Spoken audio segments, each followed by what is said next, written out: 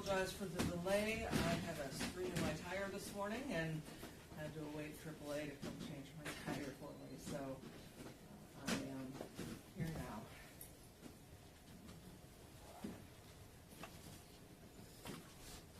Let me be seated.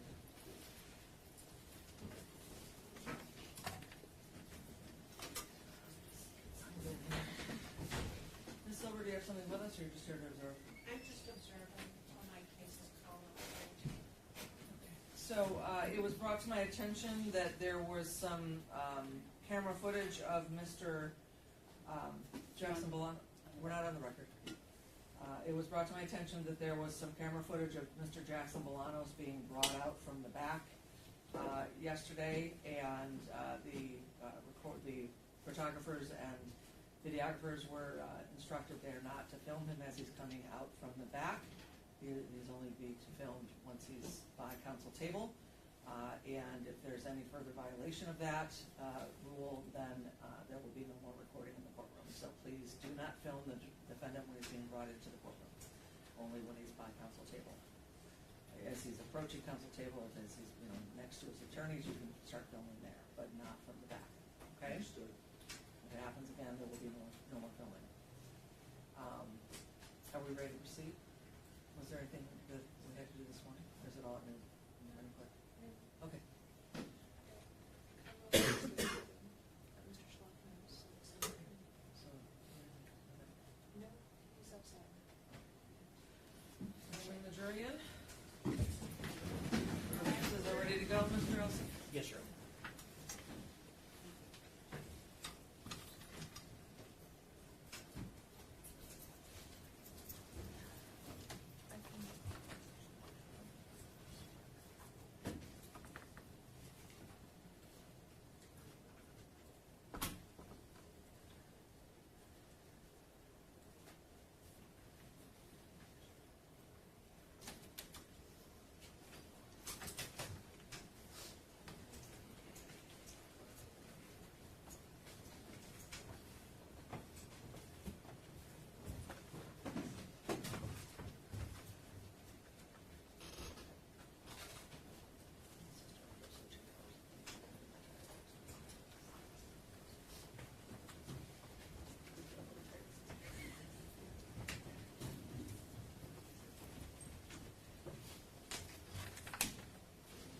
The jurors may be seated when we get to your spot.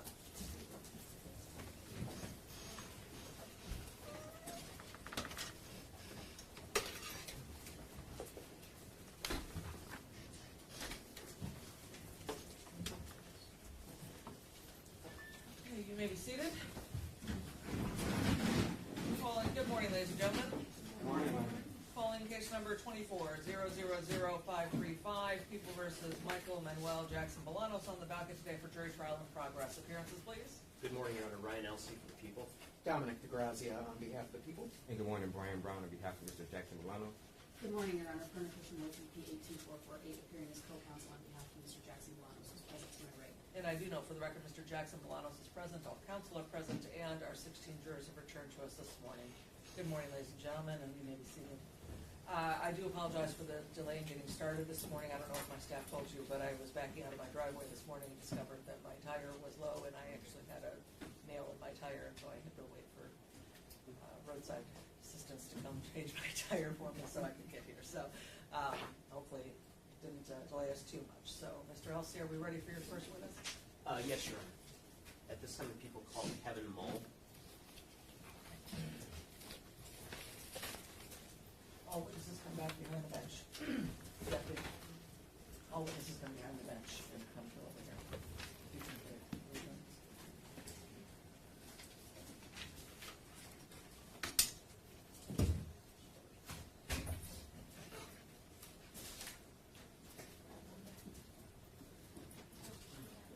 No. Come around. Deputy. They come around behind the bench to come sit at the witness stand. New deputy. I'm sorry, sir, could you stop and raise your right hand? Do you swear or affirm to tell the truth, the whole truth, and nothing but the truth? I do. Thank you. You may be seated. You can swing that microphone out before you sit down, it'll be easier. And then once you're seated, hold it nice and close in front of you. Good morning, sir. Could you please state your name and spell it for the record? Yes, Kevin Maul, Kevinmull. Ready to proceed? Yes, Your Honor, thank you. Sir, could you please tell the jury about the neighborhood that you live in? Yes, it's called Lafayette Park. It is a group of townhomes, about 20 buildings that are oriented in a configuration to create a neighborhood. And that particular neighborhood, is that in the city of Detroit, the county of Lane? It is correct. And how long have you lived in that neighborhood? I have been there about 4 years.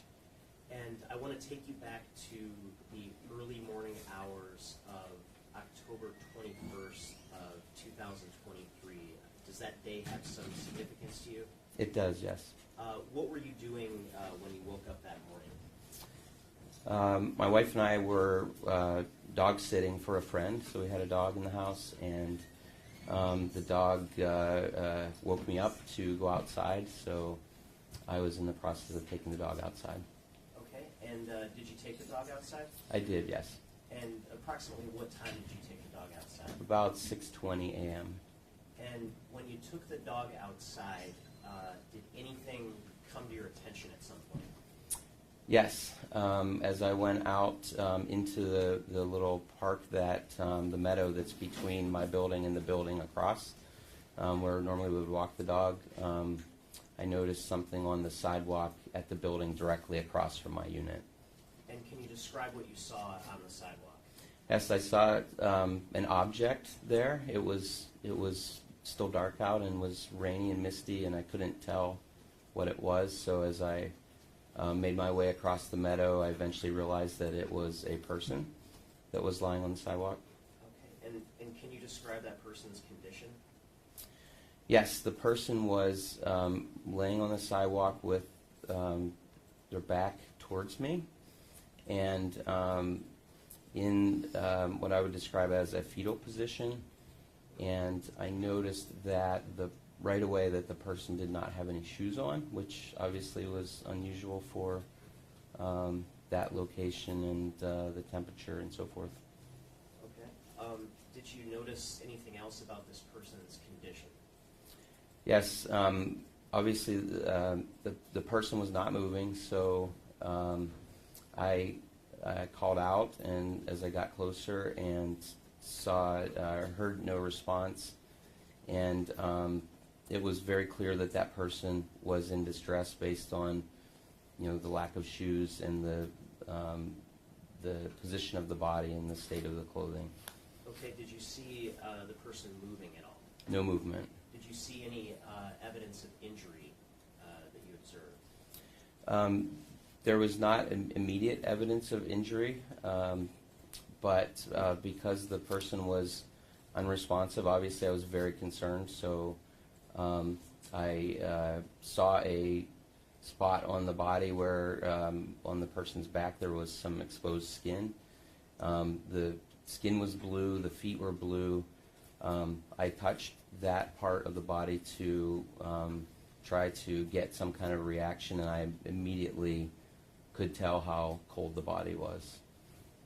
Okay. And was there any reaction when you touched the body? No reaction.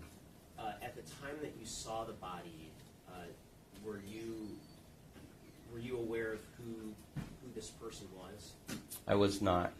I based on the condition, I immediately returned to my home and put the dog in the house and called for my wife to call 911, in which she did. When we returned, it was my wife that recognized her. I did not know her. And what is your wife's name, sir? Jessica Robinson. And can you explain to the jury where the body was positioned relative to the closest building? Yes. So the way the buildings are configured, there are 2 units side by side with 2 doors next to each other to enter the units, and there's a sidewalk approaching the unit.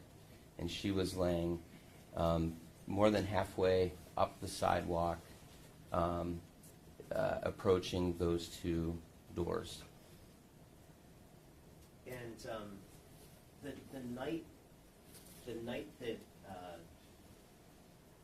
the night of October 21st, that night, did you stay at home that night in Lafayette Park? I did, yes.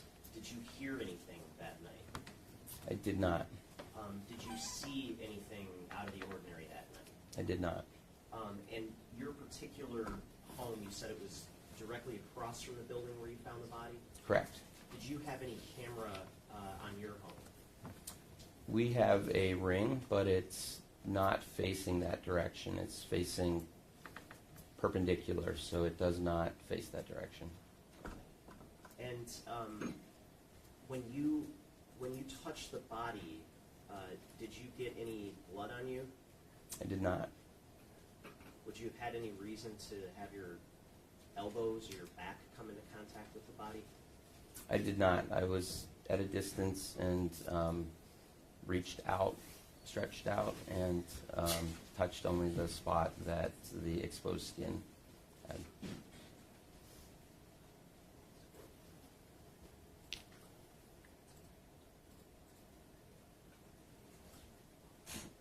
Thank you, sir. No further questions. Cross-examination? Yes, thank you. Good morning, sir. Good morning. Now, you stated that it was a distance when you first observed an object, correct? Yes. Okay. And it wasn't until you got closer that you were able to ascertain that this was the actual body, correct? Correct. Okay. And it was not apparent to you at first that there was blood around this object, correct? That's correct. Okay. And you indicated it was dark outside, correct? It was still dark that morning, yes. Okay. Now, what did you say when you approached this body? I don't know the exact words, but something like, hello, excuse me, are you okay? Something along those lines. Okay. And did you yell it? Did you say it in the same audible level as you're speaking right now? Probably a little louder to, my impression was the person was sleeping. So it was, loud enough to that it would wake somebody up if they were sleeping. Okay. And approximately how far were you away from the body when you made this statement? 10 feet. 10 feet? Okay. And when you didn't get a response, you approached closer? I approached closer, yes. Okay. And you indicated that you touched an exposed area of the skin, correct? Correct. Okay, that would be her back area, correct? Correct. And that was closest to you upon your approach, correct? Correct. Okay. And were you checking for a pulse or just a reaction? I was checking for a reaction. Okay. Now, to be fair to say that you did not check for a pulse, correct? Correct. And you didn't check her neck area for a pulse, correct? I did not. Okay. Would it be fair if you had checked her pulse from her neck, you would have to reach down over her, correct? Correct. Okay. And you would have to get closer to her, correct? Correct. Okay.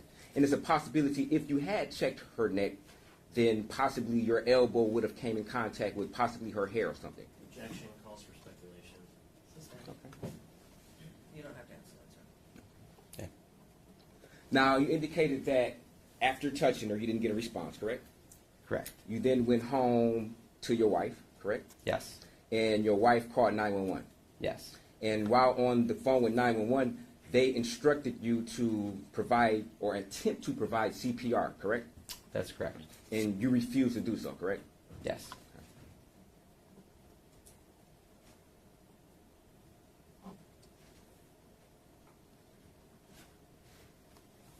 And you indicated her skin was cold to the touch, correct? Yes. Okay. Now, approximately how far is your apartment away from her apartment? 50 yards. 50 yards? Okay. On any given night, can you hear what's going on in her apartment from your apartment? Not if doors are closed. Okay. And was your door closed that night? Yes. And you indicated that have you ever seen her before in this complex? In passing, but never conversation or direct communication. Okay. And when you saw her, was she always alone? Was she with an individual? I don't recall. You don't recall? You indicated that your wife knew her. Did she know her well, from your understanding? Fairly well. Fairly well?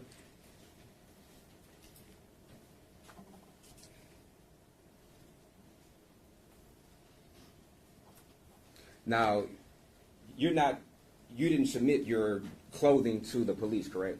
No. Okay, so you don't know definitively whether or not blood could have gotten from onto your clothes, correct? I'm certain it did not. Okay, but you're not definitively, you didn't analyze it yourself, correct? Correct. Okay, nor did you send it to the police, correct? Correct. Okay. Thank you, no further questions. Redirect? None, Your Honor. Thank you. Any questions from the jurors? I don't see any hands from the jurors. Okay. Thank you, sir, for your time. Oh, I'm sorry. Go ahead, write down on one of those sheets of paper in your binder. Deputy, if you could please get the note from the juror when it's ready. Counsel, approach, please.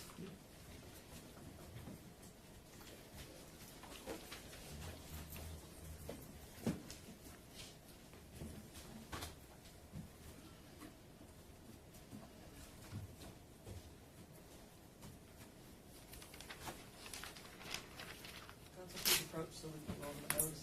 Right.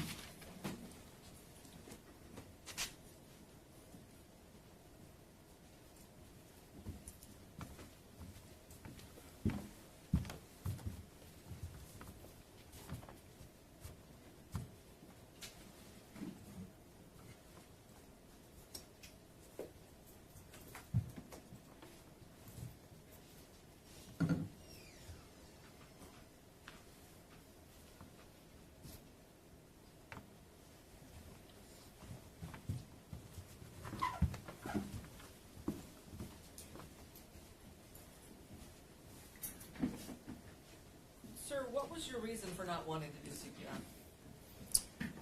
It was very clear to me that she was deceased. Any other questions based on that? No, Your Honor. No questions. Any other questions from the jury? I don't see any hands. Thank you, sir. You may step down, follow the deputy back around the bench. Thank you.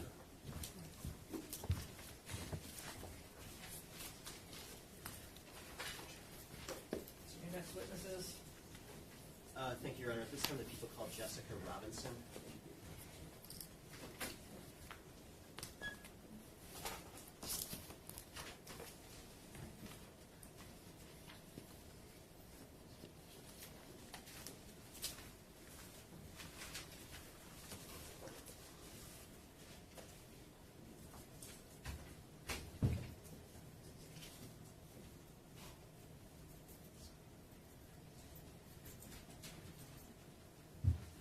Do you swear or affirm to tell the truth, the whole truth, and nothing but the truth? I do. Thank you. You may be seated.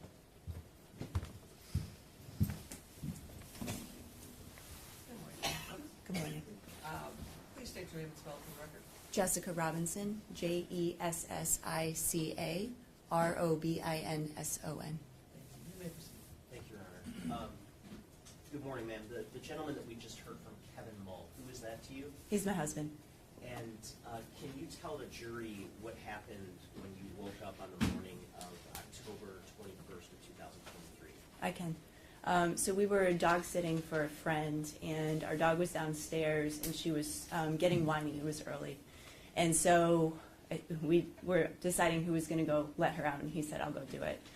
So he got up, got dressed, took the dog outside, and it was a number of minutes. He came back in, and he said, hey, Jessica, there's a... Objection to hearsay.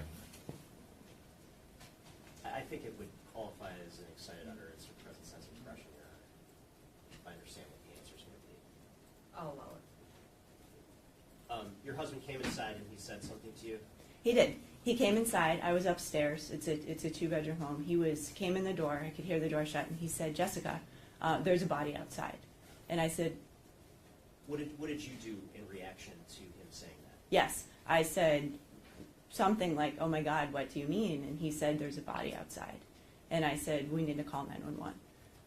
And did you ultimately call 911? I did, yes. And have you had an opportunity to review an audio recording of the call that you placed previously? I have, yes. And I'm pulling what's been marked as People's Proposed Exhibit 6. Is it your understanding that that recording is contained on this disc that's marked as People's Proposed Exhibit 6? That's my understanding. And to the extent that you reviewed that recording, does that recording appear to fairly and accurately depict the actual call that you placed to 911 on October 21st of 2023? It does, yes. Your Honor, I move to admit Proposed Exhibit 6. No objection. People 6 will be admitted, and you may publish.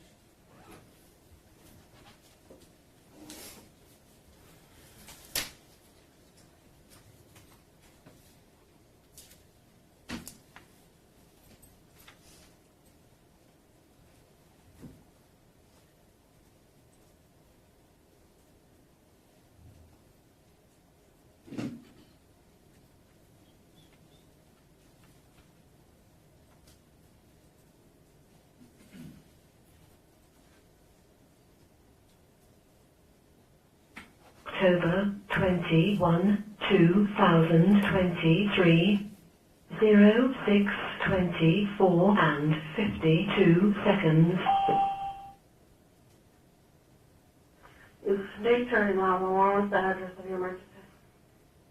It's 1368 Joliet Place.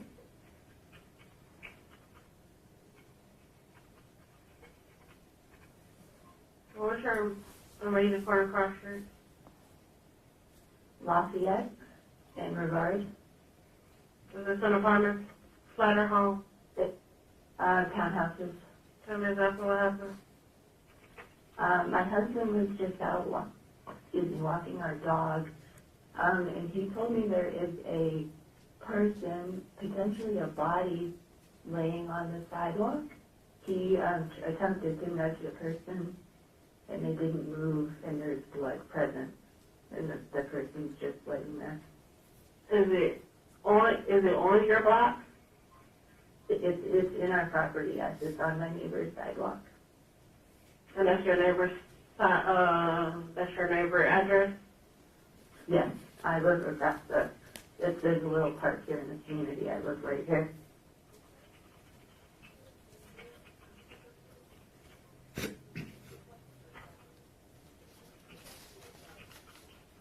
And where's the blood at?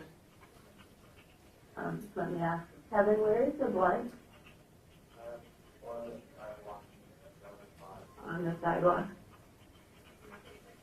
On the sidewalk around the body. We'll go look again as well. Okay.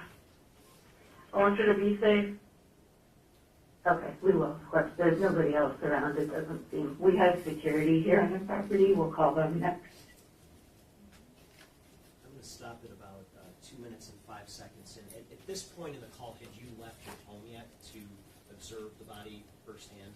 I had not. I was still inside. Okay. I'm going to resume the call at 2 minutes and 5 seconds.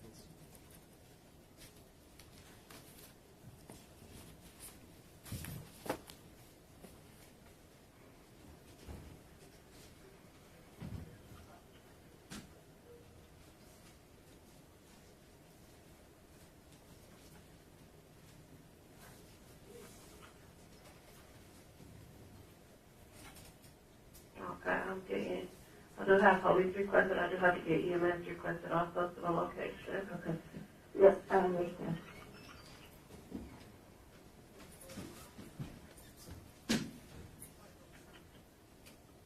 Kevin, can I give you another number to call? Can I give you another number to call? Are you with the patient now? No, we're still in our home across the street. We're putting our people back out.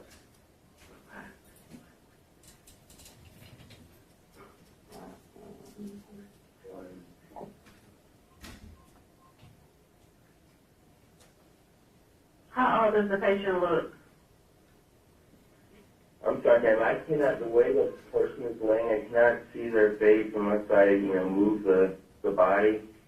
And all curled up in a ball, and the person's barefoot, and there's a lot of blood on the sidewalk around. It looks like there's possibly a younger woman that may be pregnant. I'm not sure. Is a female? I think so, just by what I can see. She's all curled up like in the fetal position in a ball, so it's hard to see. Okay. Is she awake? No, I prodded her to see if she would wake up, and no reaction. Okay. Is she breathing?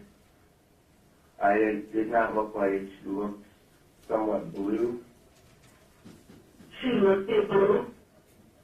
Looked to be a little bit blue, skin cut like bluish skin color. I'll go back over there in a moment and look closer, but.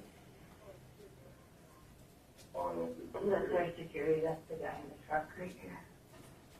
That's this guy that's there. Will you try it again? No matter what, this person needs attention. Otherwise, but. If there's a defibrillator available, since I want to get it now, and tell me when you have it. Okay. You don't think that Yes, yes, ma'am, I'm not sure if that was for us, we do not have a defibrillator here. Okay. That's fine. That's the name. I'm sending paramedics to help you now. Stay on the line. I'll tell you exactly what to do next. Are you outside yet with her? We're calling back outside, so you can stand by for now.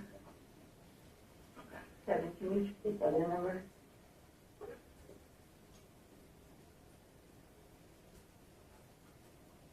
I have a copy.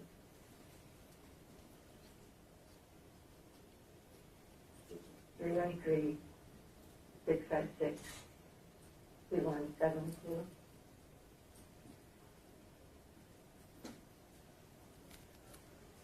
Okay, now we're walking back across the walk.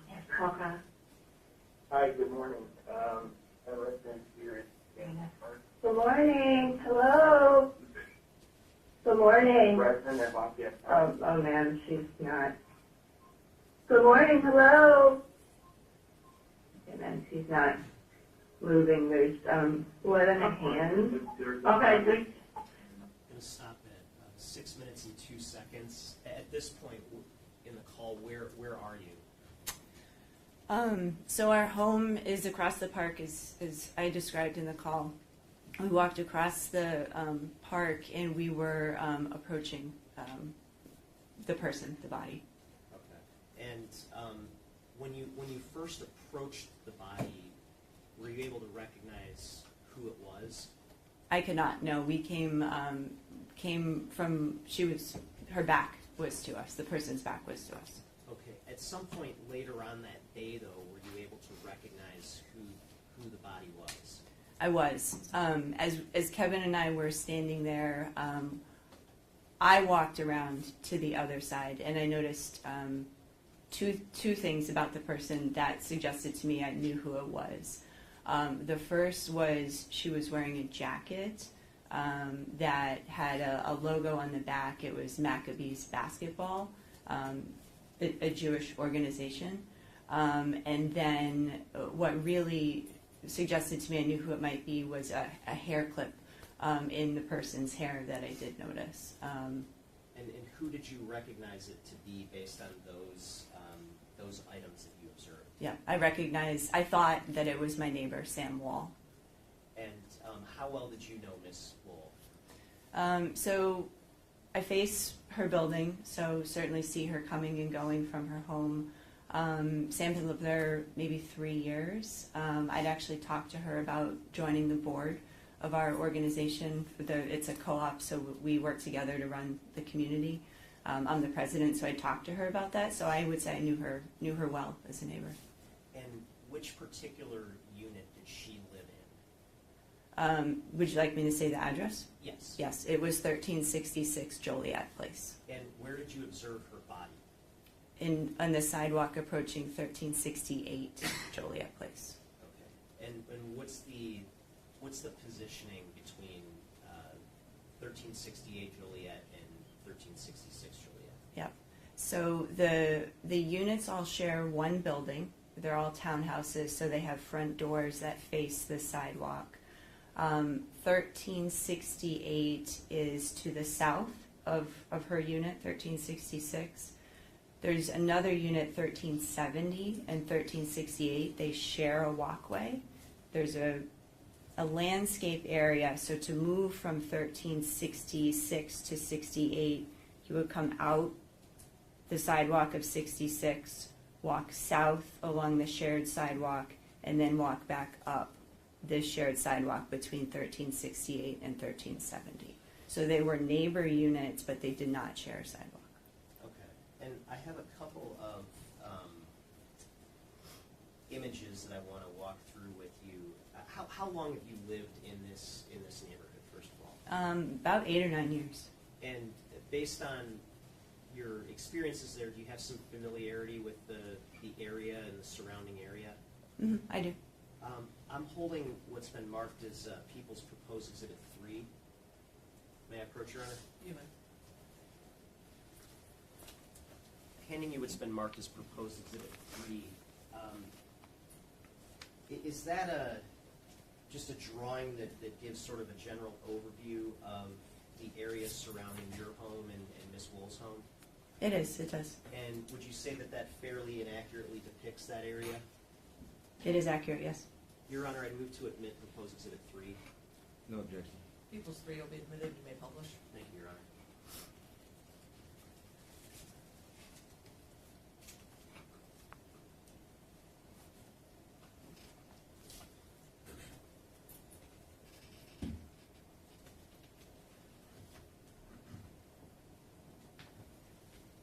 So if we look at Exhibit 3, can you explain to the jury where Miss Woll's home would be depicted on this image? Yeah, so it's marked as 1366, and that is correct. That's the building and where her unit would be. Okay, and where would your building be located in this image? So my building is the vertical rectangle behind the tag 1366, so it's over here. Directly to the right of it? Directly to the right, yes. Okay. It backs to Chrysler School. And what is between the two buildings? There's two things. The park, which I described, is the south half of what's between those units. It's a grassy area, one big tree, a little playground, and then the other half is a shared parking lot. And do you see the box that is marked Chrysler School? I see it. Exhibit? Mhm. What does that represent? That's an elementary school, and there's a shared path that goes from Lafayette behind our buildings up into Lafayette Park. But it's an elementary school. Okay. And did I ask you to review a video that shows some of the surrounding area that we see here on Exhibit 3? Yes, you did. And does that video fairly and accurately depict what that area looks like in general? It does. And does that show us the area sort of starting by near the school, going all the way into the walkway right in front of Miss Woll's building? It does, yes. And to the extent that you reviewed that video, would you say that fairly and accurately depicts what that area looks like now? It is. It's what it looks like. And I'm holding what's been marked as Proposed Exhibit 2. Is it your understanding that video is on this disc that's marked as Proposed Exhibit 2? That's my understanding. Your Honor, I move to admit Proposed Exhibit 2.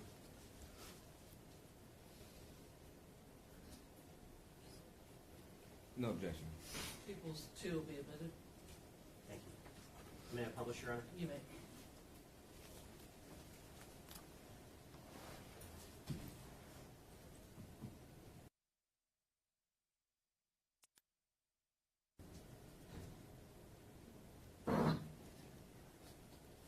And just looking at the image right now at the very beginning of the video for Exhibit 2,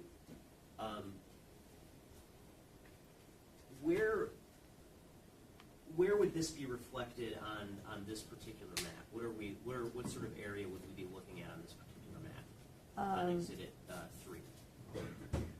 So it's approximately where your mouse is. What you're seeing in the start of that video is the end of Joliet Street, And so facing toward Brevard. Would that be this area right here? That's the cars that you see. Yes, the video is kind of taken back from the sidewalk, but that's what you see in the start. Yes. Okay. I'm going to continue publishing Exhibit 2.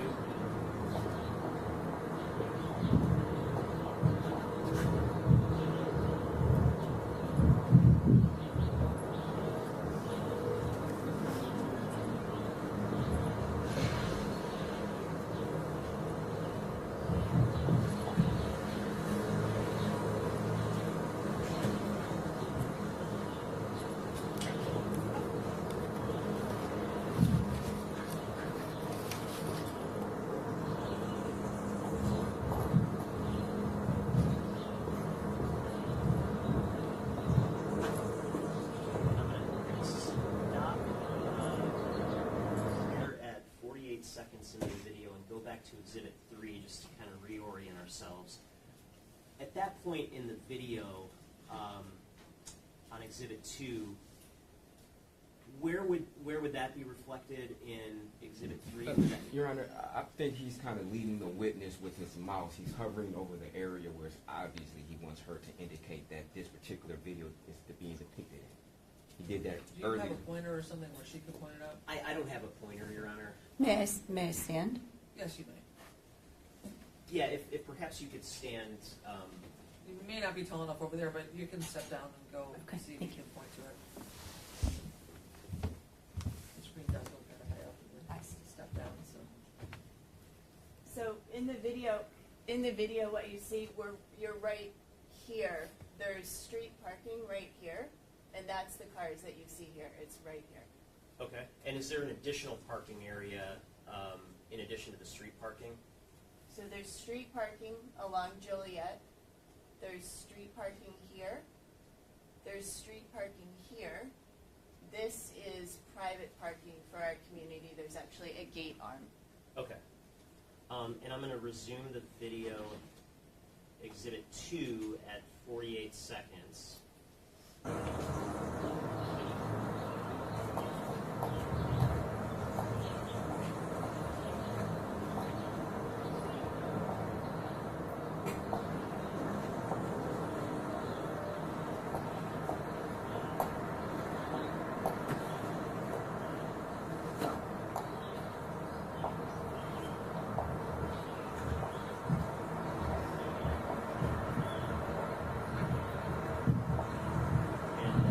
Stop at a minute 20 seconds, and again, just to orient ourselves, looking back at Exhibit 3, can you sort of explain sort of the general route that we were just looking at that was being traversed in the video? So again, the video started here. We've walked this way, and we're now walking down this sidewalk right here, and the cars that you've started to see are right there. Okay. And resuming the video at a minute and 20 seconds.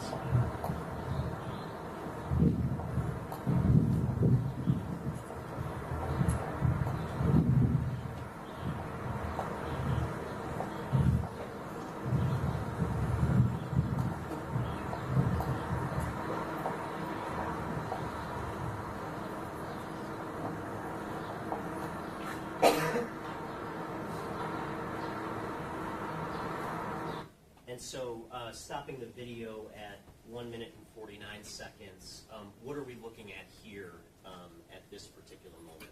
Right, so now you're seeing the shared sidewalk with Unit 1366, Sam's unit, facing into the building.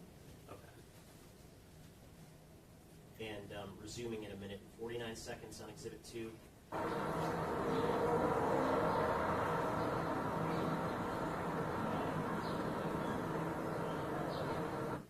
And stopping at a minute and 59 seconds on Exhibit 2.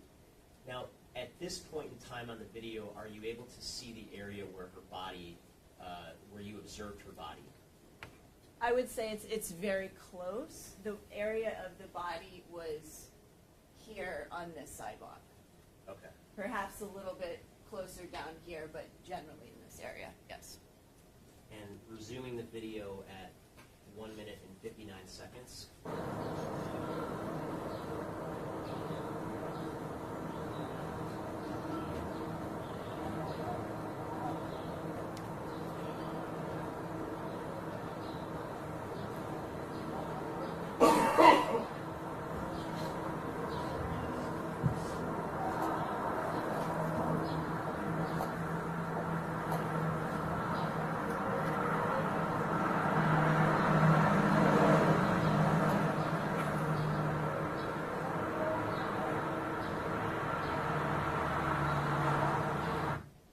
Stopping the video at 2 minutes and 37 seconds. And now, in this time frame, are you able to see more clearly where you observed her body? I would say yes. I assume the body was right here, at where the intersection of the sidewalk and the main sidewalk and the sidewalk to the units is. So right here. Okay, thank you. If you can have a seat again, I think we'll move on from here.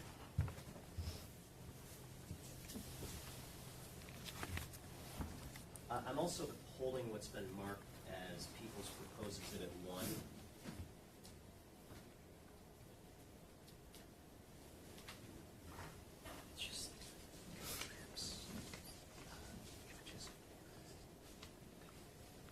May I approach the witness, Your Honor? You may. And ma'am, handing you Proposed Exhibit 1. What is Proposed Exhibit 1? It's a series of aerial maps, photographs of my neighborhood. And do those maps appear to fairly and accurately reflect your neighborhood and the surrounding area? Yes, they do. And how many images are there in that exhibit? There are 4. And are those all just at different sort of points of zooming in or zooming out? So they start with a very high overview and then zoom in closer to the property, yes. Okay. Your Honor, I would move to admit Proposed Exhibit 1. No objection. People's one will be admitted. Thank you, Your Honor. May I publish? You may.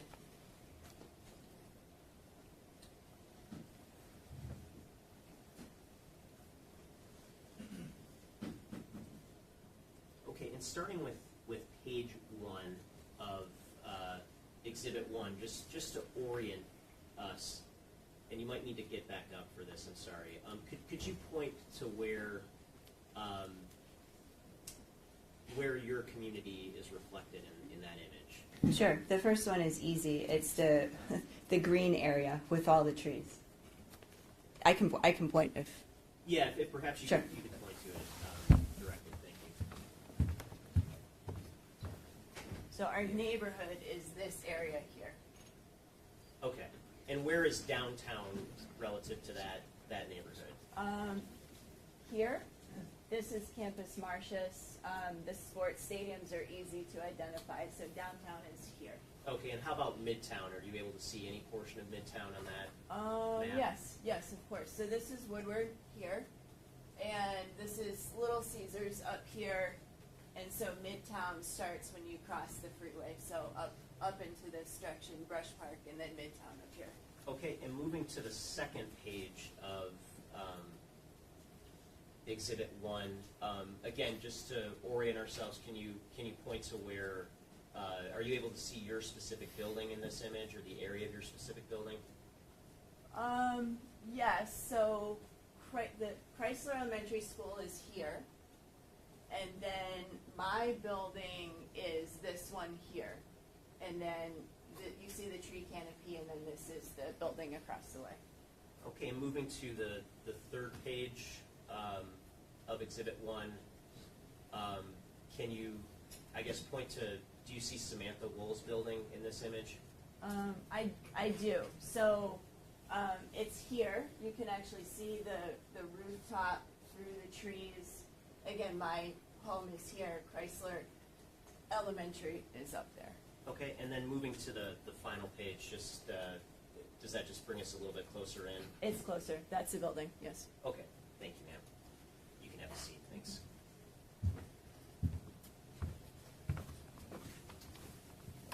Now, after you observed the body, did you make any efforts to try to figure out whether anyone else was home in the units adjoining to Miss Woll? I did. I attempted to contact multiple neighbors in that building. Okay, and based on the efforts that you made, were you able to determine whether anybody was home in the units directly next to hers? They were not home. Okay. And throughout the night on October 21st of 2023, did you hear or see anything, throughout the night of October 20th of 2023, leading into the early morning hours of October 21st of 2023, did you see or hear anything out of the ordinary that caught your attention at all? The night before? No, I did not. And after you called 911, did you happen to see whether your husband at all had any sort of blood on him, on his clothing that day? He did not have any blood on him.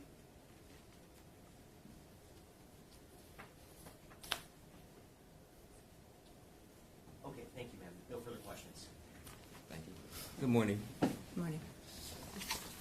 Now, you were inside the house when you were first notified by your husband of a potential body on the sidewalk? I was in the house, yes. Okay.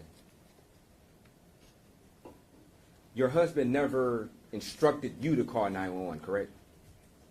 No, I said we need to call 911. Okay, so it was your choice to call 911, correct? Yes. Okay. And when you called 911, you did not immediately go outside to observe the scene, correct? I had just woken up. I was not dressed to go outside, so as fast as I could, I got dressed and went outside. And you were on the phone with 911, and they were asking you questions and giving you directions. One of the directions was to provide CPR, correct? That's correct. And you refused to give CPR, correct? That's correct. Okay. And one of the reasons why you refused to give CPR because you felt that the person was too far gone, was already dead, correct? That's correct. Okay. And you didn't check for any pulse or anything, correct? I did not. Okay. And the reason why you didn't check for a pulse is you felt that the person was already dead, correct? The reason I did not check for the pulse is I had been out to the person at that point, and it was clear it was a dead body. Okay, so that'd be a yes, correct? Okay. Yes. And it was your understanding that your husband had touched the body, correct? He told me he had, yes. Did you know at that point in time where he had touched the body? I believe he said he had touched her on her back. You believe, or are you sure, or are you just speculating right now? I recall he told me he touched her on her back. Okay. Did you ask him if he had checked for a pulse? I did not.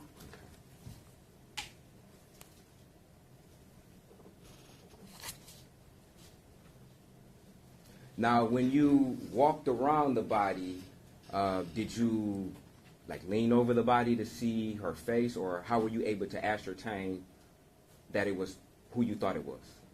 So I walked around the body. Again, when I got to her, her back was to us. I walked around the side of her head. So my back was to the unit, facing now her face. Okay.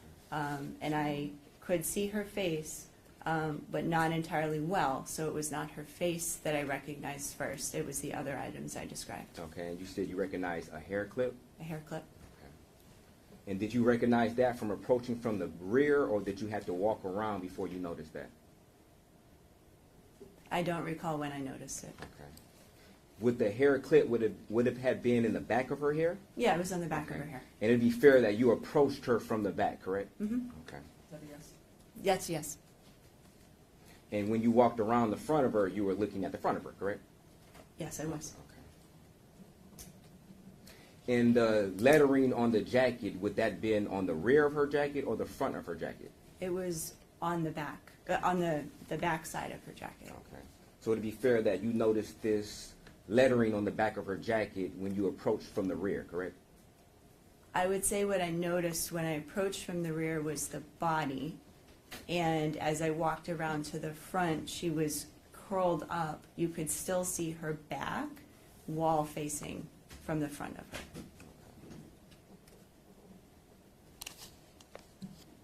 you would agree that there is a line of bushes that connects the joint sidewalk of apartment 1364 and 1366 to the joint sidewalk of 1368 and 1370. There's a row of shrubbery there, yes. Okay. And when the prosecution asked whether or not you were able to see where the body was from the vantage point of 1366, that joint sidewalk, you would agree that the shrubbery would have clouded your image or obstructed your image from seeing where the body was, correct?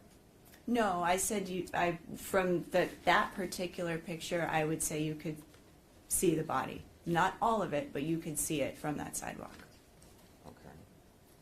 And you did indicate that the body would have been somewhat, I guess, shielded, for lack of a better word, by the shrubbery from that particular image that was showed to you, correct?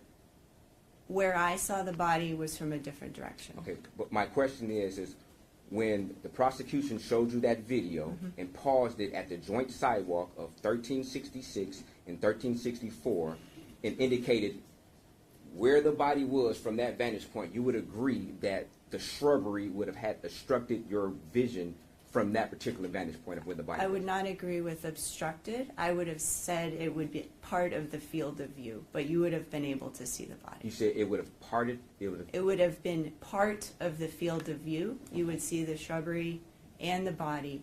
What's important about this picture is this is a summer picture. Okay, thank you. And you had Ring camera on your particular house? We do. Okay, and your buildings face each other? They do. Okay. Does your Ring camera face her unit? It does not. It does not? Okay. And you indicated that you're the president of... The president of the co-op. The Home is a Co-op Association. Co-op? Okay. And as the president of the co-op, are you, one of your, I guess, duties is to provide maybe surveillance cameras for the different units? It's not one of our duties, no. Okay. Can you request surveillance cameras? No. Okay. Have you ever requested surveillance cameras as the president of the co-op? For my home or for the community? For the community, for each individual building to have its own surveillance camera? Not prior to this event, no. Not prior? Okay. Do you know whether or not these buildings were equipped with any type of surveillance? I do know that, yes. Were they? Some were. Okay. Do you know whether or not Ms. Wall's building had surveillance? I do not know. You do not? Okay. Did you ever inquire as the president of the co-op? No, we're each our own homeowners. Okay. Do sometimes different co-ops, is it one co-op per building or is it one co-op for the whole complex? Our co-op is 5 buildings. There are 4 co-ops in that neighborhood. Okay. Does her building exist inside your co-op? It does, yes. Okay.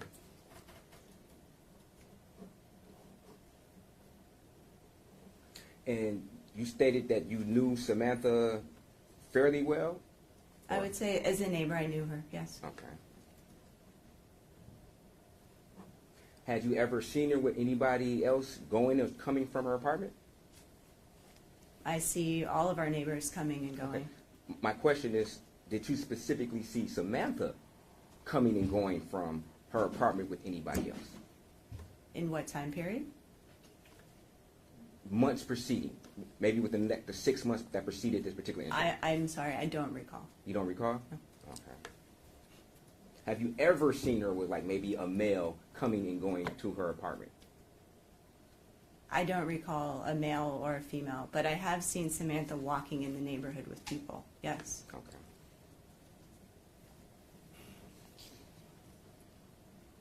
And you knew her approximately 3 years? I would say that's about right, yes. Okay. Did you ever have casual conversations with her? Yes. Okay. Did you know if she was dating somebody? I don't know that. Okay. That conversation never came up? It did not. Okay. Has she ever introduced you to anybody? No?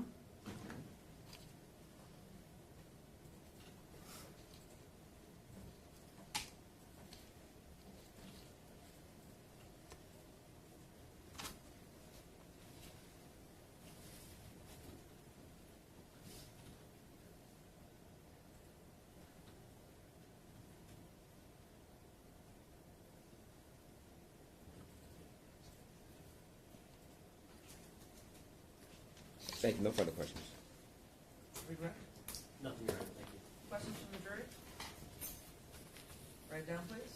Counsel approach.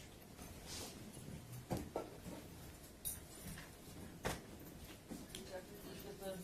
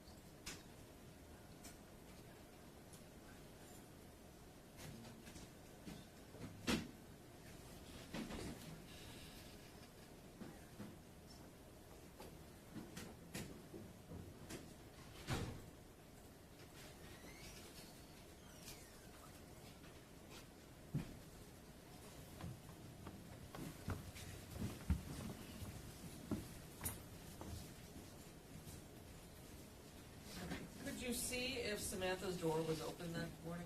I could see that, yes. If the door was open? I could see it, and it was open. Any further questions based on that? Yes. Oh. And just to be clear, you were able to see that her door was open when you approached the body and you walked to her door? No, that's not correct. So we approached the body.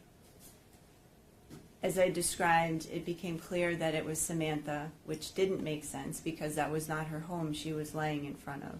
We noticed drops of blood on the shared sidewalk leading back to her unit. Okay, I didn't mean to cut you off, but just to be clear, where were you at when you noticed her door was open? I'm describing that for you. We followed the trail of drops of blood back the sidewalk and toward her unit, and it was when we were standing in front of her unit we noticed the door was open. Thank you. And to be clear, you did not notice when you walked out of your own unit that her door was open, correct? That was not my focus at that time, no. Okay, thank you. Any follow-up? No, Your Honor, thank you. Any further questions from the jury? Thank you, ma'am. You may step down. Thank you. Come back around.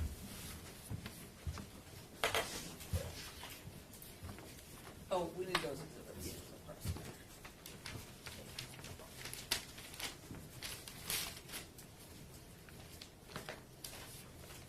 You next witness? The people call Preston Q.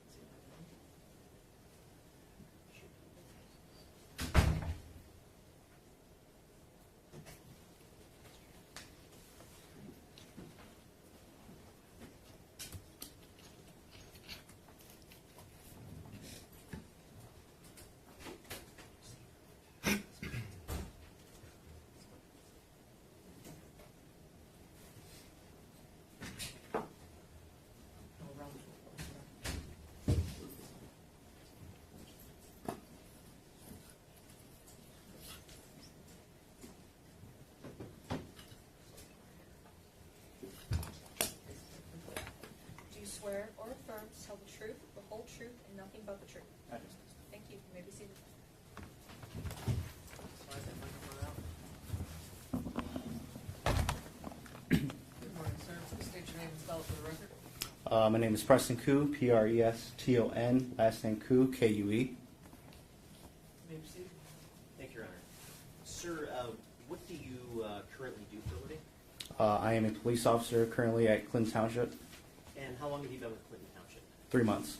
And did you work as a police officer somewhere else before you joined Clinton Township? Yes, sir. I used to work for the city of Detroit for 8 months. And during the time you were with the city of Detroit, what were your responsibilities? I was a patrol officer at the 11th Precinct. Okay.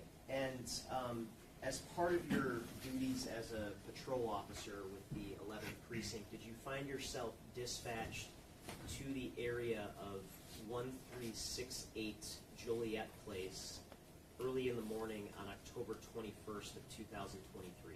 Yes. Now, is that area in the 11th Precinct? No. And what was it that prompted you as an 11th Precinct officer to be dispatched to an area outside of your precinct? We were just told by dispatch to go to District 7. Okay, so you're responding to an area in the 7th Precinct, is that correct? Yes, sir. Now, that particular morning, were you alone or were you with a partner?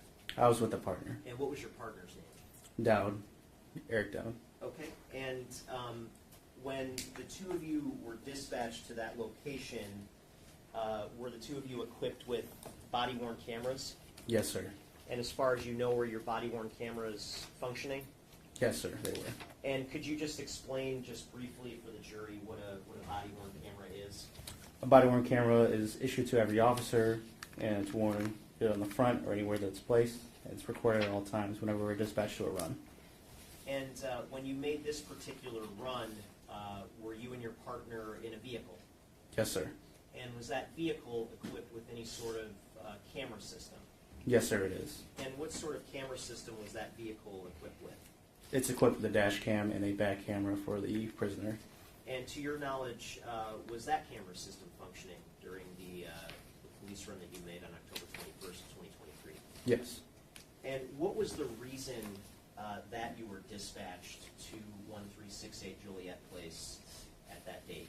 We were dispatched there for a dead person observed run. Okay, and do you recall what time you arrived at that location? I do recall it was around 6:38 a.m. Okay, and when you got to that location, can you describe what you saw? We first arrived on scene with Medic 8. We walked towards the home of 1368. We first saw I first observed the blood trail coming from 1366, coming all the way towards the body in fetal position. And when you say Medic 8, what are you referring to? Fire EMS Detroit. Okay, so were they on scene before you got there or after you got there? Before we were there. Okay. And once you made those, I guess, basic initial observations, what was area?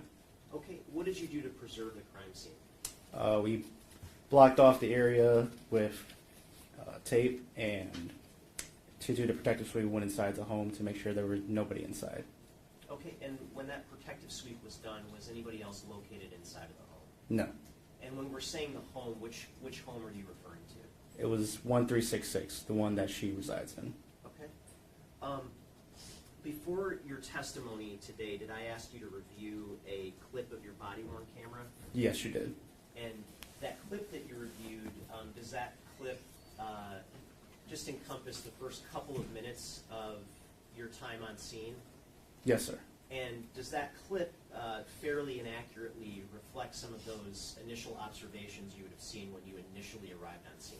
Yes, it does. And I'm holding what's been marked as People's Proposed Exhibit 7. It's a disc. Is it your understanding that that clip, that the recording of that clip is located on this particular disc? Yes. Your Honor, I move to admit Proposed Exhibit 7. No objection. Exhibit 7 will be admitted and may publish. Thank you, Your Honor.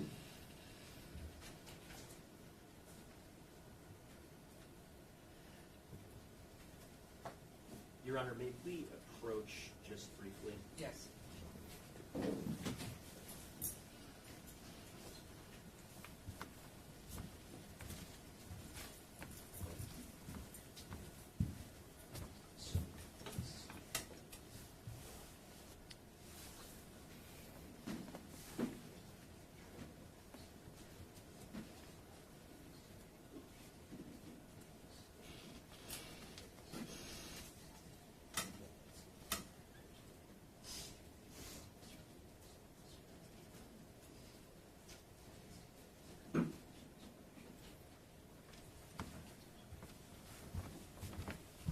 So, this exhibit is going to contain some rather graphic footage and photos, this one and the next several exhibits, showing the body of Ms. Woll. So if you feel you're not able to handle looking at those images, I suggest maybe you step out of the courtroom before we show those images.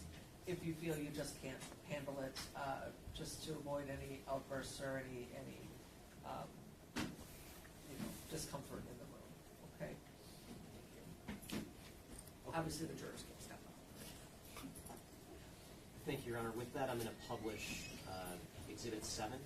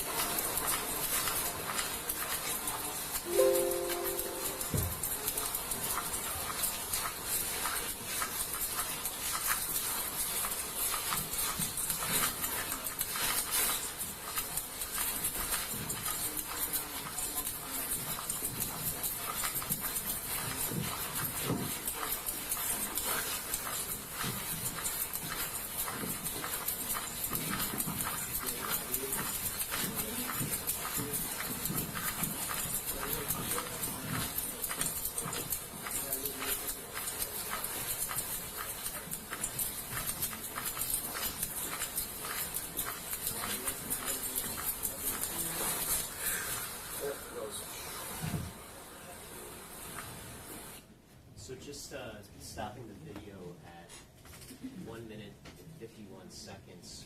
What unit or what address are we looking at this point? 1366. Okay. And was there anything significant about the door that you observed? Nothing about the door, no. Okay. Continuing at 1 minute and 51 seconds.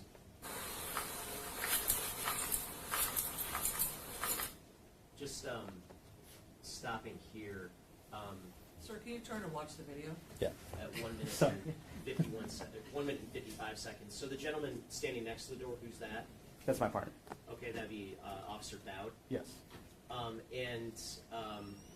Were the two of you able to peek inside of the unit at that point? Yes, at that point. And how was it that you were able to peek inside of the unit? Through the window.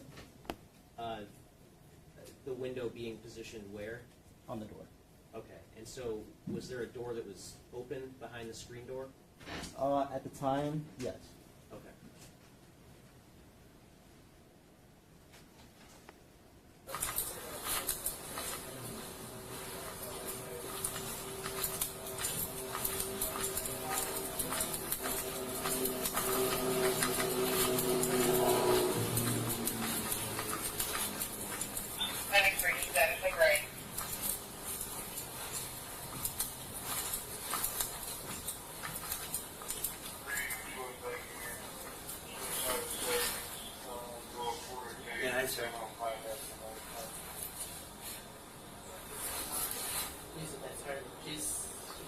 Yeah, I ran the address. This is, okay. Fair enough. Well, I thought it might have been in conjunction with something else. You guys are? We're 11-4. Yep. Okay, and just stopping the video there at the end of it, you mentioned that your vehicle that you had that morning was also equipped with a dash camera system. Yes, sir. And have I asked you to review some footage from that system? Yes, sir. And the footage that you reviewed, does that appear to fairly and accurately reflect your dash camera footage from that morning? Yes. And that shows the positioning of where your vehicle was that morning? Yes, sir. I'm holding what's been marked as people's proposed Exhibit 8. Is it your understanding that that footage is on this particular exhibit? Yes, sir. I'd move to admit proposed Exhibit 8, Your Honor. No objection. People's 8 will be admitted, you may publish. Thank you, Your Honor. And I'm not going to publish at that time. Okay. Or at this time. No further questions. Thank you. Cross-examination?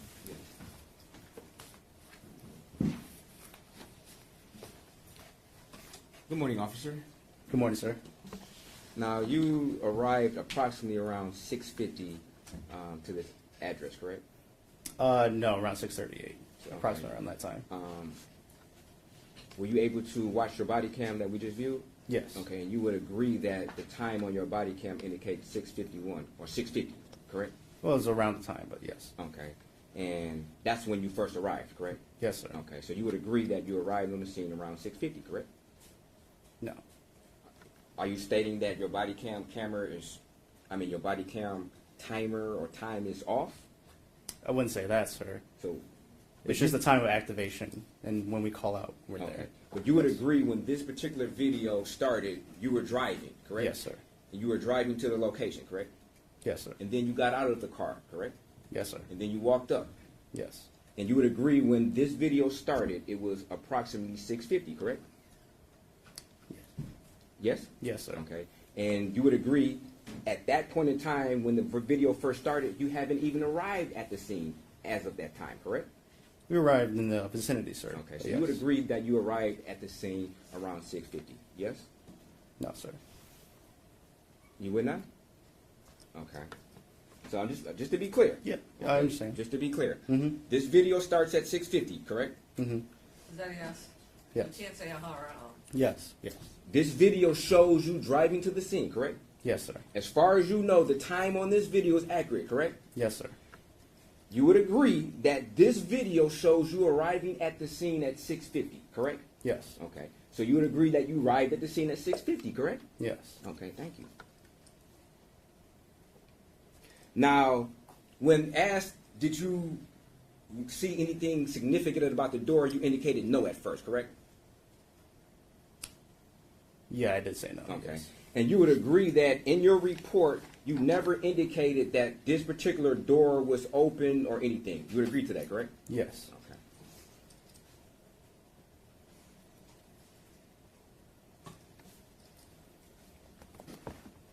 And as far as you know, you don't know how the door became open, right? If one of your partners opened it or not, do you?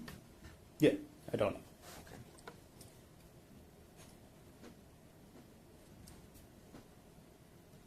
Did you have an opportunity to speak with anybody on the scene?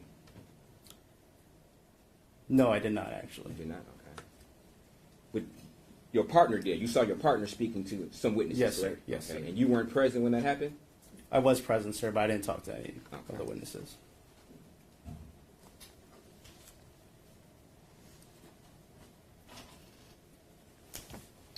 As you were walking down the pathway leading up to 1368, were you able to see the body as you were walking up? Yes, sir. Okay. Do you know approximately how far away were you when you first were able to notice the body? Not approximately, no. Okay.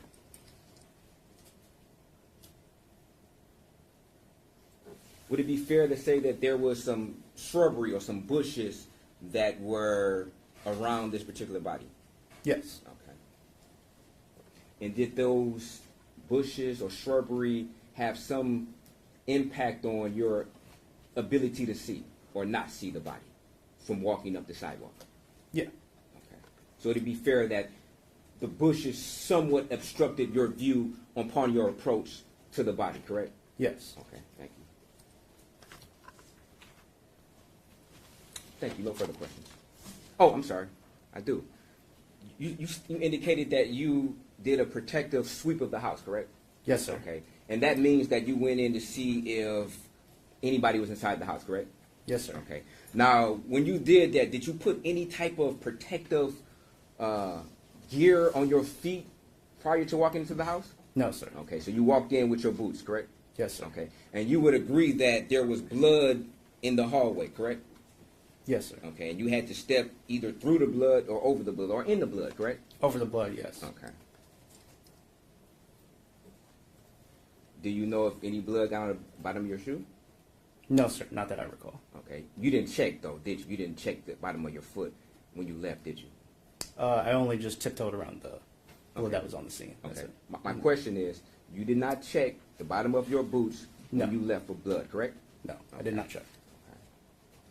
And there was no analysis on your boots done by any detectives or forensic analysis after you left, correct? No, sir. Okay, thank you. No further questions. Redirect. Just briefly, Your Honor. When you went inside of the house, 1366 Joliet Place, to do the protective sweep, did you exercise any caution to try to not make contact with the blood, or were you just kind of stepping around freely? Yes, I was making caution when I was stepping inside the house. Okay. And to your knowledge, did you step in any blood? Not that I recall. Okay. Now, after this particular police run, did you draft a police report? Yes, sir. And when you draft a police report for a police run, do you typically document the time that you were dispatched? Yes, sir. And what is the time that you're dispatched as opposed to the time that you arrive on scene? I was dispatched at 6:38. Yes. Okay, and so is that where the 6:38 comes in? Yes, sir. So what does that mean to be dispatched at 6:38? It just means the time that dispatch sends us to run. Okay, and so you're not actually at scene on 6:38, is that correct? Yes, sir. Okay, was that just, can you explain, I guess, why you thought you may have been on the scene at 6:38? I was just looking at the radio logs. That's probably honestly it. That's it. Okay. Mhm. Thank you, nothing further. Anything further, Mr. Preston? So you stated that you were looking at the radio log, and that's where you were dispatched, correct? Yes, sir. Okay, so just why do you have such a hard time agreeing with the evidence before you that you arrived at the scene at 6:50? I just didn't recall the time, sir. That's it. Okay, but your body cam depicts the time, correct? Yes, sir. And you try to refute your body cam time, correct? Mm-hmm. Yes, sir. Okay, thank you. No further questions. Anything further? No, Your Honor, thank you. Any questions from the jury? Write down, counsel approach. Anthony, no, please.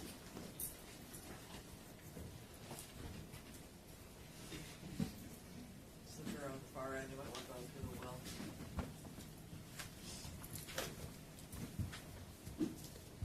Anthony, he's over there.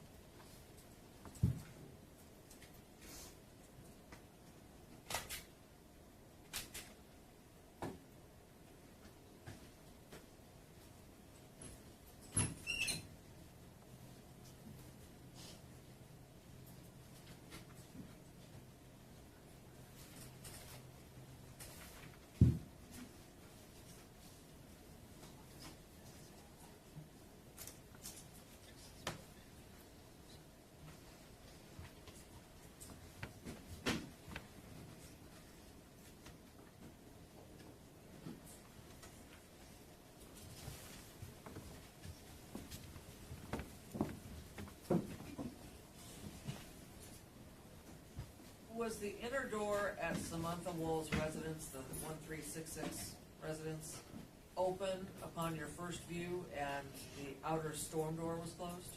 Yes, ma'am. So the heavy inner door was open Yes. and the storm door was closed? Yes. The storm door was closed, but the heavy door is open. Yes. Any further questions based on that? No, Your Honor. And do you remember when you first made that observation? Yes, sir. I do. When? Right when I arrived on scene. Okay, but you didn't document that in your police report, correct? No, sir. I did not. And the purpose of your police report is to be as descriptive as possible, correct? Yes, sir. So that later, if you need to testify, you can rely on your police report to have certain facts that may not be in your memory bank at that time, correct? Yes, sir. Okay, and you failed to put that in your report, correct? Yes, sir. Okay, and you also indicated earlier that You don't know how the door got open, if one of your partners opened the door or anybody else, correct? I didn't write it down, yes. No, separate question. My question is, you indicated earlier, just to be clear, that you don't know how the door became open, if one of your partners opened the door. You don't know that, correct? Yeah. That's correct, right? Yes. Okay, thank you. No further questions. Yeah. I'm sorry. Hold on, I think they might have more questions.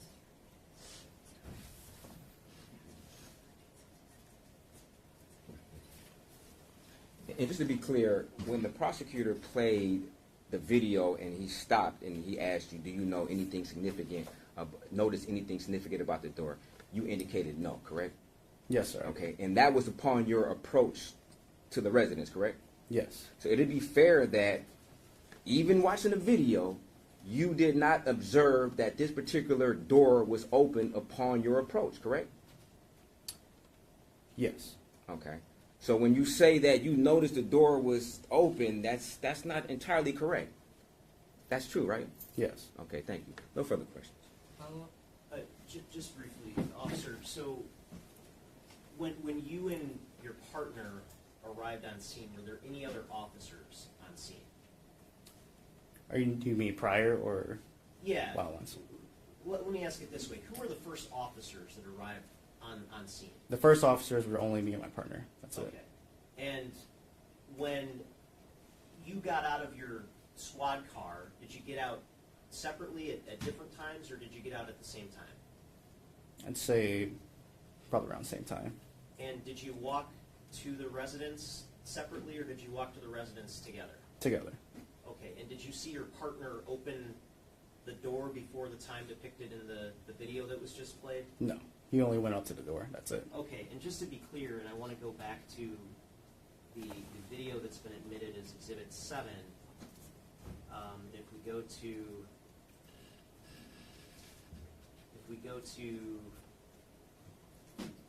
1 minute and 48 seconds into the video, what are we looking at this point in the video? And you're not object. I believe we're asking based upon his knowledge. We're not asking him to look at the video and then make some determination on what he sees or deduces from this video. We're going based upon his memory. Objection overruled. He can ask him to clarify something he's seeing on the video. What he observed himself. Right, but I believe he's going to ask him, okay, this is the point in time you're approaching the video. Let him ask before. Okay, 1 minute and 48 seconds into the video is shown on the screen right now. Is that correct? Yes. And can you take a look at that for us? Up until this point, have you or your partner approached that door?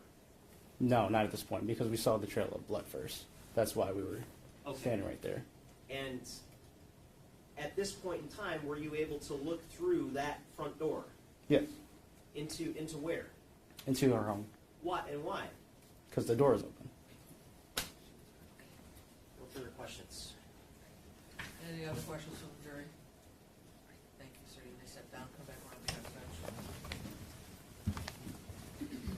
bench. Next witness? People call Officer Derek Dowd.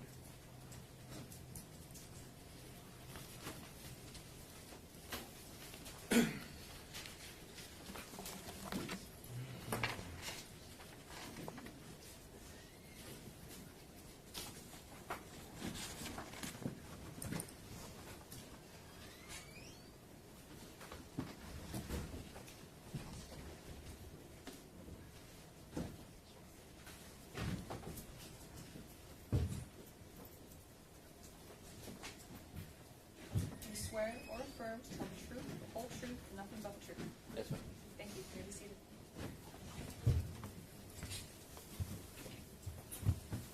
Have a seat. Hold the mic in front of you, please. State your name and spell it for the record. I am Officer Derek Dowd, spelled D-E-R-R-I-K, last name D-O-U-D. Was that 2 R's? Yeah, Or one? 2 R's. Okay. Thank you. You may proceed. Good morning, sir. Where do you work? Detroit Police Department. And how long have you been a police officer for? 2 years at this point. And were you working as a police officer back on October 21st of 2023 at around 6:30 in the morning? Yes, sir. And who were you working with at the time? Officer Preston Q. And were you dressed in like a standard police uniform, or were you like in an undercover uniform? How were you dressed? Standard police uniform, marked. And when you say marked, are you talking about like the police car that you were in? Or Police the ca- clothes? The police car is marked as well, but I was referring to badge, full uniform. All right. And were you equipped with a body camera at that time? Yes, sir. Okay. Now, were you dispatched at around 6:30 in the morning to 1368 Joylette Place? Yes, sir. And why were you dispatched there? For a dead person observed. Okay. And do you remember specifically what time you were dispatched? After referring to the radio log on our system, it said about 6:38 a.m. And did you also complete a police report? Yes, sir. And do you recall whether you noted in your police report what time you were dispatched? Yes, sir.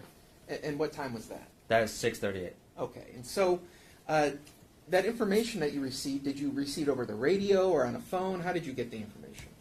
On our system, our computer-aided dispatch, we call it CAD, on the events, there's a tab that you can look at what time runs were dispatched, times that are received, everything like that. And what I referred to in the report was the label of the dispatch time. So when it said unit dispatched, that's what I referred to. And so from wherever you were when you first received the information about that potential scene, do you recall how long it took you to get from where you were when you first received the information to the location itself? Referring back to the radio log, we arrived about 6:48 a.m., so about 10 minutes. All right. Approximately. And did you have to take a car to get there? Yes, sir. We were in the marked scout car. So while you were in your car, did you do anything to find out more information about any potential occupants that were living in that area? Yes, sir. Yeah. So can you just describe what you did? So prior to our arrival on scene, I checked through our lien system the address that was provided through our dispatch of 1366 Juliet Place and checked who was the occupants of that location. The only occupant of that location was Samantha Woll. All right, so if I can just break this down a little bit. You mentioned something called the lien system. Yep. What is the Law Enforcement Information Network? Just briefly, if you can summarize that. It's a system that we use that we can run names, addresses to find out information. See who's registered to an address. We run firearms, vehicles, all sorts of things. It's a network that's used by law enforcement to check on information as such. And are you able to access that from your police car? Yes, sir. And so you managed to look up the potential homeowners at 1366 Joliet? Yes, sir. All right. And along with the name, were there any photographs that you're able to access of that individual? Yes, sir. All right. There's a lien photo that's provided when you run somebody's name, and I observed that lien photo just in case it was that person prior to arriving on scene. And so did you arrive at that location? Yes, sir. And so just describe what occurred when you got out of your car and you arrived there. So upon arrival, we were met with medics, spoke with the medics. They walked us over to where the victim was located. At that time, they showed us where the trail leading out of her residence was, and that she was next door. So if I can actually stop you here for a sec. Now you referred to medics. Are you referring to like EMS workers or medical professionals? Yes, sir. EMS. Yeah. So they were already there by the time you got there? Yes, sir. They were already on scene. Were there any other police officers besides you and your partner? Negative. And No I'm other. sorry, what was your partner's name? Preston Q. Okay. So the EMS workers directed you to go to a location, and so describe what you saw as you were approaching the location that they directed you to. As we approached where the body was located, we observed a trail of blood exiting the residence of 1366 Juliet Place. Followed the sidewalk out from the residence, south on the sidewalk, and in front of it. If you're walking south, you make a right to the walkway that leads to the residence of 1368 Juliet Place. Now, when you were approaching 1368 Juliet, did you make any observations about whether or not there were any individuals who appeared to be suffering from some form of trauma? Yes, sir. While approaching 1368 Juliet Place, I observed the victim in a fetal position on the sidewalk in front of the residence. Now, did she appear to be moving at all when you first saw this person? No. Did that person appear to be breathing at all? No. Did you notice any apparent injuries or trauma to that person's body when you first approached them? So there was a large amount of blood, and when I say large, I mean there was a large amount of blood. She was covered in blood, but the position she was in, she was covering her she was in a fetal position with her arms up to her chest. So it was hard to observe neckline, arms, anything. She was wearing a hoodie as well. So we were unable to observe like any of her body other than her hands, her face, obviously. So to answer your question, I'm sorry, we were unable to observe any marks, any injuries. Other than the suspected blood that... Other than the large amount of blood. Okay. Now, you mentioned that she was wearing a hoodie. Is that accurate? Yeah, it was a blue Tel Aviv hoodie. Yeah. Any other noticeable things about any clothing, articles of clothing she was wearing other than this hoodie that you... she was not wearing shoes. Okay. She wasn't wearing shoes. Yeah. Just completely Mike, barefoot? a little closer to you just to make sure everyone can hear you. She wasn't wearing shoes. Yeah. So, do you recall whether she had socks on or was she completely barefoot? I believe she did not have socks on. She was completely barefoot. All right. So, when you saw... Oh, and let me ask you this. When you approached this individual on the ground, were you able to look at the person's face? Yes, sir. And when you looked at her face, did you make any observations about her? Yes, sir.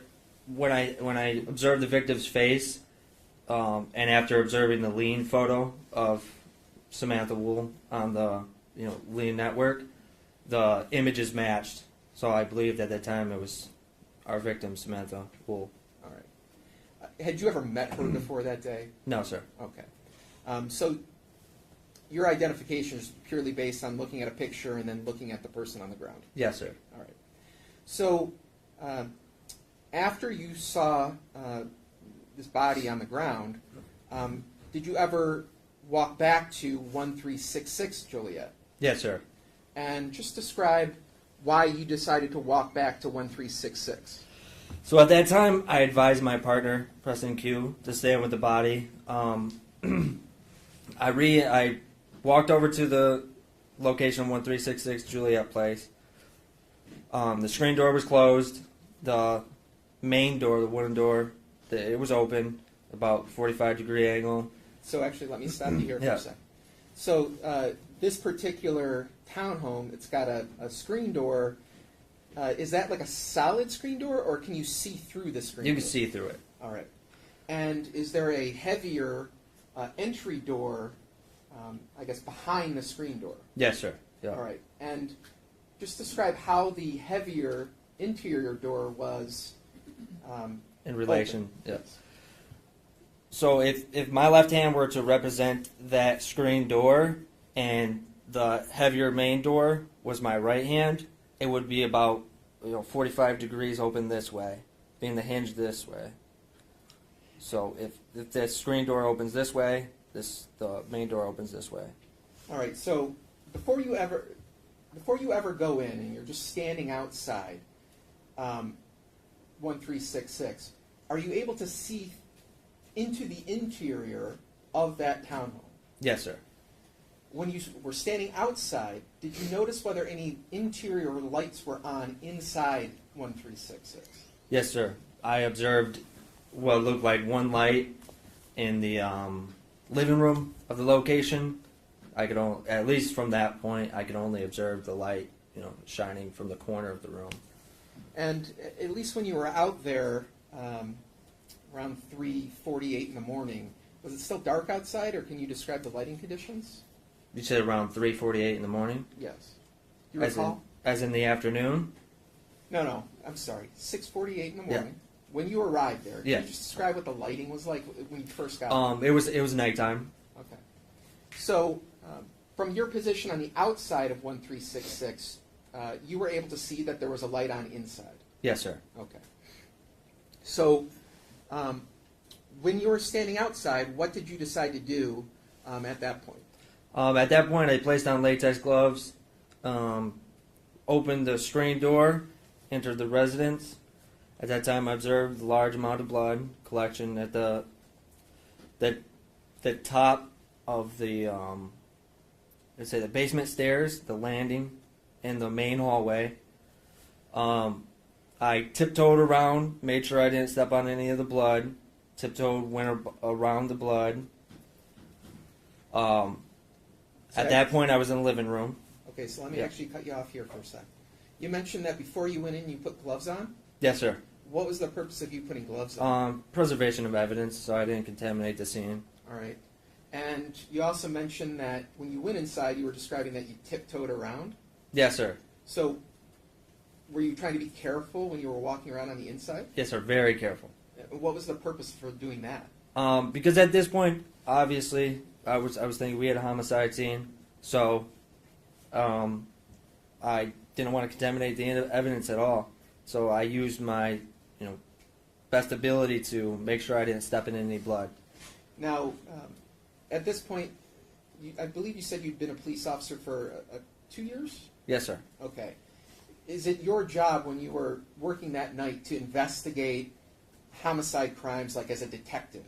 No, sir. Okay. Are there other police officers whose job that is? Yes, sir.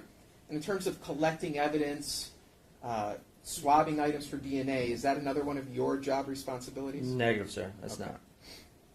So, if I understand what you're saying, you're making an effort not to touch or do anything when you're inside. That's leading. That's leading. All right. So, as you proceeded into the entryway of the home, just describe what you saw.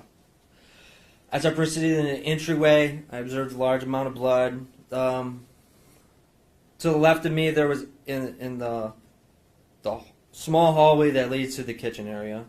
There was a kitchen table. I observed there was a bowl of fruit that was turned on its side with the fruit knocked out, which I thought was a little irregular. That was weird. So I tiptoed over the blood to make sure that I didn't step in any of the blood. I then was standing into the living room with the location.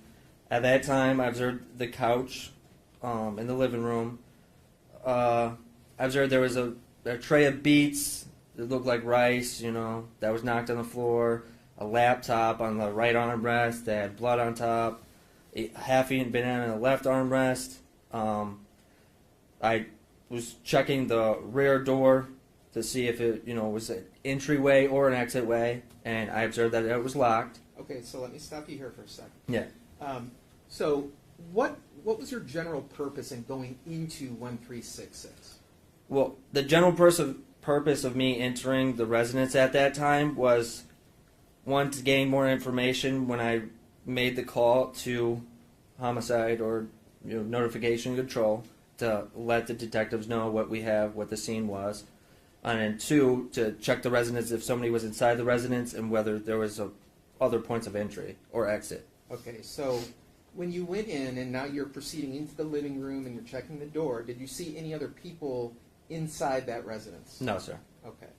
And you said you checked, there's a rear exit once you go into the townhouse? Yes, sir. There's a rear sliding door located at the rear of the living room. And I checked whether to see that was locked, and it was locked in this case. Okay.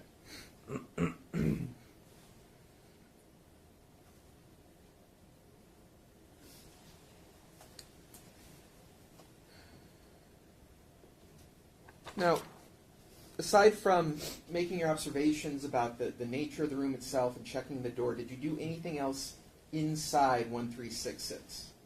No. Okay. Did there come a point where you left the interior of 1366 and exited the townhome? Yes, sir. At that point, while exiting the the residence. I used the kitchen area because it did not have any blood. There was no blood located in the ground of the kitchen area. So I walked through the kitchen to get to the front door, exited the residence to make sure I didn't step in any blood, and met back up with my partner, waited for... At that time, then I called to make notifications, told them what we had, and waited for homicide, evidence text. So when you say you made notifications, what exactly are you doing to notify other people? Just picking up my cell phone and giving the call to the number of notification and control. All right. And so while you were there, did you have an occasion to talk to any non-police personnel who may have been potential witnesses? Yes, sir. And you don't have to tell me what they said, but did you take down their names? Yes, sir. And what were the names? Kevin Maul, I don't know if I'm pronouncing that right, I'm sorry, and Jessica Robinson. And did those people, were they in and around the immediate area? Is that how you came into contact with them? Yes, sir.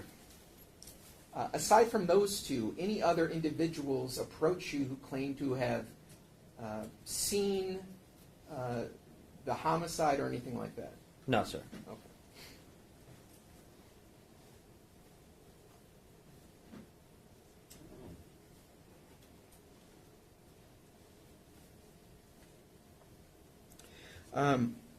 Now, eventually, as you're out there, do other police officers, like from the homicide unit or evidence techs, come there while you're still there? Yes, sir. And did you do what's called a canvass to look for any items while you were there? Yes, sir, we did. All right. Now, when I use this word canvass, what does that word mean to you? To canvass an area is to basically search whatever the designated area is for item of evidence. So that means for this scene, we had K9, MSP at the location as well.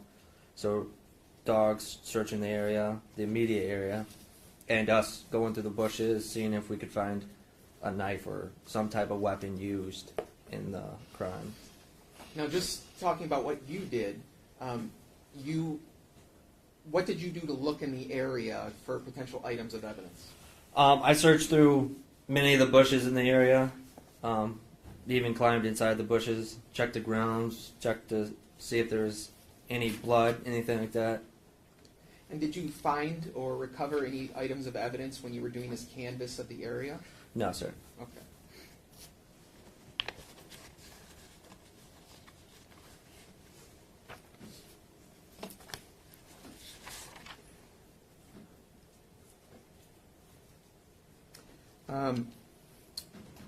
In and around this area where you had discovered the body as well as 1366, did you do anything to try and prevent civilian people or non-police personnel from accessing that area? Yes, sir. Can you just describe what you did? So prior to, we had a sergeant from number 7 make the location to give us crime scene tape. But prior to that, we stood in front of the location and ensured that nobody entered the residence and ensured nobody walked on, at least at that time, that section of the sidewalk that we were on. Later, after our sergeant made the location, he provided a crime scene evidence tape. We taped off the whole area. And so, while you were there trying to prevent people, non-police officers, from getting into that area, did you have any problems with non-police officers interfering in that area? Oh, not a single one. No. Okay. Now, have you had an opportunity to review any of the footage from your body camera that night? Yes, sir, just one. All right. And when you were able to review that footage, was it a fair and accurate representation of what you personally experienced that night? Yes, sir. Your Honor, at this point, I would move to admit People's Proposed Exhibit 9. No objection. People's Nine will be admitted. And at this point, Your Honor, we're going to publish it. Are the jurors okay, or do you need a restroom break? Can we see the video first?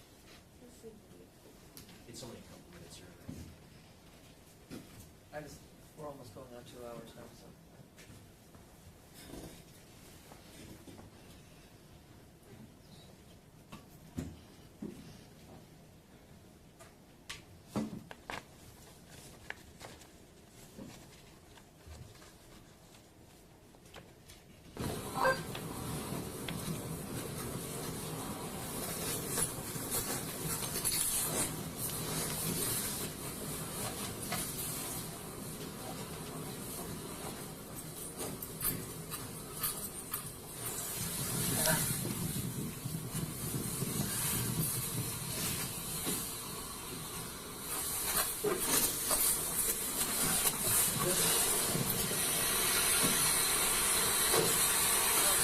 Hey, how you doing?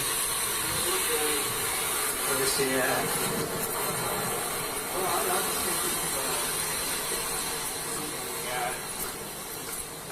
Which medic are you guys? Oh, we're medic 8. 8. We don't know how long. I was here like neighbors, they're walking their dog. For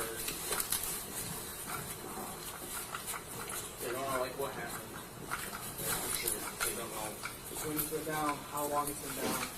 But there's like a trails of blood. But you have to like find her apartment. She's like right next to it.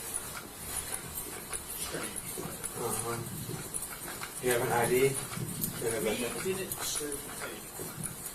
So like if you look on the ground, there's like spots of blood. Yeah, you'll see there a trail of blood. Start. You got some blood that goes up into here. Yep, it goes.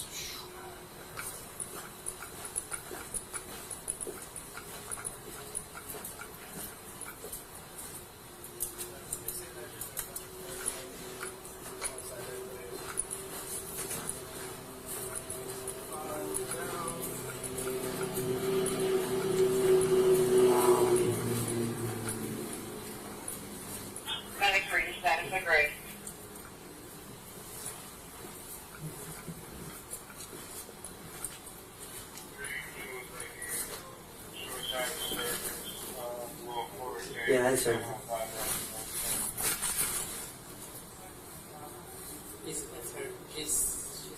Yeah, I ran the address. This is Wool.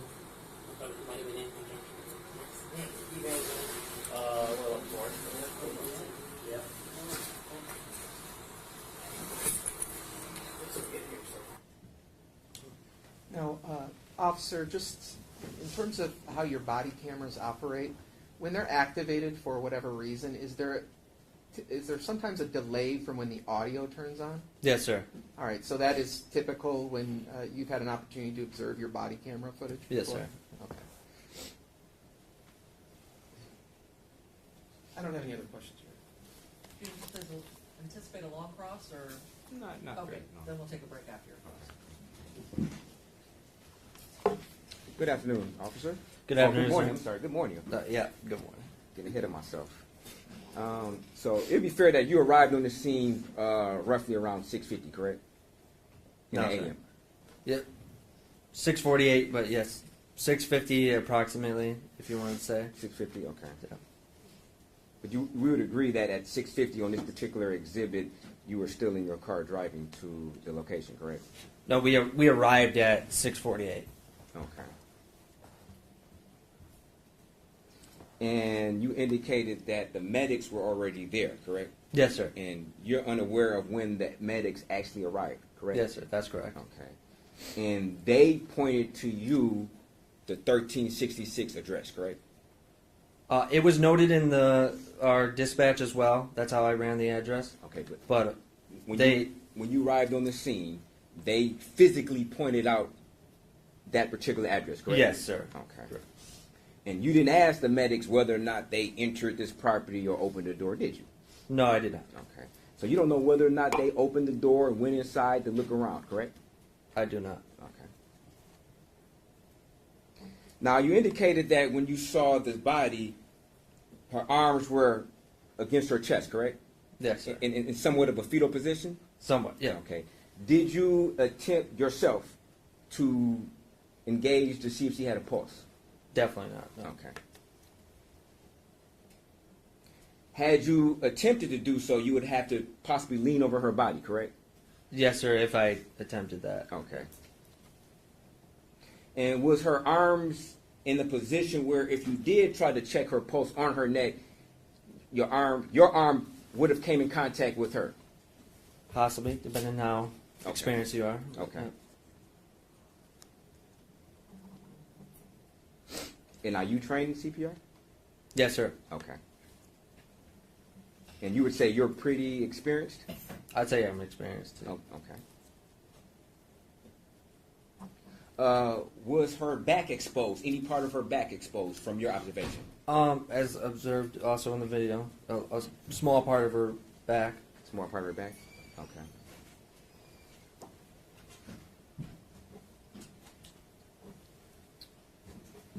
Now, you indicated that you tiptoed around this apartment, correct? Yes, sir. Okay.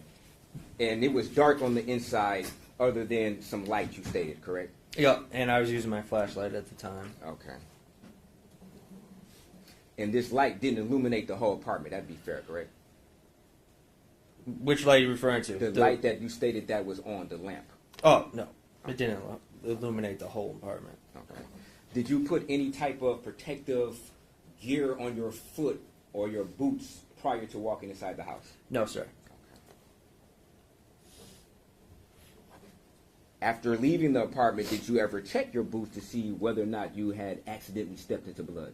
No, but I actually I did check my boots once I made it over the original, the large amount that was in the hallway, and I was standing in the living room. Okay. I remember because I was, making sure I didn't contaminate the scene and get any blood on me or blood on my shoes. I made sure to look to see if there was any blood, and at that time there was no blood on my shoes. Okay, at that time. But the question was, when you left the apartment, upon you doing your protective sweep, at that point in time, did you check your boots for blood?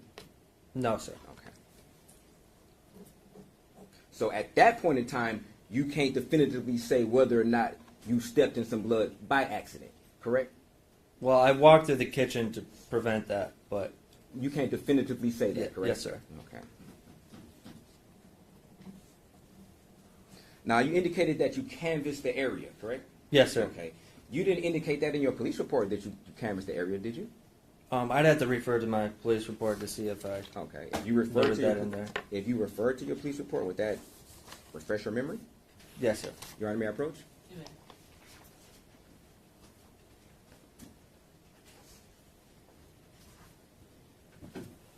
Thank you.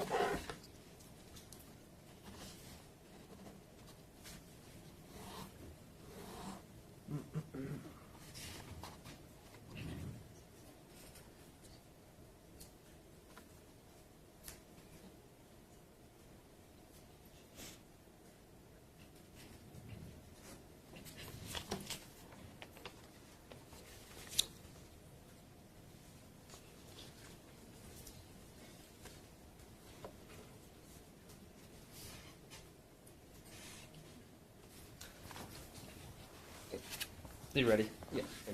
And to be fair, can I approach, Your Honor? You may. And to be fair, I'll strike that question. That is indicated there. I'll strike that question. You should be allowed to answer the question. Ask the question. Yes, I did indicate that in the report. Okay. I referred to as scouts. Okay, fair enough. And you spoke to some witnesses, correct? Yes, sir. Okay, and you indicated that one of the witnesses was Kevin Maul, correct? Yes, sir. Okay. And Jessica Robinson, correct?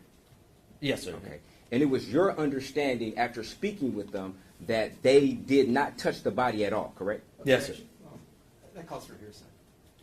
I was his understanding, not what they said, whether or not he understood if they touched the body. He could only know that by talking to them and hearing what they told him. Well, I'm going to allow it. All right, thank you. I'll repeat the question. It was your understanding, after speaking with them, that they did not touch the body, correct? At all? From their statements, yes. That they did not touch the body, correct? Yes, sir. That they did not. Okay. And you indicated that in your police report, correct?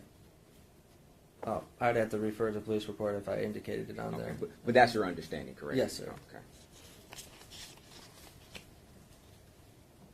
Now, just when did you run the lien on the? When did you run the lien? Prior to our arrival, Okay. after we were dispatched. Okay. And it was your understanding that this happened at 1368 Joliet, correct? No, because the dispatch location was 1368 Juliet Place, but within the CAD notes, it stated that the victim, or I forget exactly how it stated, whether they're reporting party or victim or witness at the time. I mean, Okay. but it stated that the persons that were already on scene believed that they seen the trail of blood exiting 1366 Juliet Place. Did you run multiple addresses or just the 1366 Joliet? Just the 1366. Yeah. Okay, so you didn't run the 1368? No. Okay.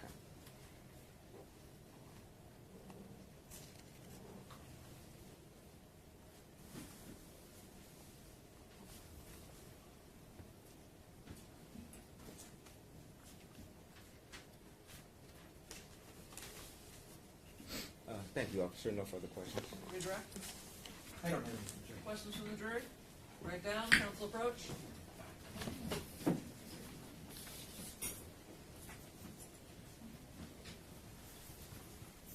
Deputy, you can go through the well here, it's a little bit easier than getting all the way through the,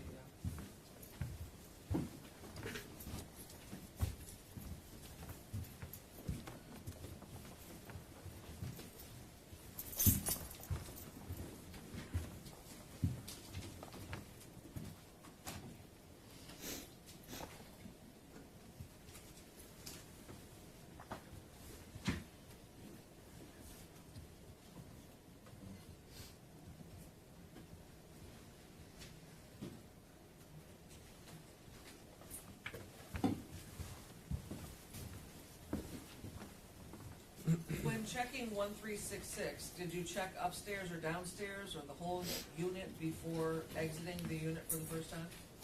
For the first time, no. I did not. Did you go in a second time? Yes, sir. No, yes, Your Honor. And did you check them the second time? Yes. Any further follow-up questions based on that? When you went in the upstairs or the downstairs, did you see any people inside the apartment and other parts of the townhouse? No, sir. I don't have anything else. And just how much time had passed from the first time to the second time? Approximately. I couldn't remember approximately because at that time it was only us two officers, and to preserve the scene, preserve the body, I had my partner stand out there after my first initial walkthrough, and then we both stood to make sure that nobody entered that whole walkway area. So it wasn't until the arrival of other officers, like as in sergeant, evidence techs, everything else. So you don't know? No. Okay. The approximate time, I'm not sure. Okay. Any further questions? Thank you, sir. You have that down. Please come back around behind the bench. We're going to, should we just break for lunch now? I think that might be a good idea. So it's 20 minutes to 12. We didn't really get a morning break because we got a late start this morning. So we're going to break now for lunch, and we'll come back at 1 o'clock. Okay, because we have 2 matters we have to do very much right. Okay?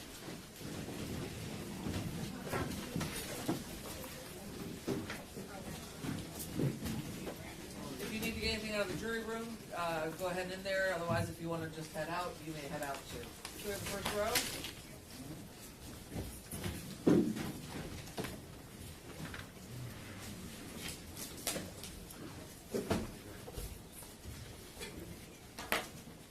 You all brought some things in?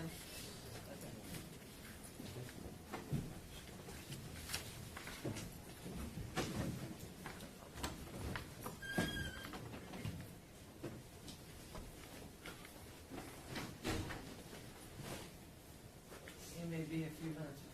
rest of the jurors come out if they're warming up for the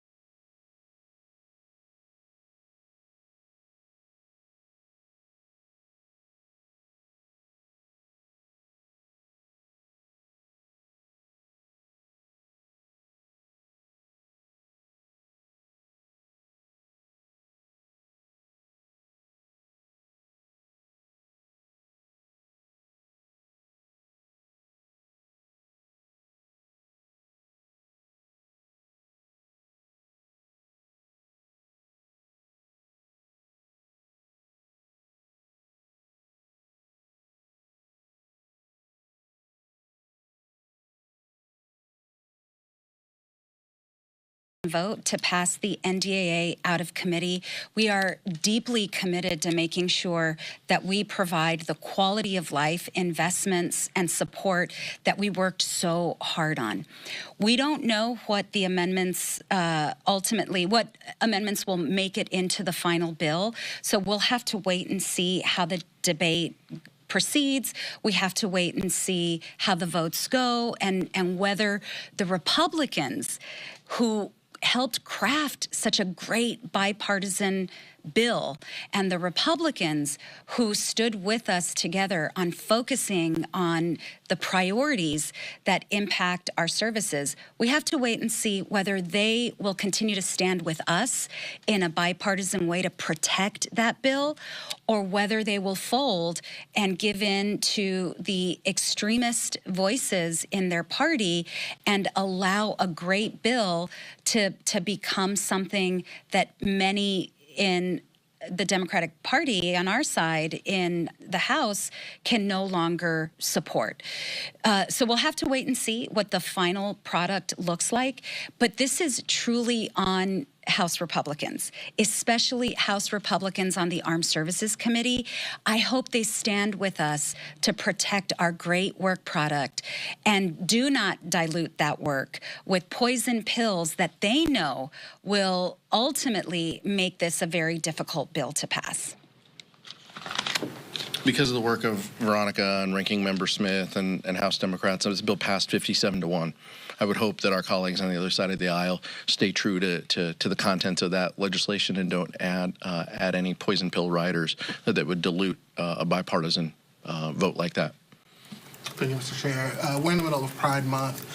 Within the context of that month, it's a celebratory time for the LGBTQ community. There are a lot of anti-LGBTQ riders in the NDAA and a lot of the appropriations bills that are passing through committee right now. What's your message to the community who, members who may feel disillusioned with politics, disillusioned with the process, who feel like they're not a part of the process as House Republicans are putting forward policies that kind of exclude them from these important programs? Yeah. It's a great question. I'll ask Veronica to speak to the defense piece, to the NDAA piece as well, but we've seen this in the House Appropriations Committee, anti-LGBTQ riders placed onto these bills.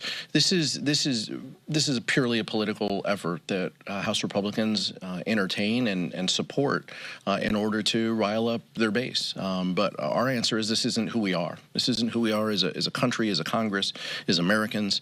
We had some of the most inclusive language ever under Speaker Pelosi in the last Congress throughout all of our bills and legislation. The importance of passing the Equality Act, chief among our priorities as well. Those are the types of things we can do if given the responsibility to govern. And I think that's what we're going to ask the American people over the next 150 days, to give us that responsibility to govern again, so we can make sure that our policies truly reflect who we are as a Congress and as a country. All right, so you're listening there to the House Democrats as they are addressing members of the media. Right now, they are in that question and answer session. So the perfect time to head to a quick 2-minute commercial break now at 11:44 on the East Coast and 8:44 on the West Coast. You're watching Live Now from Fox, and we'll be right back.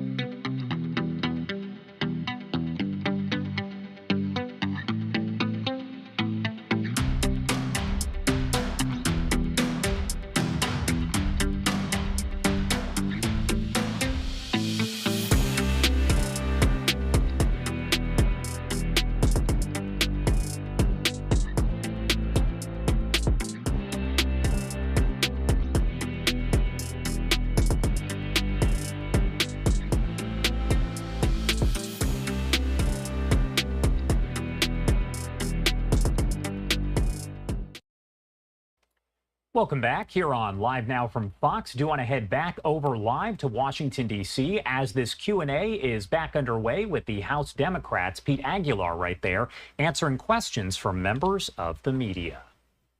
Of where we are.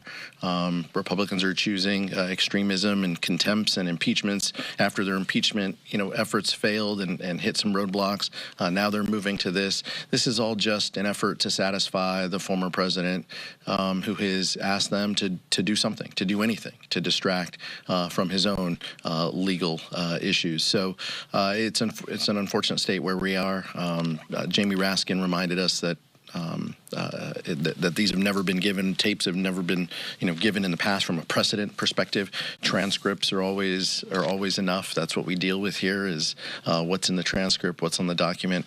That's what they've done here. They've satisfied that requirement. Unlike House Republicans who, and Steve Bannon and Peter Navarro, who were held in contempt of Congress for not answering at all.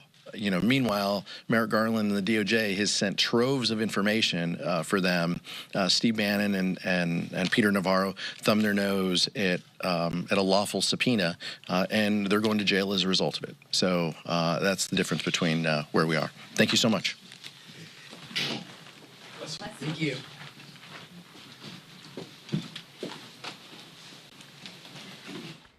All right, so we did catch the tail end of that right there, the question and answer session with House Democrats, including Pete Aguilar, answering questions from members of the media on a variety of topics. Now, we did hear from House Republicans a bit earlier on today, and we will replay that for you coming up a little bit later in the day. We do have some other live events that are going to get underway in just a matter of minutes. We do have Florida Governor Ron DeSantis expected to speak over in Tampa.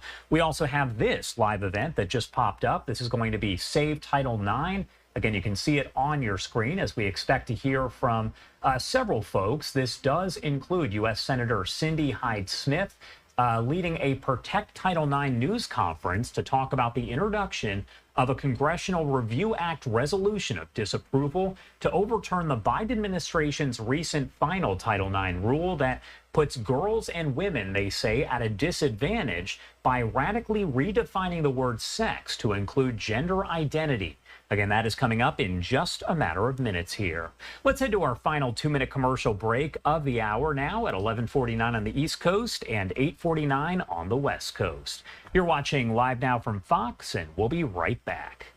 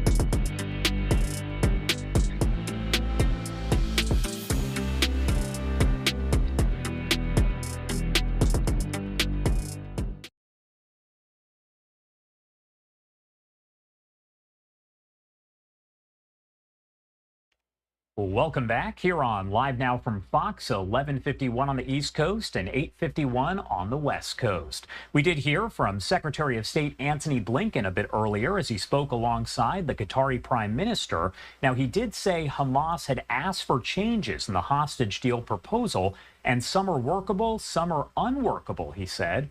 Hamas could have replied with one word, yes. Instead, they presented more changes. Some of them go further than their previous positions. Again, this right here is a post coming in from Barak Ravid. He is with Axios and did listen to that news conference. We now do have that news conference to play for you right here on Live Now from Fox.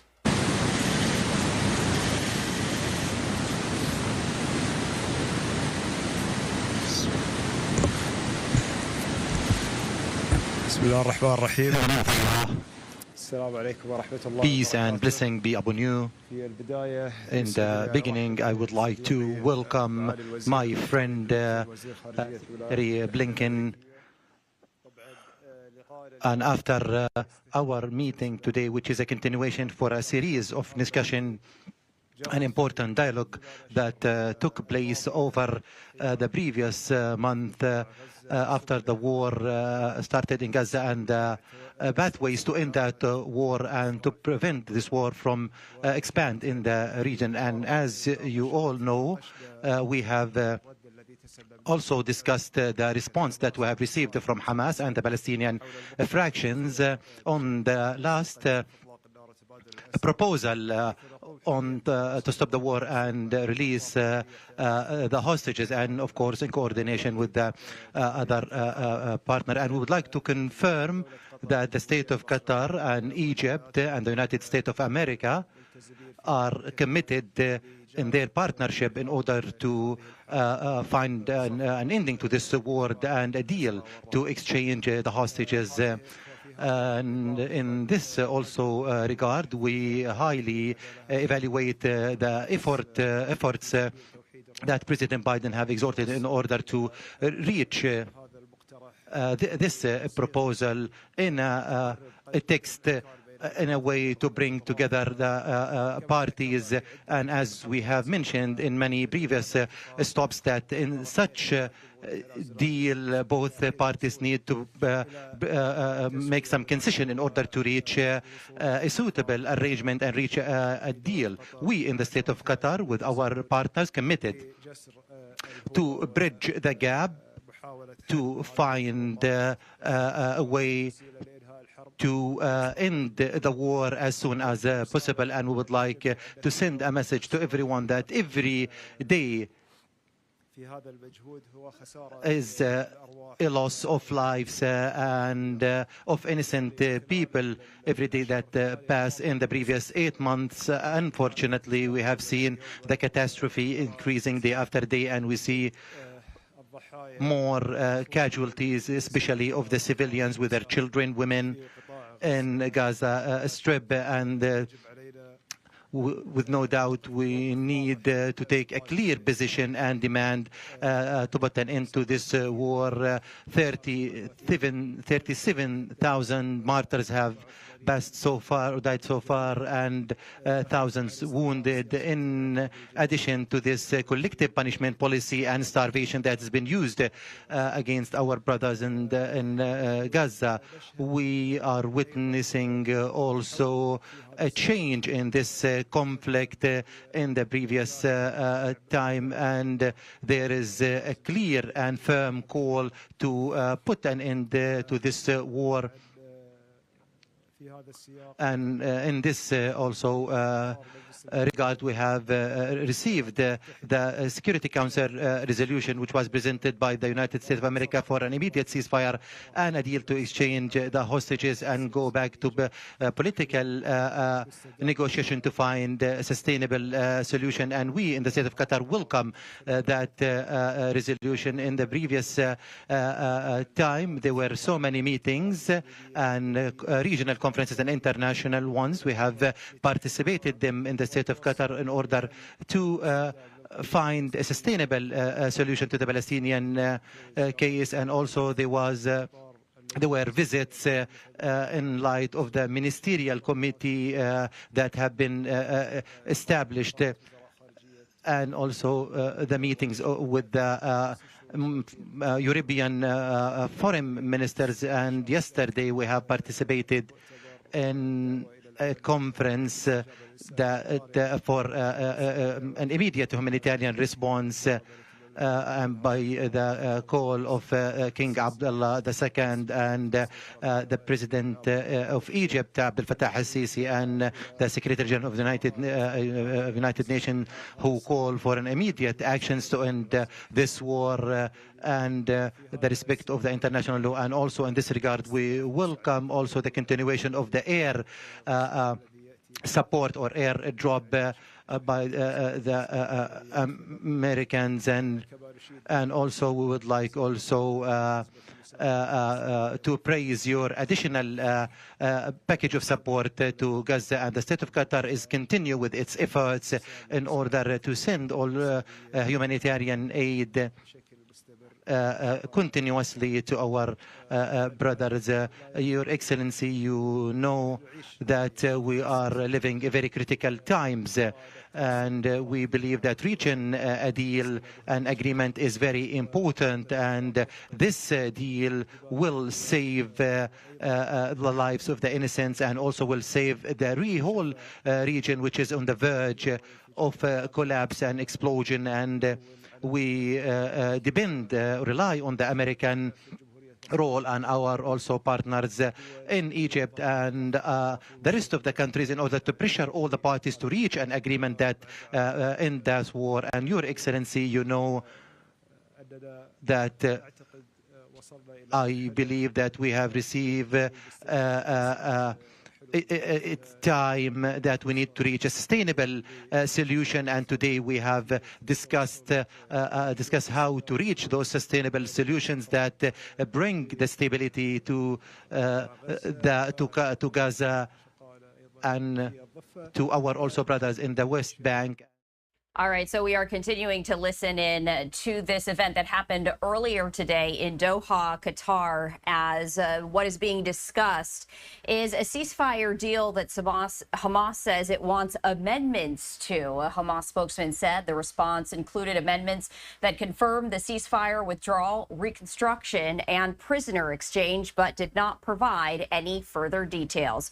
Meantime, I do want to pivot because we do have a live event coming out of Washington, D.C. You're taking a live look at the House as they debate holding Attorney General Merrick Garland in contempt. So we do want to pot up the sound and listen in. In the service of a now convicted felon, that is contemptuous. When Republicans peddle the lie that Joe Biden is pulling the levers of Trump's Manhattan prosecution, that is contemptuous. When Republican committee chairmen ignore their own subpoena but feign indignation when the Attorney General complies with his, that is contemptuous. That is deserving of our scorn. That is beneath the dignity of this body. That is vile, disgraceful, and worthy. I have additional 30 seconds. That is deserving of our scorn. That is beneath the dignity of this body. That is vile, disgraceful, and worthy of derision. Those who bring this motion bring contempt, all right, but only upon themselves. I yield back. Reserve. Gentleman from New York reserves. Chair recognizes the gentleman from California. Mr. Speaker, I would yield 3 minutes to myself. So recognized. Thank you. Mr. Speaker, for the first time in American history, a presidential administration is trying to jail its opponent. And not just any opponent, but a former president of the United States. To pursue this objective, Mr. Biden's Attorney General approved an unprecedented armed raid on a former president's home, despite strenuous objections by his career officials and the local field office that normally would have had jurisdiction. He then created a new position without the constitutional requirement of congressional action or Senate confirmation. He filled that position with one Jack Smith, despite the central role Smith had played in the IRS scandal that targeted and harassed the Tea Party volunteers, and despite a long history of prosecutorial misconduct. The cooked-up charge was the mishandling of classified documents. Well, shortly thereafter, we discovered that as vice president, Joe Biden had done the same thing. Yet, as president, Mr. Trump had absolute authority to declassify materials at will. As vice president, Joe Biden did not. As president, Mr. Trump had absolute authority to determine what records to keep upon leaving office. As vice president, Joe Biden did not. Yet, the Biden administration's appointed special counsel in the Biden case concluded that although Biden had, quote, willfully retained and disclosed classified materials when he was a private citizen, criminal charges were not warranted because he's, quote, a sympathetic, well-meaning elderly man with a poor memory. Well, the principal justification for this glaring double standard in the handling of these two cases was the interview with Mr. Biden. Yet all we have is the unverified transcript to determine the validity of this otherwise inexplicable decision. Mr. Biden cannot claim executive privilege. This was not a policy discussion, and he's already released the transcript. But it is vital that our committee know if the transcript is complete and whether it accurately portrays the circumstances under which that decision was made. 2 Trump officials have been sentenced to prison for their failure to honor congressional subpoenas. And that case was far weaker than this one because at the time, Congress was not exercising oversight or considering legislation. In this case, the Judiciary Committee is doing both. Yet once again, we have this glaring legal double standard at play. Now, I expect the Attorney General to thumb his nose at the citation. We've come to expect that of him. But the House Judiciary Committee is charged with defending and upholding the rule of law and its fundamental principle of equal justice under law. And if we're going to restore them, this resolution is an indispensable step that we must take today. And I reserve the balance of my time. The gentleman reserves the balance of the time. The chair now recognizes the gentleman from New York. Mr. Speaker, the gentleman just attacked Special Counsel Smith. This dangerous attempt to demonize anybody who would hold Donald Trump accountable for his actions is despicable, and it is a full-out assault on the basic tenets of our democracy. I want to remind my colleagues that these types of actions have consequences. They affect the lives of many men and women who have dedicated themselves to public service and upholding the rule of law. I will submit for the record a June 11, 2024 article in the Washington Post by the Honorable Merrick Garland entitled, "Unfounded Attacks on the Justice Department Must End." It is absurd and dangerous that public servants, many of whom risk their lives every day, are being threatened for simply doing their jobs and adhering to the principles that have long guided the Justice Department's work. I would also remind my friend on the other side of the aisle that the conviction of Mr. Trump was in a state court in New York, having nothing to do with the federal government. And I now yield 1 minute to the distinguished gentleman from California, Mr. Swalwell. Before recognizing the gentleman, members are still reminded to refrain from engaging in personalities toward the president or toward the presumptive nominee. The gentleman is recognized. This is not about the contempt of the Attorney General. It's about MAGA Republicans' contempt for the Constitution, the rule of law, and democracy. And it's about who any of us came here to fight for. MAGA Republicans are fighting for one person at the cost of what your constituents actually care about. You're fighting for a felon. You're fighting for a felon. On this side, we're fighting for working people. We're fighting for the kids and the teachers and the soldiers and the cops and the firefighters and the bakers and the butchers, people who go to work every day and count on us to do something for them. And you're working for a felon. A felon. 12 of his neighbors, people in the community where he committed crimes, made 34 decisions, and 408 straight times they said guilty. So let me make it clear where we stand. We will choose families over felons, verdicts over vengeance, and people over politics. And will the ranking member yield me 1 more minute? An additional minute. And can we also just talk about subpoenas for 1 second? Because 2 of your last speakers are 750 plus days in defiance of a subpoena. So get real when Mr. Jordan and Mr. Biggs come to this floor and want to talk and get all righteous about subpoenas. You start honoring your subpoenas, and we can talk about anyone else's subpoena. And I yield back. Jeff from New York Reserves. Chair recognizes. Chair would remind members again to refrain from engaging in personalities toward presumptive nominees for the office of president and direct their remarks to the chair. Gentleman from California is recognized. Mr. Speaker, I'm now pleased to yield 4 minutes to my colleague from California, Mr. Issa. Gentleman is recognized.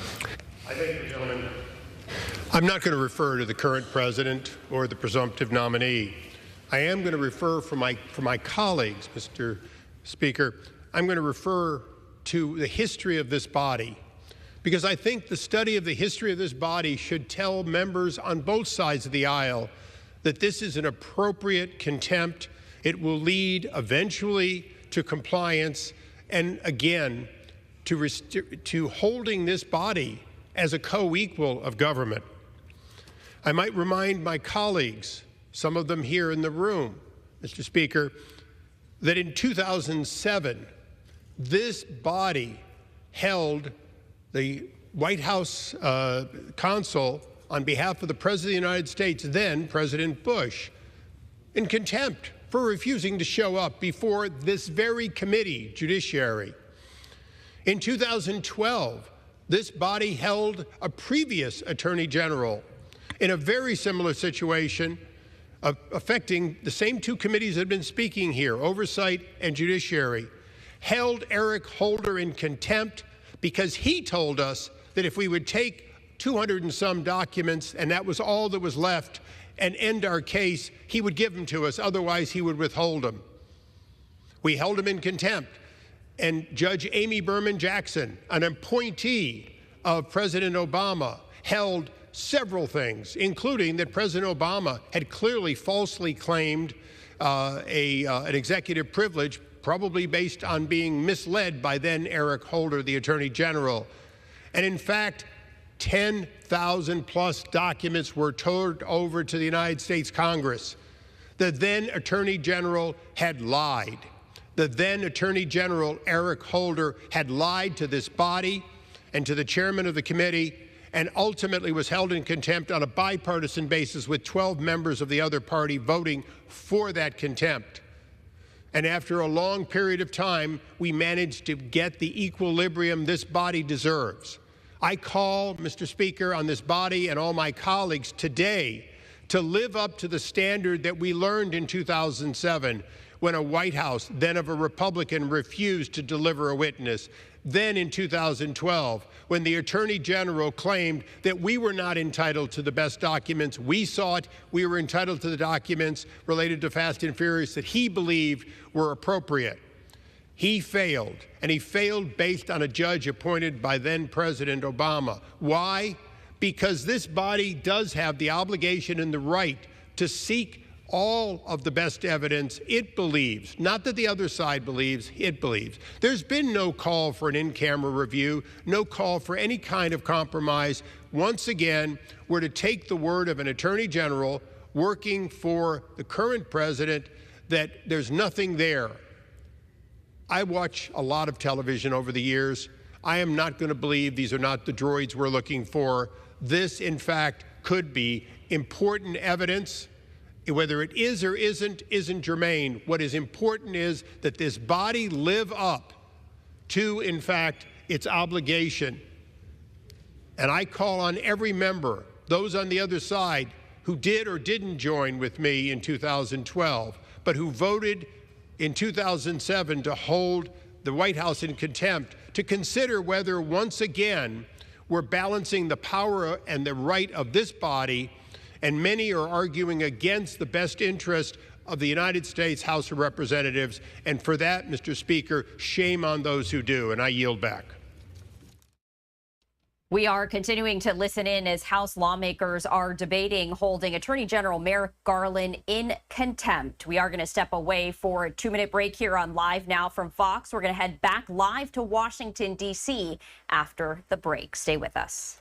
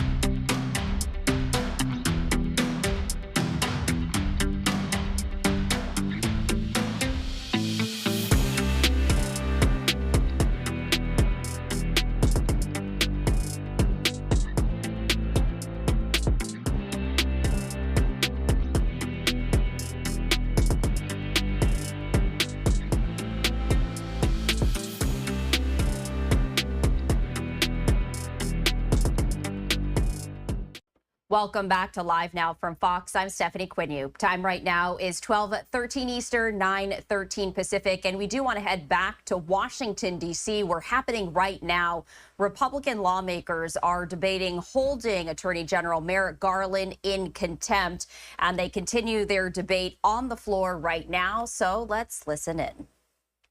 Absurd argument we've heard is the supposed interest asserted by the administration for withholding the recordings, that disclosing them might discourage witnesses from cooperating in future high-profile investigations. In this case, the president is not merely a witness. He is the target of an investigation by his own administration. And by the way, Special Counsel Hur testified before our committee that based on that investigation, a reasonable juror could have voted to convict President Biden. So what is the administration arguing the interest here is? That if it's somewhere down the line, there might be another president who is subject to an investigation by his own administration. And the argument goes that if that president knows that the transcript will be released, he'll sit for the interview. But if he knows there's a chance the recording might be released, he won't cooperate.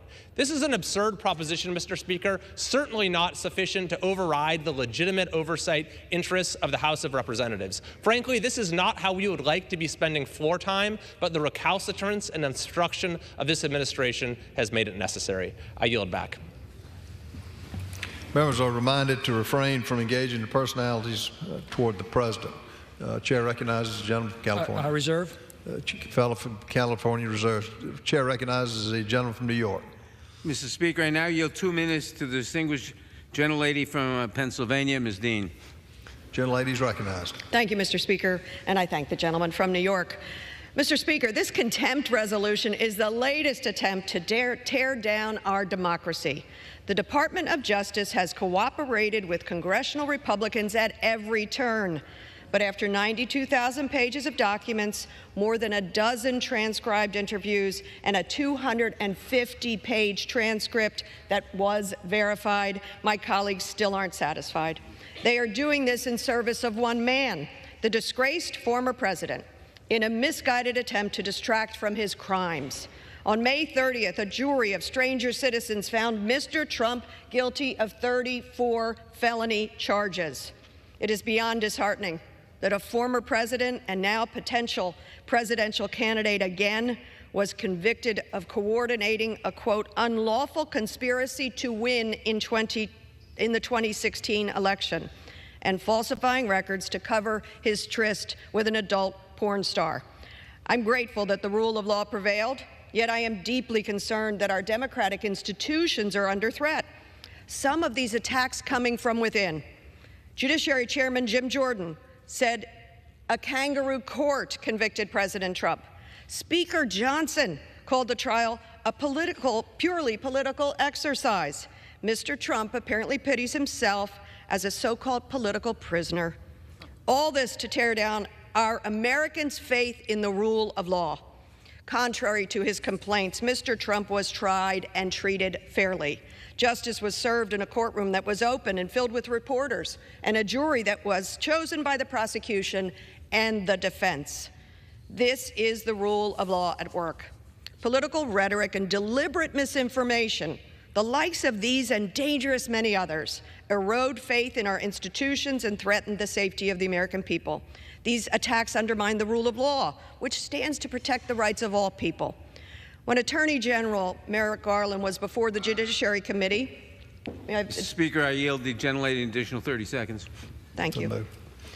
When Attorney General was before the Judiciary Committee, he described his career upholding the rule of law. In his own words, that meant ensuring that, quote, we treat like cases alike, that we do not have enemies or friends, that we do not pay attention to the political parties or the wealth or the power or the influence of the people we are investigating, that we follow the facts and the law. This is what distinguishes America from our adversaries. I yield back. Mr. Speaker, how much time do I have left? The gentleman from New York has 8.5 minutes. The gentleman from California has 6.5 minutes. Thank you. I reserve. Chair again will remind members to refrain from engaging in personalities toward the presumptive nominees for the office of president. Gentleman from New York reserves. The chair recognizes the gentleman from California. Mr. Speaker, I yield 4 minutes to the gentleman from Texas, Mr. Roy. Gentleman's recognized. I thank the gentleman from California. I thank the Speaker. Listen to my colleagues discussing the rule of law. I find it shocking because the average American is looking across their country wondering what happened to the rule of law. When I watch my fellow Texans getting destroyed by dangerous cartels and individuals being allowed into the United States, terrorists, people moving fentanyl into the communities that killed 6 kids in the school district in which I live. That's happening every single day. When I watch a 75-year-old woman being put in prison by a politically motivated judge in the District of Columbia because she protested in front of an abortion clinic. I want to say that again. This Department of Justice is putting a 75-year-old woman in jail for 2 years who is dealing with physical infirmities because she was praying and protesting in front of an abortion clinic. That is astounding. That is what has happened to the rule of law. The American people watching while statues are being defaced in the name of being pro-Palestinian, people exercising their so-called free speech rights to be advancing the cause of terrorism against our friends in Israel, all happening right here, mere feet from the White House. The American people are wondering how this world got turned upside down. And here we sit and we're debating this issue. And the Attorney General of the United States, Merrick Garland, came before the House Judiciary Committee just a little over a week ago. And in that hearing, a number of questions were asked. And I engaged with the Attorney General. And I asked the Attorney General, did he or did he not claim privilege with respect to the transcripts of the audio recording in question when we were talking about Special Counsel Hur looking into the allegations of the abuse of classified materials by the President of the United States before he was president. And I asked him, and he said, no, we did not claim executive privilege with respect to the transcripts. In a separate exchange involving the best evidence rule, the Attorney General is engaging with another colleague, a friend on the Judiciary Committee, about the best evidence rule, and in doing so, articulated and explained how the transcript was admissible under the best evidence rule, which is correct. But in doing so, he kind of gave up the game in which he described and said, they're the same. He said to the committee, he said, they're the same. Now, he just told me that they did not claim executive privilege with respect to the transcript. Then he said to all of us, they're the same. The audio recording and the transcript are the same. And then he proceeds to say that he must, in defending the rule of law, claim executive privilege on the actual audio, and then deny the members of Congress the ability in the middle of an impeachment inquiry, duly constituted, voted on by this body on the House floor, an impeachment inquiry, to then deny us the ability to listen to the audio. The fact of the matter is, there's only one reason why the Attorney General would do that. He doesn't want us to hear it. That's why. And there's really only 2 reasons why that would be the case. Either the transcript doesn't match the audio, or the audio is so bad that he doesn't want us to hear it because Special Counsel Hur put the entirety of his decision not to prosecute, not to pursue, not to go after the President of the United States for abuse of classified materials. He did it entirely on the basis of what we perceive as the demeanor of the President, which only the audio can allow Congress the ability to determine the validity of that determination by the special counsel. I yield back. Reserve.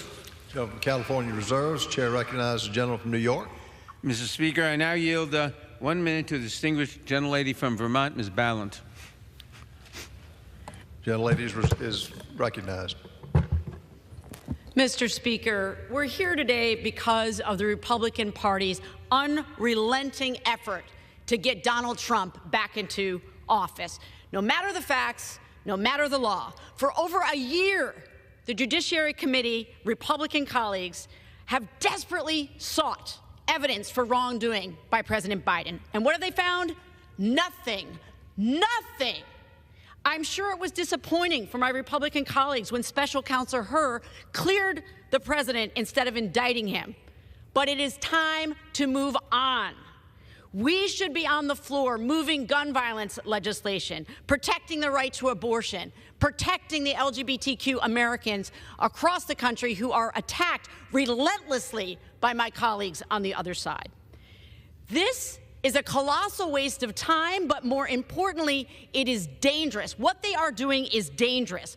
When this Congress is over, the only achievements my colleagues on the other side of the aisle will be able to point to will be the things that we, as Democrats, help them to pass. 30 Speaker, I seconds. yield the gentlelady an additional 30 seconds. Gentlelady is recognized. It is my job, it is all of our jobs to represent the constituents. I thought that's what we were all here for. I implore my Republican colleagues to stop putting the interests of one man above the interests of Americans. The truth will out, and history will not look kindly on what you have done here. I yield back. Reminded to direct the remarks to the chair. Again, nobody else? Gentleman from New York reserves. Gentleman from California is recognized. Mr. Speaker, I'm ready to close when the gentleman from New York has exhausted his speakers. Gentleman reserves. Gentleman from New York. Mr. Speaker, I yield 2 minutes to the distinguished gentleman from Virginia, Mr. Connolly. Gentleman is recognized. I thank my friend. Mr. Speaker, if he gave true serum to my colleagues on the other side of the aisle, I'm pretty sure they would admit they'd rather not be here today doing this. They'd admit that Attorney General Merrick Garland is collateral damage for a failed effort to impeach the President of the United States. There's no honor in this, and my colleagues are, for the most part, I think, honorable people. So this is not something they want to do, but it's demanded of them nonetheless. Former President Trump has repeatedly threatened the House Republican Conference that they must impeach President Biden, quote, or else, unquote.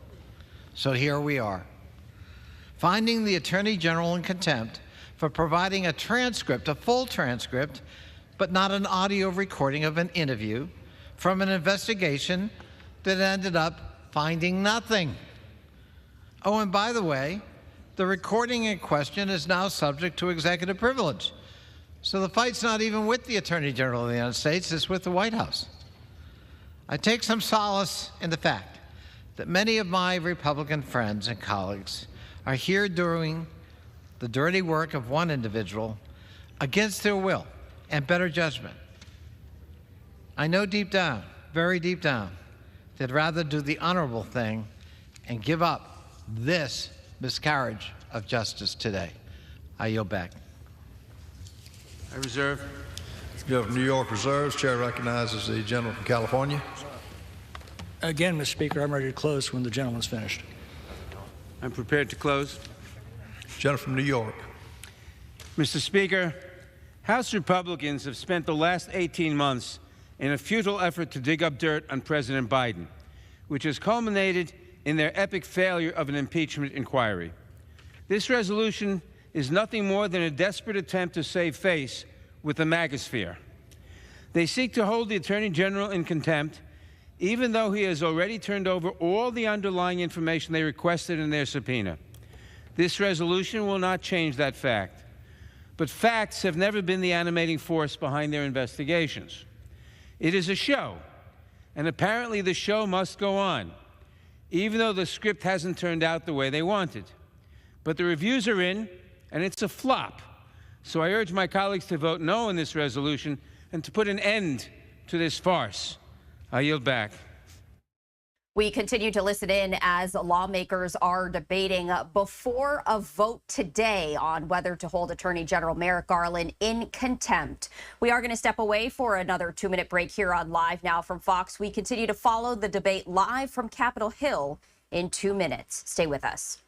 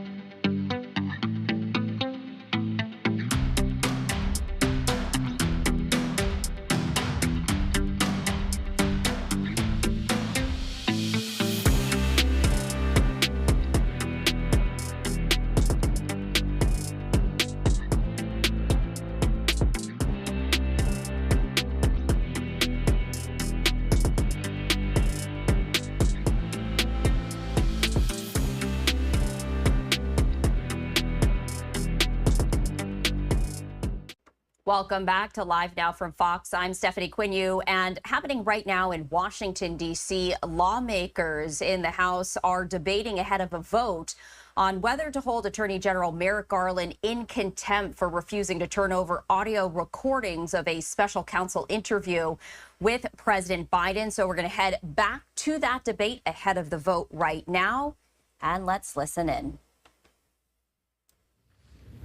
Here.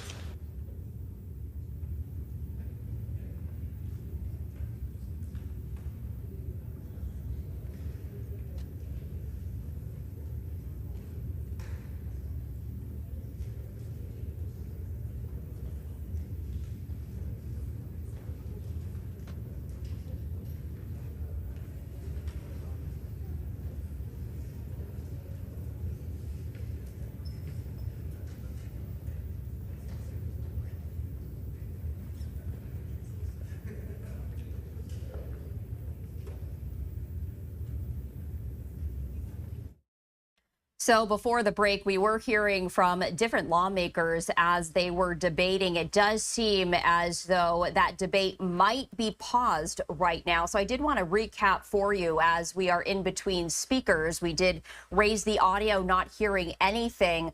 You're taking a live look at the House floor as the Republican-controlled U.S. House of Representatives is holding a debate prior to a vote today on whether to hold Attorney General Merrick Garland in contempt for refusing to turn over audio recordings of a special counsel interview with President Biden.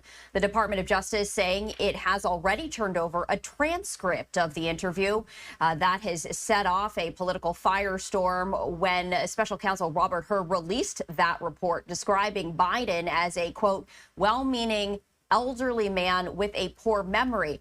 Now, the White House has said that the recordings are covered by executive privilege, and a vote by the House to hold Garland in contempt would put the Justice Department in a position of having to decide whether to prosecute its own leader. We do see another lawmaker has stepped up to the podium, so let's once again listen in. H.R. 8070. Without objection. Pursuant to House Resolution 1287 and Rule 18, the Chair declares the House in the Committee of the Whole House on the State of the Union for consideration of House Resolution 8070. The Chair appoints the gentleman from California, Mr. McClintock, to preside over the Committee of the Whole.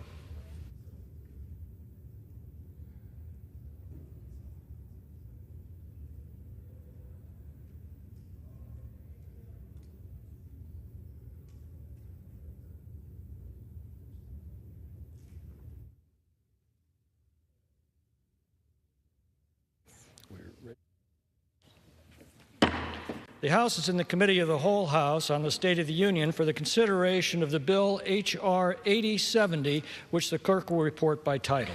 A bill to authorize appropriations for fiscal year 2025 for military activities of the Department of Defense, for military construction, and for defense activities of the Department of Energy to prescribe military personnel strengths for such fiscal year and for other purposes. Pursuant to the rule, the bill is considered read for the first time. The gentleman from Alabama, Mr. Rogers, and the gentleman from Washington, Mr. Smith, each control 30 minutes. The Chair recognizes the gentleman from Alabama. Mr. Chairman, I'd like to yield myself as such time as I may consume. The gentleman is recognized. For the first time in decades, this year's defense bill carries a different short title. It's the Service Member Quality of Life and National Defense Authorization Act. We did that to underscore the tremendous gains this bill makes toward improving the quality of life for our service members and their families. No service member should have to live in squalid conditions. No military family should have to rely on food stamps to feed their children. And no one serving this country should have to wait weeks to see a doctor or mental health professional. But that's exactly what many of our service members are experiencing, especially our junior enlisted personnel. This bill goes a long way toward fixing that. It includes a 20% pay raise for junior enlisted. It expands allowances for housing and food and improves the cost of living calculation. The bill authorizes $766 million over the budget request to improve existing barracks and build new ones. It enables the services to pursue public-private partnerships to to provide better unaccompanied housing. The bill reduces dangerous health care wait times by waiving referral requirements for specialty care and expanding the number of DoD doctors and nurses with special recruitment and pay authorities. The bill improves access to child care for military families by providing over $206 million to build new DoD child care centers and fully funding child care fee assistance programs to offset the cost of private child care. The bill helps military spouses gain and retain employment by making it easier for them to transfer professional licenses between states. It also gives the DoD the authority to quickly hire military spouses and keep them employed during changes in duty stations. We are making these historic improvements in the quality of life of our service members because now, more than ever, we need to recruit and retain the best and brightest. That's because the threats our nation faces, especially those from China, are more complex and challenging than at any other point in the last 40 years. To deter those threats, the FY25 NDAA reforms acquisition authorities and fosters private sector innovation to speed the fielding of game-changing new technologies that will give us the advantage in a conflict with China. It strengthens our security partnerships with Taiwan and Pacific allies. It fully funds the modernization of our nuclear deterrent, protects the U.S. military bases, the defense supply chain, and academic research from Chinese espionage. It builds the logistics network in the Pacific the military needs to carry out operations against China. And it includes new investments to retool and revitalize the industrial base to ensure it can deliver the systems we need to prevail in any conflict. In the face of the growing threats from China, it's also critical we restore our military's focus on lethality. The FY25 NDA does that by ending divisive policies that have hurt unit cohesion and military readiness.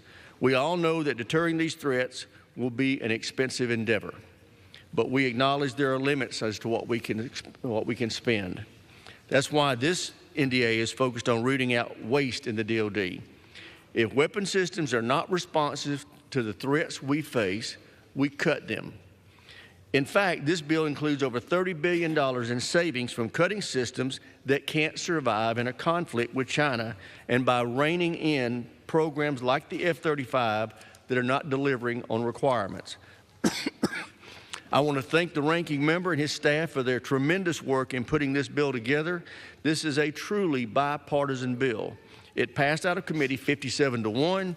It executes on hundreds of hours of bipartisan oversight conducted by members and staff over the past few months. It will help revitalize the defense industrial base. It will build the ready, capable, and lethal fighting force we need to deter China. And it will provide historic improvements in the quality of life of our service members and their families. I urge all members to support the bill, and I reserve the balance of my time. The gentleman reserves. The gentleman from Washington is recognized. Thank you, Mr. Chairman. I yield myself such time as I may consume. First of all, I want to really thank the chairman as well as the staff, both on the Republican, the Democratic side, and our bipartisan staff for the process to date. As the chairman noted, we produced a very strong bipartisan bill out of committee. It passed by a vote of 57-1 and addressed a number of key concerns to our national security. And a lot of work went into that. I always lose track of the exact numbers, but well north of 1,000 amendments were considered in committee and in the Rules Committee. The staff sifted through all of those and really helped produce that product. That is not an easy job. We are blessed on both sides of the aisle, both on the Armed Services Committee and on the Rules Committee, with an outstanding staff, and I want to really thank them for their work in producing this product. And the number one highlight of the product is what the chairman mentioned, is the focus on quality of life for our service members and their families. We impaneled a group, a task force, to examine quality of life issues, led by Don Bacon on the Republican side, Chrissy Houlihan on our side. And they really did a remarkable job of doing outreach to service members, their families, veterans, and listening to them about what do you need, what is most important to make sure that you have everything you need to take care of your family. And certainly one of the biggest issues was pay for junior enlisted. We upped that pay by 19.5%. which is a pretty dramatic number, but it reflects the need that those service members face in the current environment. We also focus on child care, which is a crucial need, building more child care centers and eliminating the backlog of people waiting to get access to child care. Because we all know that what makes our military the best in the world is not any of the equipment, it's the people who serve. We need to take care of the people who serve, and we need to take care of their families as well. That is the crucial part of the military. That's what this bill does better than any bill that we've ever done before in this committee, and one of the many reasons why this bill is so important. It is also crucial, as the chairman pointed out, to modernize and update our military. We are in a rapidly changing environment. We have seen that in the war in Ukraine. We saw that in the war in Azerbaijan and Armenia. Drones, counter-drone, the ability to protect your information systems and make vulnerable the information systems of your adversaries are now absolutely crucial to fighting. We have to be able to upgrade that. I really want to compliment the chairman. We've worked in a bipartisan way to make sure that we can upgrade our technology more quickly, to work with those companies who are developing the most innovative technologies so that we can field them quickly, get our warfighters what they need in a timely manner. And then there is the matter of production. We have seen this in the war in Ukraine. We and our allies need to be able to produce more of the critical ammunition and weapon systems that we need to fight. And we are making progress. I think that the Biden administration, and particularly under Secretary Austin, the coalition that was pulled together in response to Russia's invasion of Ukraine is remarkable. North of 50 countries are now working together to help defend Ukraine, but also crucially to build up the partnerships and alliances and to make sure we have enough weapons to be an adequate deterrent to our adversaries. That process is going well. More needs to be done. This bill helps move us forward in that direction. This bill also focuses on oversight, as the chairman mentioned. We want to free up the military to buy the systems they need by making sure that we don't continue to spend money on systems that they don't need and that we exercise proper oversight. I want to particularly highlight the F-35 program. It has been a vexing and difficult program that has been over budget and underperforming for far too long. In this year's bill, we pare back on the number of F-35s purchased and put that money instead into making sure that we can get the F-35 that we're paying for, that they can reach the Block 4 that has been so elusive so many years. That is the crucial part of the job we do. So I think we've put together an excellent product. I am deeply concerned about the amendment process that will play out over the course of the next couple of days, but we'll see how that plays out. The one point I do want to make on this, an area of contention has always been diversity. The other side has been critical of what the Department of Defense has done to try to recruit the most diverse people possible. I will say much more on this throughout the amendment process. But look, we need to be able to access all the talent in this country, not just white men, okay? We need to recruit women. We need to recruit from communities of color. We need to recruit from the LGBT community.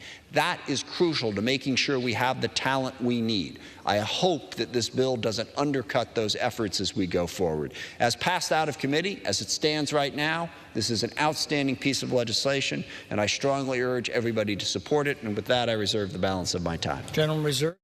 So it does appear that House lawmakers have moved on to debate different bills, but ahead of that, they were talking about whether to hold Attorney General Merrick Garland in contempt. And again, there is a vote planned for later on today. We, of course, are going to monitor everything on the House floor as it happens. We are going to step away for a 2-minute break here on Live Now from Fox. I'm Stephanie Quinu. We'll be right back.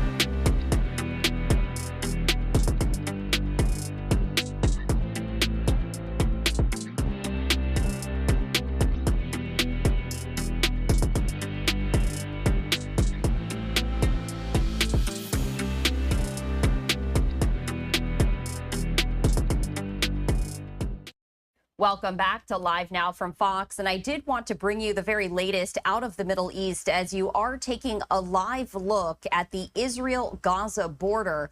Hamas saying that it wants amendments to the U.S.-backed proposal for a ceasefire. A Hamas spokesman said the response included amendments that confirm the ceasefire, withdrawal, reconstruction, and prisoner exchange, although that spokesperson did not provide further details. Meanwhile, on Tuesday, the UN Human Rights Office said both Israeli forces and Palestinian armed groups may have committed war crimes in connection with a deadly raid by Israeli forces that freed 4 hostages and killed at least 274 Palestinians over the weekend. That number provided by the Gaza Health Ministry, which does not distinguish between civilians and combatants. Also, early this morning, Hezbollah announced the death of one of its commanders. Now, the group did not give details on the location and circumstances of his death, but identified him as a, quote, martyr on the road to Jerusalem, which is the term it uses for those killed in the current conflict with Israel. The Israeli military did not immediately comment on the commander's death. Cross-border fighting between Israel and Hezbollah has intensified in the past month, and Israel launched its offensive in the key southern Gaza city of Rafah. Hezbollah has also stepped up its attacks, striking deeper inside Israel and introduced new and more advanced weaponry. I also want to share this live look with you. This is a live look at the Pentagon briefing room as we are expecting that briefing to get underway amid all of these developments in the Middle East. That is expected to start in just about 15 minutes at 2 p.m. Eastern Time. As soon as that gets underway, we will head right there. In the meantime, we continue to head back to the U.S. Capitol as House lawmakers are debating a number of issues. Earlier, we were listening to some live debate involving whether to hold Attorney General Merrick Garland in contempt for refusing to turn over audio recordings of a special counsel interview with President Biden. They have now shifted to other issues, but that vote is expected at some point today. Let's listen in. And I urge my colleagues to support it. It includes many important priorities that are essential to protecting our national security. It remains a must-pass legislation to care for our service members and their families. There are enormous wins in this bill for our service members and their families, starting with a 19.5% pay raise for junior enlisted service members. It increases access to specialty medical care, expands child care programs to reduce wait lists across the country, and it ensures our service members receive 100% of their housing costs through their basic allowance for housing. We must continue as well to gut the woke bureaucracy at the DOD, and this bill does that. It contains many provisions, including a requirement that all military personnel actions are based on merit, without regard to race or color or sexuality or your political views. There is a ban in this bill on affirmative action at our service academies. By the end of this week, I expect this bill will also include more important provisions like a hiring freeze on all DEI personnel, a ban on overpaid chief diversity officers, and a complete ban on funding for critical race theory across the DOD. This bill builds on the foundation of last year's NDAA, curtailing the impact that this administration's woke leftist policies can have on our troops. But as we have seen just this week with the Air Force in Korea authorizing the wearing of pride patches on Air Force uniforms, or how a Dodia school in Bahrain honored a known anti-Semite and activist on their Facebook page, DEI and leftist politics in the Biden Pentagon is still firmly entrenched, and we must do something about it. Mr. Chairman, this bill is a huge step forward to supporting our service members and their families.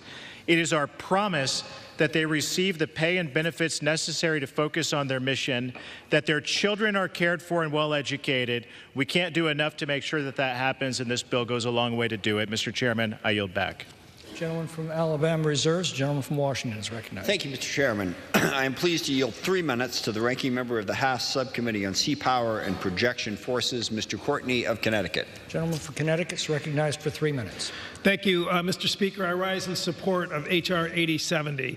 Article 1, Section 8 of the Constitution mandates that Congress shall provide and maintain a Navy. The Sea Power and Projection Forces Subcommittee work clearly met that mandate, thanks in large part to the great leadership of my friend and chair of the subcommittee, Trent Kelly. The biggest challenge our subcommittee faced stemmed from the Navy's proposal to eliminate a Virginia-class submarine from the FY25 budget. This is a sharp deviation from the 2 per year procurement rate Congress has authorized and funded for the last 13 years, and coming on the heels of last December's passage of AUKUS authorities to sell 3 submarines to Australia, screamed out for the subcommittee to exercise its constitutional duty of review and oversight. First, our analysis found that the Navy's attempt to shield supply chain vendors from the impact of a cut falls short. It leaves out hundreds of critical suppliers whose investment in on-time deliveries has been identified as the #1 strategy to reduce construction delays. For these suppliers, cutting procurement means cutting orders for business. That is a cure that worsens the problem. It doesn't fix it. Our professional staff confirmed that the Navy's plan needs an additional $1 billion to achieve its stated goal of avoiding vendor instability and hesitancy. Mr. Speaker, all of us are concerned about construction delays aggravated by the pandemic. But the subcommittee also recognized momentum that's happening in real time in the submarine industrial base. The 24th Virginia-class submarine, USS New Jersey, was delivered 2 months ago, and the Iowa and Massachusetts are slated for delivery by the end of this year. Idaho and Arkansas will follow shortly after with deliveries in 2025, bringing the program total to 28 submarines. In the New England shipyards, the production cadence has accelerated to 1.4, up from the COVID dip of 1.2. As a result of all this, our bill takes a different path. It heeds the calls from our combatant commanders and builds on the surge in deliveries by restoring a 2nd Virginia-class submarine to the Navy's shipbuilding account and fully resources the supply chain. Under the able leadership of Chairman Rogers and Ranking Member Smith, this bill passed 57-1 out of the committee after bipartisan input from all members, an extraordinary achievement in this very polarized time in Congress. Hopefully, all the members of this chamber will work to maintain that successful approach and not load up this bill with divisive amendments. I also want to give special thanks to the talented committee staff for their outstanding work. I urge all members to support the committee's intent to focus on strengthening defense and rejecting the obvious poison pills that undermine the 63 bipartisan tradition of passage of the NDAA. I yield back. All right, so we are continuing to listen as the House debates a number of issues. One of the major issues that they were previously debating is whether to hold Attorney General Merrick Garland in contempt. House lawmakers are expected to hold a vote later on today on that issue. We are going to step away for our final 2-minute break of the hour. After that, we're going to take you to a suburb of Chicago for some breaking news after a semi crashed into what appears to be an apartment complex. We'll be right back.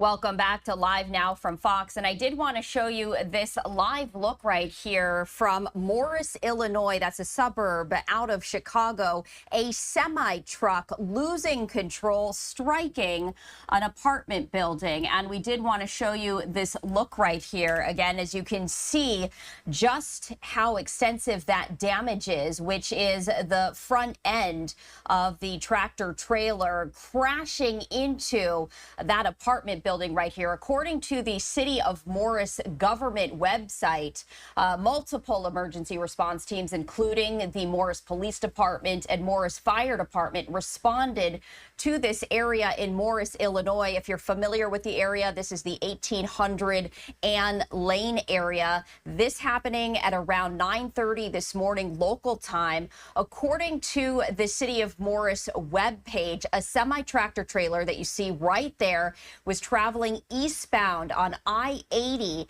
It experienced a mechanical failure of some kind. It lost control. It went off the roadway and it went right into that apartment building. The good news is this: no injuries reported, which is incredible because you can see that it has gone through a wall right there at the apartment building. The scene has now been secured and Ann Lane has been closed until the investigation has been completed. The building and the apartments all have been evacuated. No word on any structural damage. Again, that wall right there being damaged by the big rig itself. Unclear as to whether that apartment building is uninhabitable. But take a look at this video right here. You can actually see the path of the tractor trailer as it left this road right here. You can see the tire tracks that it made. Again, according to the government, there was some sort of mechanical failure on this tractor trailer, causing it to lose control.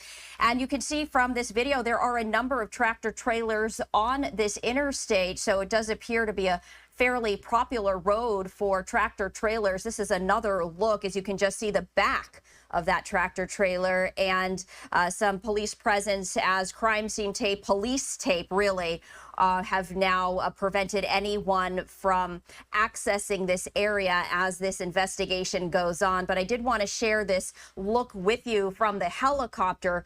Good news, thankfully, no one was injured. Very scary moments as this semi-tractor trailer lost control because of a mechanical failure, leaving I-80, barreling into that apartment complex. Illinois State Police now investigating the incident. If we have anything else to report, we will let you know, but this took place at 9:30 in the morning, so a lot of folks either on their way to work, perhaps already leaving.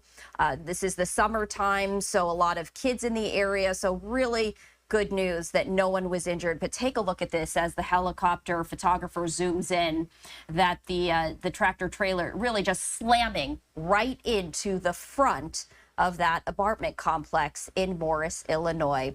We will continue to follow this as we receive any new developments. Of course, we will let you know, but just wanted to share this as we do have access to cameras all across the United States and all across the world. This is from Morris, Illinois. And in fact, you can see some of the trees that have been toppled. Unclear as to exactly how quickly that tractor trailer was going, but we are talking about an interstate where speed limits are typically higher than smaller roads, and the momentum of a tractor trailer this size making it very difficult to stop.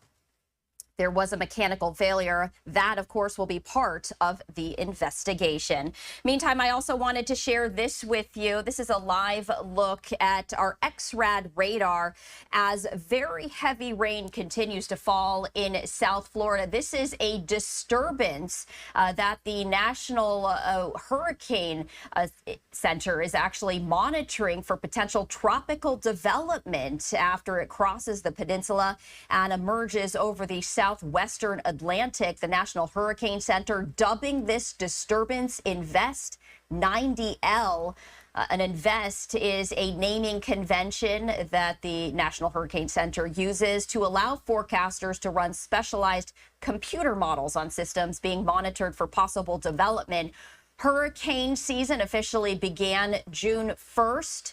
So some very close eyes being looked at on this disturbance.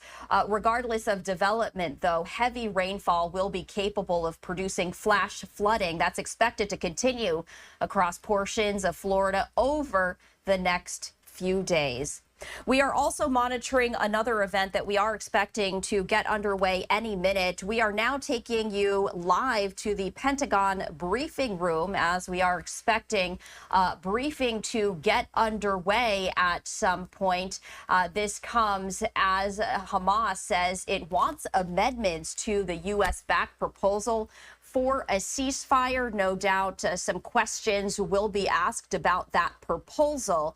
So we are going to bring that to you live as it gets underway. We will continue to head back to the House floor as lawmakers are debating a number of issues. Earlier, they were discussing whether to hold Attorney General Merrick Garland in contempt. That vote is scheduled for later on today. They then went on to discuss a number of other issues. So while we wait for the Pentagon briefing, let's listen in. For fiscal year 2025. I would like to thank Chairman Rogers and Ranking Member Smith for their leadership in bringing this critical piece of bipartisan legislation for our national security of our nation to the floor for the 64th consecutive year. This bill continues to provide resources and capabilities to counter our nation's #1 threat, China. The Intelligence and Special Operations Subcommittee portions of the bill accomplish this by ensuring the Defense Intelligence Enterprise, the Defense Security Cooperation Agency, and our Special Operations Forces have the tools required to execute the department's efforts in strategic competition. So it does appear that the White House press briefing is just getting underway. We're going to transition to that and listen in. June 13th. The Secretary will be joined by the Chairman of the Joint Chiefs, General C.Q. Brown, and senior military officials from nearly 50 nations to discuss the ongoing war in Ukraine and encourage continued support from the international community to provide the Ukrainians with the means necessary to defend their sovereign territory. Also, while he's in Brussels, Secretary Austin will participate in the NATO Defense Ministerial on June 14th at NATO headquarters. And now switching to a few operational updates on the temporary pier, or the joint logistics over-the-shore capability that is being used to surge humanitarian assistance into Gaza. As you know, for 2 days, the temporary pier was not operational due to high sea states. As of yesterday, June 11th, U.S. Central Command resumed the delivery of humanitarian assistance into Gaza with more than 500 metric tons of aid delivered to the marshalling area, and today delivered another over 500 metric tons in as well to the marshalling area. In total, since May 17th, Central Command assisted in the delivery of more than 2,500 metric tons, or approximately 5.6 million pounds of humanitarian aid to the shore for onward distribution. Additionally, the one remaining Army vessel that was beached in Gaza on May 25th was recovered last night, and we greatly appreciate the IDF's assistance with recovery of that vessel. Switching gears, the National Guard is wrapping up its largest annual cyber exercise this weekend at the Virginia National Guard State Military Reservation outside Virginia Beach. Exercise Cyber Shield 2024 brings together nearly 1,000 participants from National Guard units in 41 states and territories, 27 defensive cyber operations elements, 9 international partner nations, and the active duty Air Force with a focus on defending critical infrastructure against cyber threats. Building off the DoD's 2023 cyber strategy, exercises like Cyber Shield 2024 are leveraging industry-leading courses and force-on-force cyber attack simulations to grow collaborative and interoperable capabilities among local, state, national, and international partners for unified defense and all-domain deterrence. And finally, Abe Denmark, the Secretary's senior advisor for AUKUS, is departing the Pentagon. We want to thank Abe for his leadership, building strong coalitions, bringing us even closer to 2 of our closest allies, the UK and Australia, and for strengthening security across the Indo-Pacific. He was a key architect of the AUKUS Pillar 1 optimal pathway announced by the President and the Prime Ministers, and instrumental in developing advanced capability cooperation in AUKUS Pillar 2. On behalf of the Secretary of Defense, we wish him all the best in his future endeavors. And with that, I'd be happy to take your questions. Lita. Thanks, Sabrina. Two things. One, when does the U.S. expect to deliver the new Patriot system to Ukraine, and what impact does the Secretary and the military believe that will have on the war there? And then just secondly, just to follow up on the pier, has any aid moved from the marshalling area into Gaza that you're aware of? And how big of a problem is this, that aid is just going to keep mounting? Do you have any sense that it will resume at all? Let me take the last part first. So to my knowledge, since aid has started flowing in from yesterday and today, it's just being collected in the marshalling area, getting ready for when the UNWFP is ready to distribute. That distribution hasn't happened to my knowledge. I'd refer you to USAID and WFP to speak more to that. I know that they are conducting a security review, so while they do that, it is in the marshalling area. The good news is that it's on the beach, so it's a step closer to getting to the people who need it most, but I just don't have an update on when that will be further distributed. In terms of your first question on Ukraine and air defenses, I've seen some of the reporting out there on the Patriot. I don't have any announcements to make on a Patriot battery today. What I can tell you, and not getting ahead of the Secretary, but something that he continues to emphasize when he hosts the Ukraine Defense Contact Group, is that we know air defenses are a priority for Ukraine. It's something that they need, whether it be in the Patriot or other forms. And so I'm sure that's going to be a topic of discussion tomorrow at the UDCG. Won't get ahead of the Secretary and don't have any announcements to make, but we'll certainly keep you updated if there are any other additional presidential drawdown packages. Jen. Sabrina, just to follow up, so of the 2,500 tons that have been delivered to Gaza, all are still in the marshalling area? None have been distributed? No. So for better numbers on the distribution, I'd refer you to the WFP and USAID to speak more to that. I'm speaking about the aid deliveries from the temporary pier from yesterday and today. That aid remains in the marshalling area and just collated there. The aid that was that came off the pier before, we had to what's the right word? Remove it and then re-anchor it. That aid had been distributed on, or at least went to the warehouses. And how seriously are you taking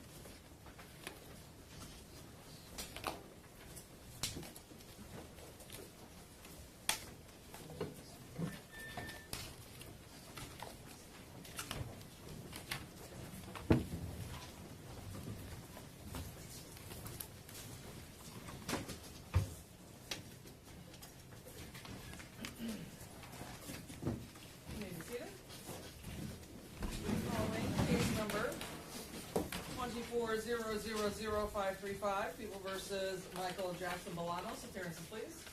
Good afternoon, Your Honor. Ryan Elsey for the people. Dominic DeGrazia on behalf of the people. And Brian Brown on behalf of Mr. Jackson-Bolanos. Good afternoon, Judge Berner, the co-counsel on behalf of Mr. Jackson-Bolanos, who's present in my right. I know for the record Mr. Jackson-Bolanos is present. Our 16 jurors have returned to the courtroom. Good afternoon, ladies and gentlemen. And we are ready to continue with the people's next witness. Thank you, Your Honor. At this time, the people call Carrington Sheridan.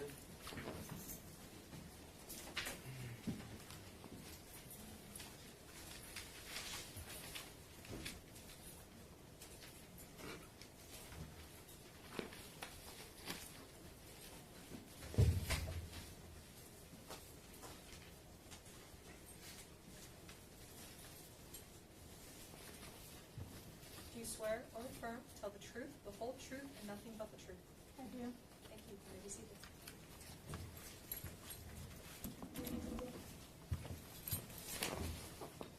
Good afternoon.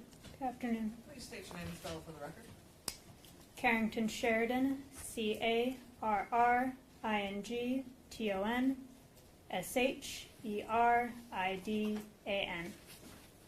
You may proceed. Thank you, Your Honor. Good afternoon, ma'am. Could you please tell the jury what you do for a living? I am a forensic technician for the City of Detroit Police Department in the Crime Scene Services Unit. And how long have you been in that line of work? 5 years. And what is the basic sort of role that you have as a forensic technician? I'm sorry. To document the crime scene, to collect and preserve evidence for further processing. And do you have to go through any sort of training to be in the role that you have with the Detroit Police Department? Yes. And what does that sort of training consist of? I have a bachelor's degree in general biology. I have a post-bachelor's degree in forensic investigation. I was certified for forensics investigation, crime scene processing, and I was trained on the job. And as part of your job, did you have the opportunity to process a crime scene located at 1366 Joliet Place on October 21st of 2023? I did.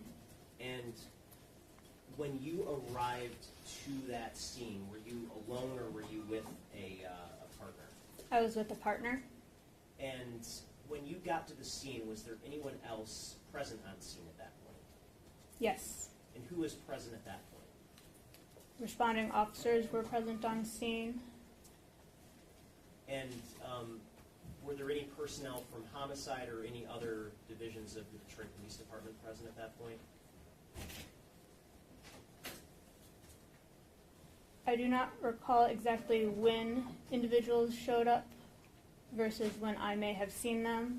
I do know that I recall seeing Commander Savek on scene, Sergeant Zhao from Homicide, Lieutenant Thorokill from Homicide, and other members of Homicide. Okay, and what time approximately did you and your partner arrive at the scene? Approximately 7:40 a.m. And approximately how long did you stay on scene working to process it? Until approximately 7 p.m. Okay. And can you describe for the jury, just in general terms, what was the work that you and your partner did to process this particular crime scene? I documented the scene through photographs. I assisted in the search, marking, and collection of evidence. Okay. And you mentioned photographs. I'm holding what's been marked as People's Proposed Exhibit 10. Have you had an opportunity to review some of the photographs that you took in preparation for testifying today? I have. And to the extent that you reviewed those photographs, do those photographs fairly and accurately depict what you actually observed when you were processing the scene back on October 21st of 2023? Yes. And is it your understanding that a substantial portion of those photographs, not all of them, but a substantial portion of them are on this disc marked as Proposed Exhibit 10? It is my understanding. Your Honor, I'd move to admit Proposed Exhibit 10. Any objection? No objection. People's 10 will be admitted. And may I publish, Your Honor? You may.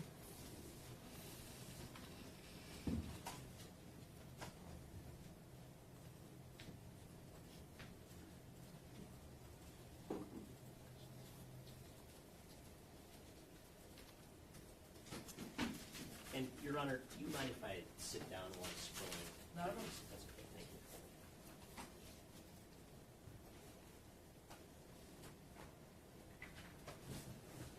Okay, I'm not gonna walk through each and every one of these photos, but I do have some sort of specific questions about different photos on Exhibit 10. So starting with page 1 of Exhibit 10, what are we looking at here?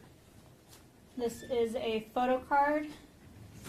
It is to identify the photos that follow for where they are taken, the report number, the crime as we are told on dispatch, who is there from the crime scene services unit to process the scene. Okay, and how about page 2 of Exhibit 10? What does that depict? This is a wide shot showing the apartments 1368 and 1370 and the decedent on the walkway in front of those apartments. Now, is there anything that was placed over the victim when you were on scene? Prior to my arrival, a sheet was placed. And do you know what the purpose of that was? To cover the decedent from any unauthorized viewing prior to the medical examiner coming to the scene. I'm sorry, is she speculating, or does she know this as a matter of fact, the reason why the sheet was placed upon her? Do you know? I can attest to that is the general reason why I'm told it is placed on. Okay.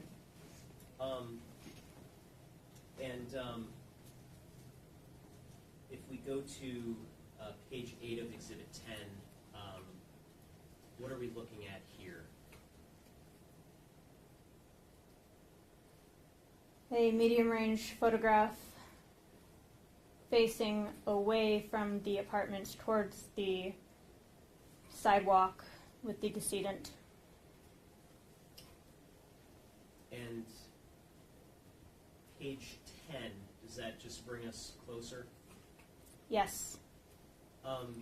Now I'm going to move my cursor toward the right side of the screen. Do you see where my cursor is here? Yes. What was located here based on your observations? Suspected blood. What was the condition that that blood was in at the time that you observed it? Some of the suspected blood was still, I shall use the word damp, wet. Okay.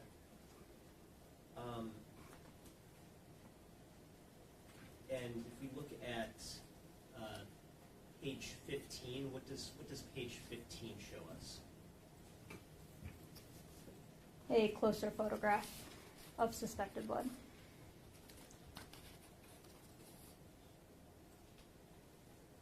And how about page 18? This is a photograph of the decedent with the sheet having been taken off.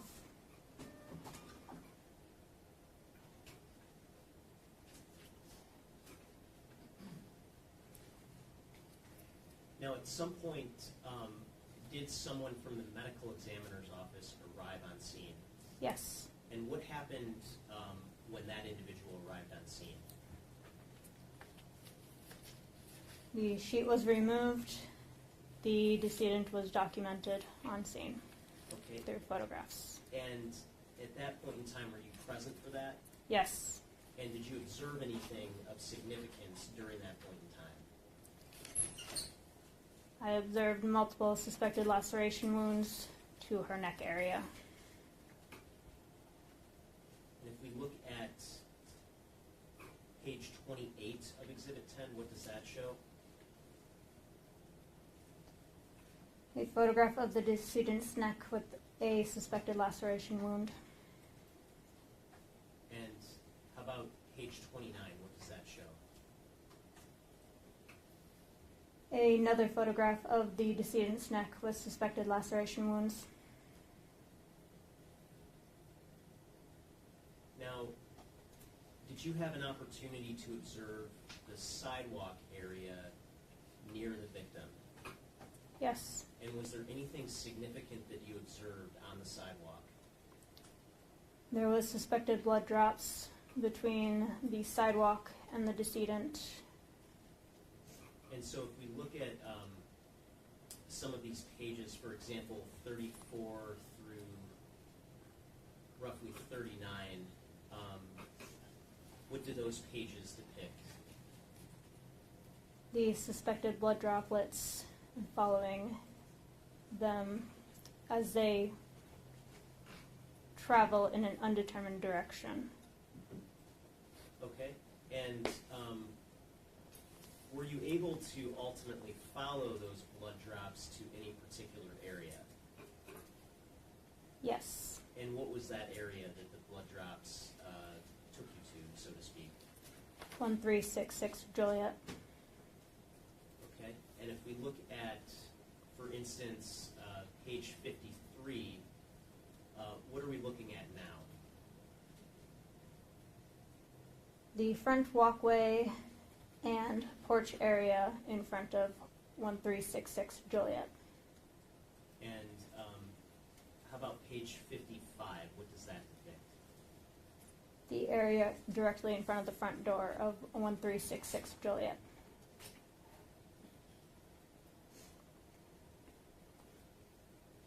And what does page 57 show? The ground directly in front of 1366 Joliet, the front door with the numbers on it. And can you describe what the front, the very front door was like? The front door consisted of a storm door with a screen and glass pane. It also consisted of a wooden door. Okay, and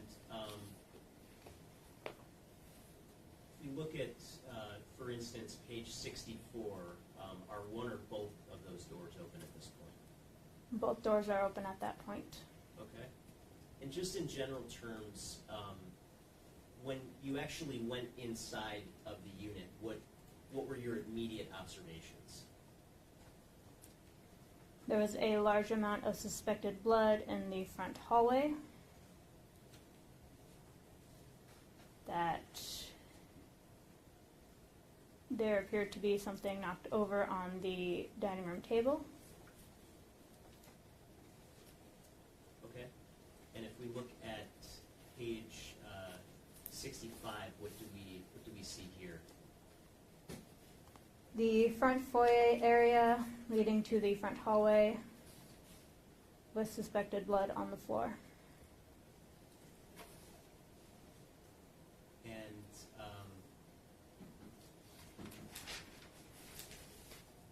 just moving through some of these.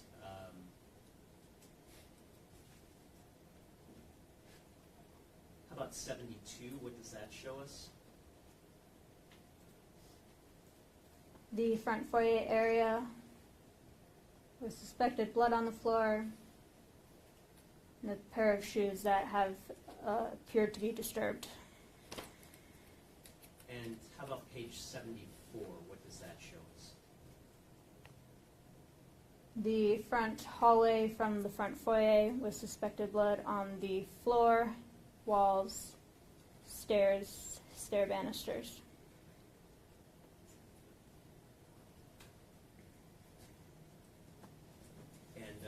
What does page 77 show us?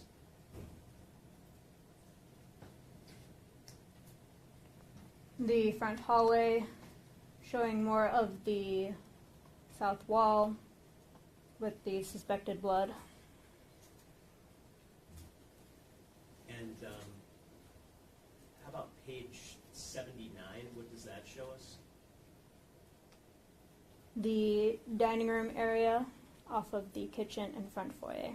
And was there anything significant that you observed in the dining room area?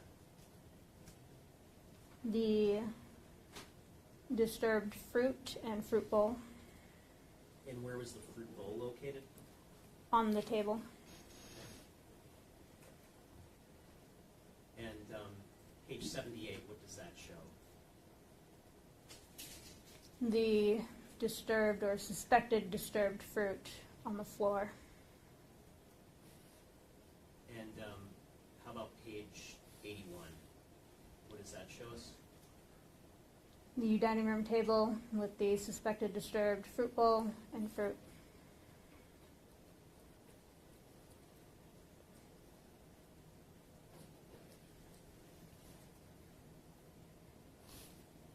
And in the kitchen area, was there anything notable that you observed? I did not observe any suspected blood in the kitchen.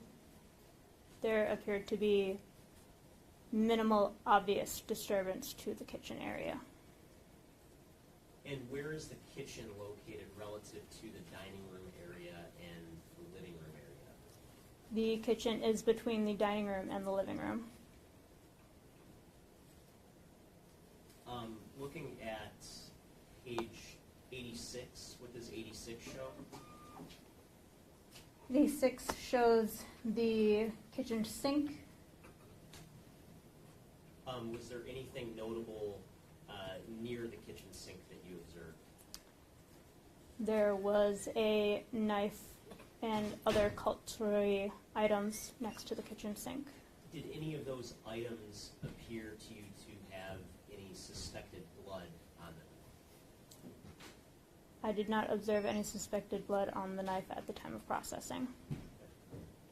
And if we look at 88, is that one of the knives that was observed in the kitchen? Yes. Okay.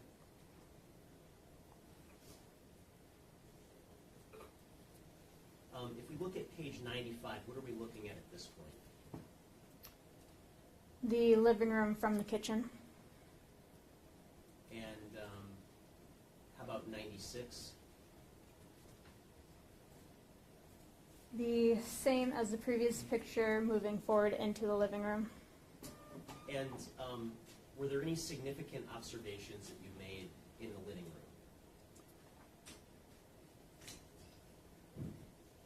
There appeared to be items surrounding the couch that were consistent with there have been a possible struggle. And did you observe any more suspected blood in the living room? Yes. And where was that blood located?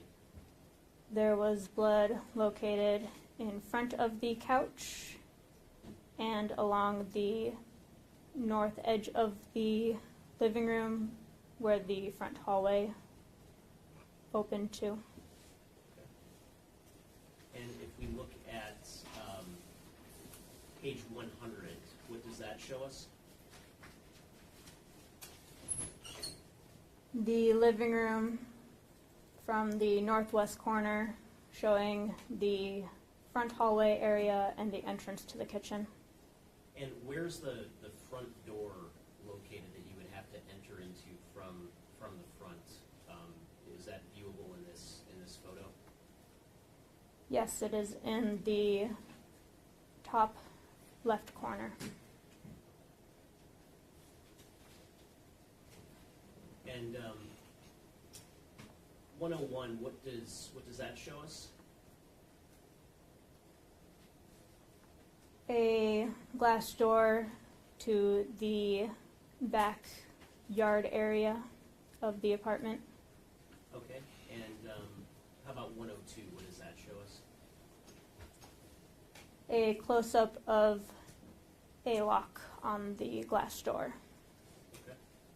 And in the This first one, 101, is that the position that you found the lock in when you came into the residence? Yes. And would that be in the locked position or unlocked position? That particular one would be in the unlocked position. Just to clarify, so 102, does this show us locked or unlocked, if you know?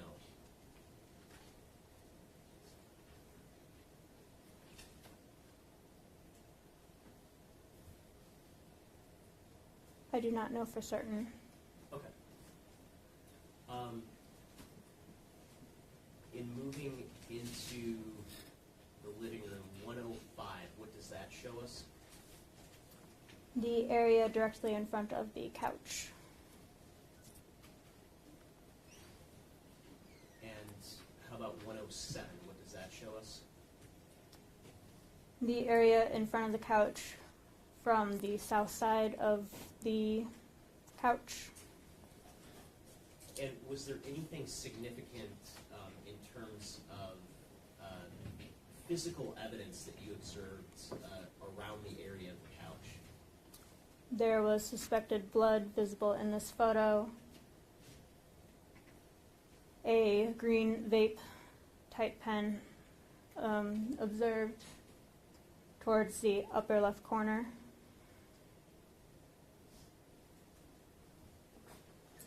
And looking at 109, what does that show us? The area between an ottoman and the couch and a bowl of or container of dates. Dates? Yes. Okay. And this might be a silly question, but the yellow object that's shown in that photo, what was that? Banana peel. And was it just the peel, or was there a banana too in there? To the best of my recollection, just the banana peel. Okay. And looking at 111, what's the object depicted next to, just to the left of the two pillows? A flip-flop. And was I guess a second corresponding flip-flop identified?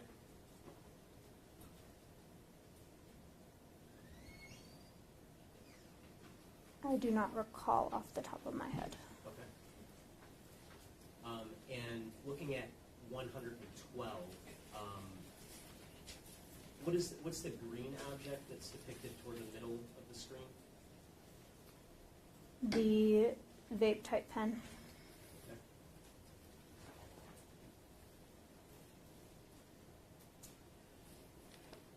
Okay.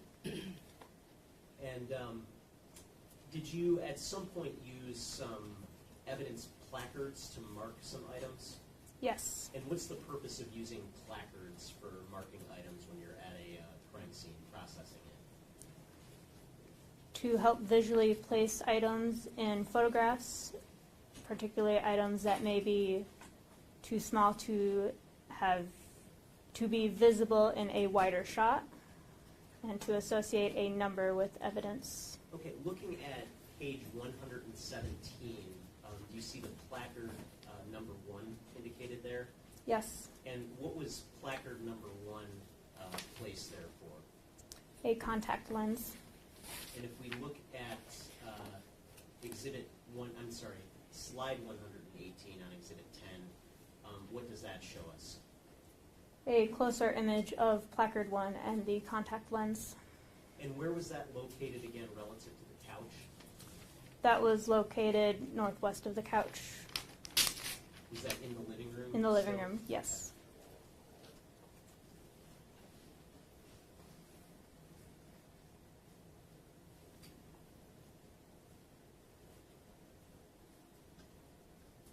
Now, looking at page 128, what does that show us? The area north of the living room couch could be termed still as the front hallway. on the floor with suspected blood. And if we look at 129, are we just moving now closer to the front door from the living room? Yes. Okay, now was there anything significant about the suspected blood in this area that caught your attention? There was suspected feet impressions in the blood. Now, in your experience processing crime scenes, are you familiar with the difference between the type of impression that could be left by a barefoot as opposed to a shoe? I'm not an expert in footwear or feet impressions. Okay, and so would you be comfortable testifying as to the nature of the impressions in these photos? No. Okay.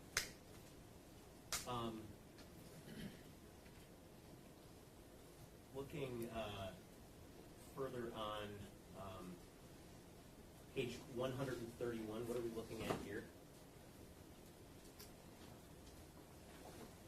A laptop on a side table at the north edge of the couch with suspected blood. Okay, and how about 133? What does that depict? The area north of the couch, or what can still be considered part of the front hallway floor, and the stairs to the basement behind them.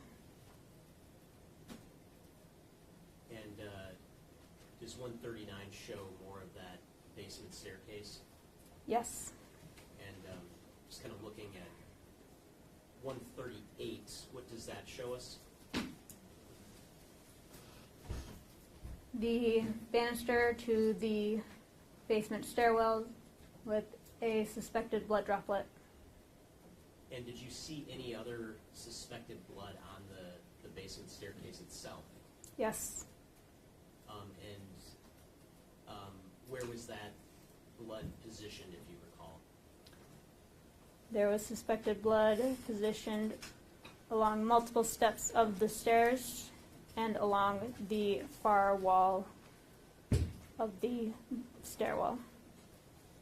Okay, and looking at page 145, are we still near the basement stairs in this photo? Yes. And looking at page 150, does this show part of the staircase going downward? Yes. And how about 150? How about 155? Yes.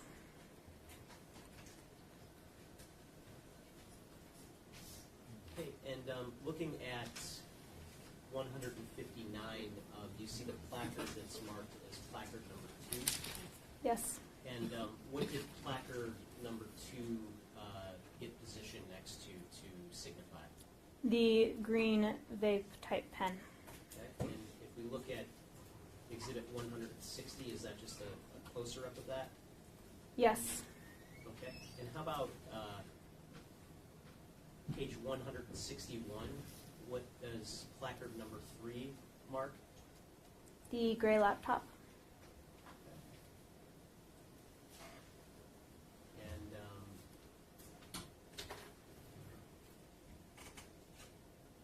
just look at, for instance, page 167. What are we looking at there?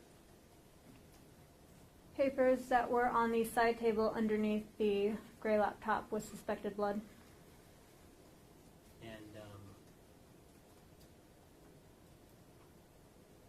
how about 171? What are we looking at here? Papers and a receipt that were on a table at the northwest corner of the living room next to the stairs going to the upper level. Okay, and was there any suspected blood in that general area of the living room? Not to my recollection. And if we look at page 174, what does that show us? The stairs going up to the upper level. And did you also look upstairs when you were at the scene? Yes. And just starting with page 177, are we looking upstairs at this point? Yes. Okay. And what in general was upstairs in terms of the configuration of the residence? There was 2 bedrooms, a bathroom, and a room utilized as an office space. Okay. And if we look at page 180, where are we looking at now? The southwest bedroom. Okay. And 182, is this the same room?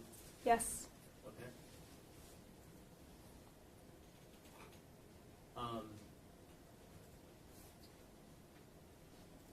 About 100 and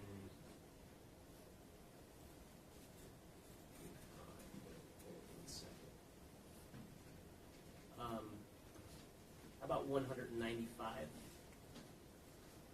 The bathroom upstairs. Okay. And in terms of evidence that was collected or processed, was there anything significant that you found upstairs?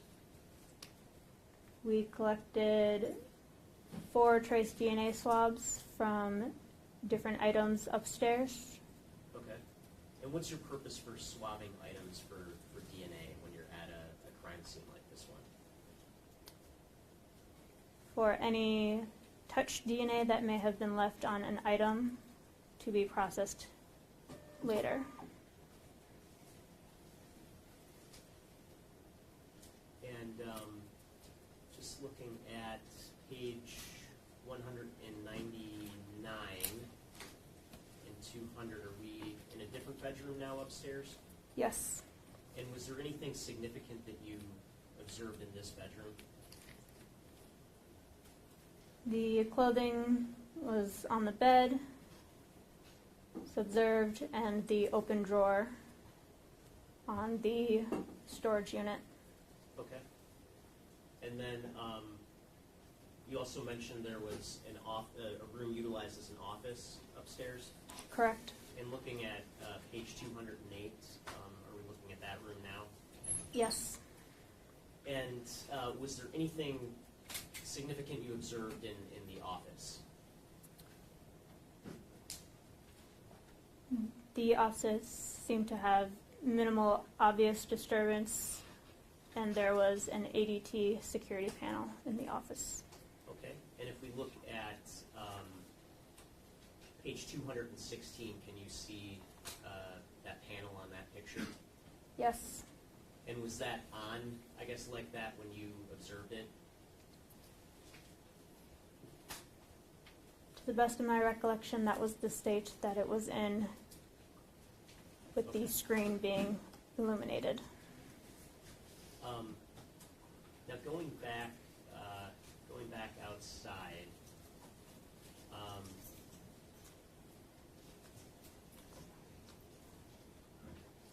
you see, I guess page 218. You see the blue sign by the window? Yes. And what was that sign? An ADT security sign. Okay.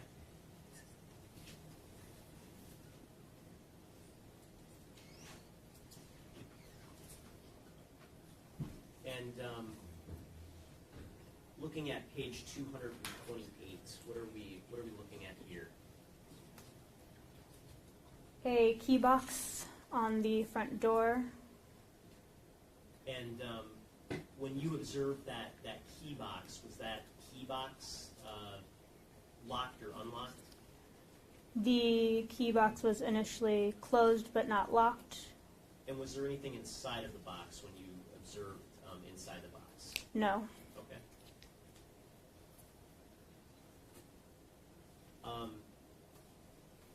How about page 231? What are we looking at here? The front door and the sensors. And, Your Honor, may I approach with our high-tech joiner? Yes, you may. Could you point out on page 231 where the sensors are?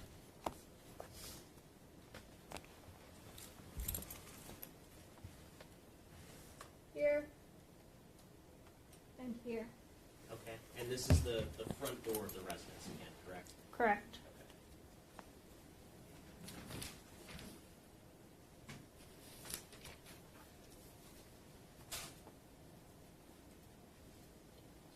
Looking at page 233, again, just to reorient ourselves, where are we looking at in the home at this point? The front foyer area leading to the front hallway. Okay, and is there anything significant that's depicted here? There is a key on a keychain on the floor. Okay, and if we go to page 236, is that the same key, just closer up? Yes. And same for page 237? Yes. Okay.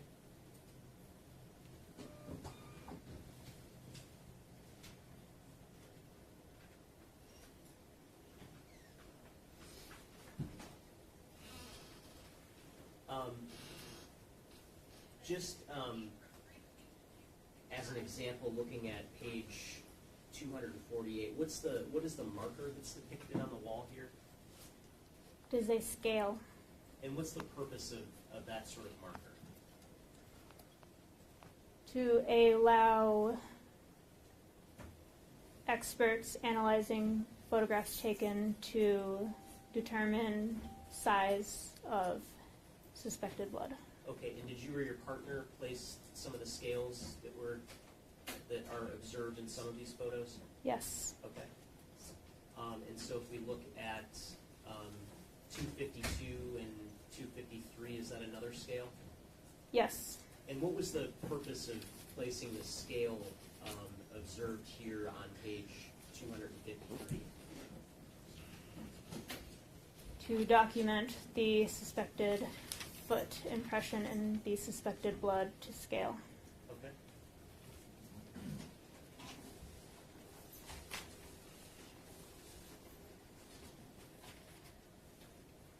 Looking at page 266, what do we see here?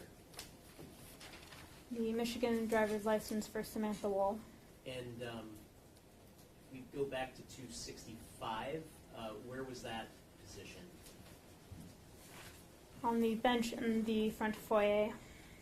Okay, and is that right near the front door? Yes.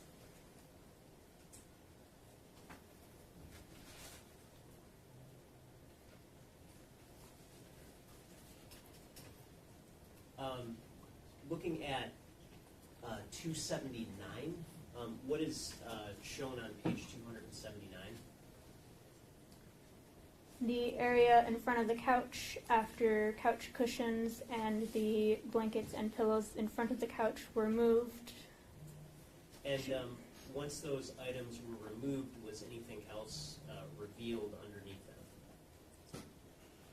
A flip-flop and a cell phone. Okay. And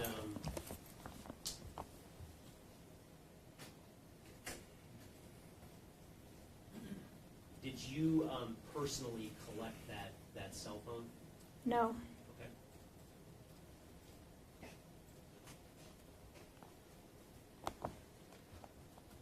We look at 285. Are we looking downstairs now? Yes. And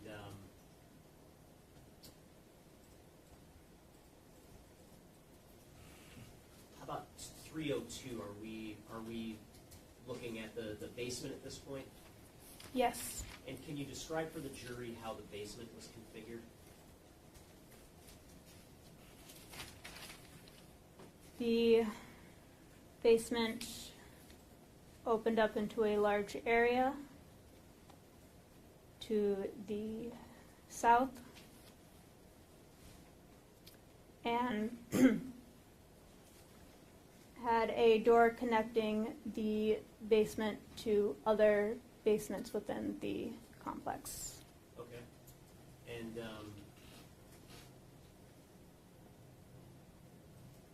we look at 313, is that the door that you mentioned that connects to other units in the building? Correct. And the condition that the door is in this photo on page 313, is that the condition that you first observed the door in when you were on scene? Yes.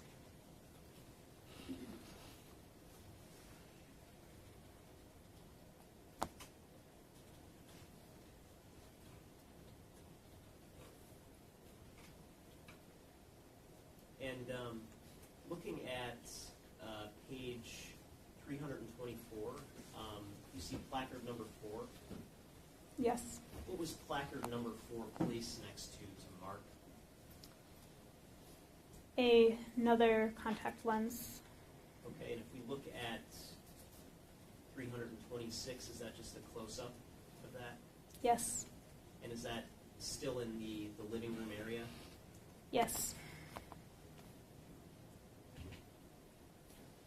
And we look at page 330. What are we looking at here? The exterior side of the wooden front door. Okay, and what's the purpose of the marker that was placed there?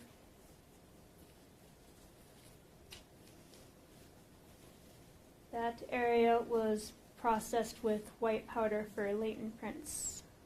Okay, and when you say latent prints, what do you mean by that? Any type of pattern left by hand or palm touching an object. Okay, and so when you processed the scene, you mentioned earlier that you took some swabs for DNA. Is that correct? Correct. And what happens when you take a swab for possible DNA? What do you do with that swab? That swab is packaged, turned over to the Detroit Police Department Property Control Unit for proper storage. And when you package your swabs and they go into storage, are they marked in any specific way? Yes. And how are they marked? They are marked with the report number, the location collected, and what it is a swab of. Okay, so there'll be a description of what the swab is for potential future use, is that correct? Yes. And as part of your role as an evidence technician, do you get involved in making the decisions of which swabs get sent for follow-up testing versus which swabs don't get sent for testing? No. Do you play a role in figuring out which specific areas of the swab or of the residence to swab versus not to swab? I was directed specific areas to swab at this residence. Okay, and when you're taking those directions, who are you taking those directions from? The officer in charge of the scene or members of their unit. And would that be homicide detectives? Yes. Okay. And at this particular scene, did you also do some work to process for potential latent prints? Yes. And again, what's the purpose of doing that? Latent prints can be used to identify a person who has touched an object. Okay. And again, once those images are taken, do you play a role in determining what, if anything, is done with your images of a potential latent print? No. Okay.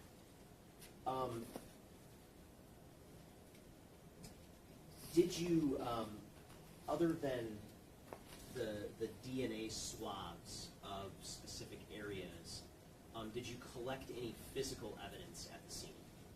Yes. And what was the physical evidence that you collected at the scene? The 2 contact lenses, the vape pen, the laptop,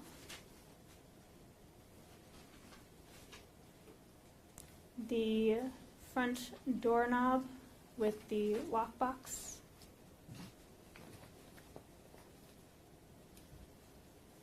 And the key, the photo that was shown of the key, did you also collect that item? yes. Okay. And was there any other items physically that you collected and actually removed from the scene as part of your processing? I would have to refer to my partner's report to refresh my recollection. Okay. And when you say your partner's report, as a general matter, when you are part of a team that's processing a crime scene, you mentioned you were with a partner at this particular scene. Are you usually with a partner or alone? Crime Scene Services members operating on platoons 1 and 3 operate with a partner. Generally, members operating on platoon 2 operate by themselves. Okay, and which platoon were you? I was on platoon 1. Okay, and so it's common for you to operate with a partner then? Yes. And as a general matter, when you and a partner process a scene, does one person get assigned the task of drafting a report documenting the work that was done? Yes. And even if, I guess you're not the person drafting the report, do you provide some input into the report? I advise what may be mentioned in the report. As my partner at the time was a trainee, I reviewed the report. Okay, and so you reviewed your partner's report? Yes. In this case for accuracy. And what's the purpose of creating a report after processing a crime scene? Written documentation of what was done and what was collected from scenes. Okay, and if you took a look at your partner's report, would that refresh your recollection as to whether you actually collected any other physical evidence? Yes. Your Honor, may I approach with a copy of the report? Okay. I'm handing you a copy of your partner's report. Why don't you take a look at that and let me know if and when that refreshes your recollection.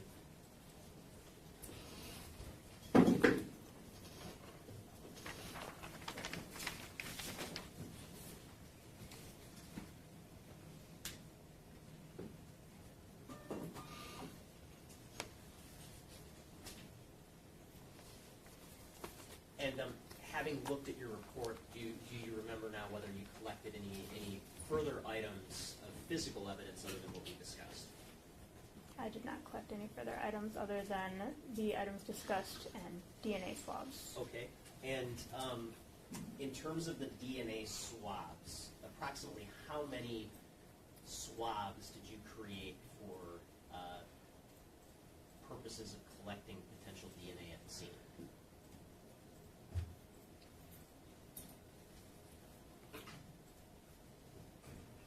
There was approximately 19 swabs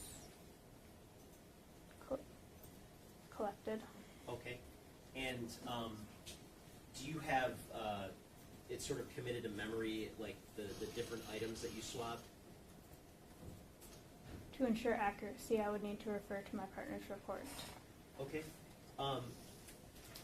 Would you mind, I guess I want to go through the house, like room by room, to just have it put on the record what was swabbed. So, starting at the front door, did you swab anything at or near the front door area? Yes. And what did you swab at the front door area? The inner panel of the glass pane of the storm door, the front doorknob, and suspected blood found on the floor within the open doors. Okay, was the lockbox also swabbed?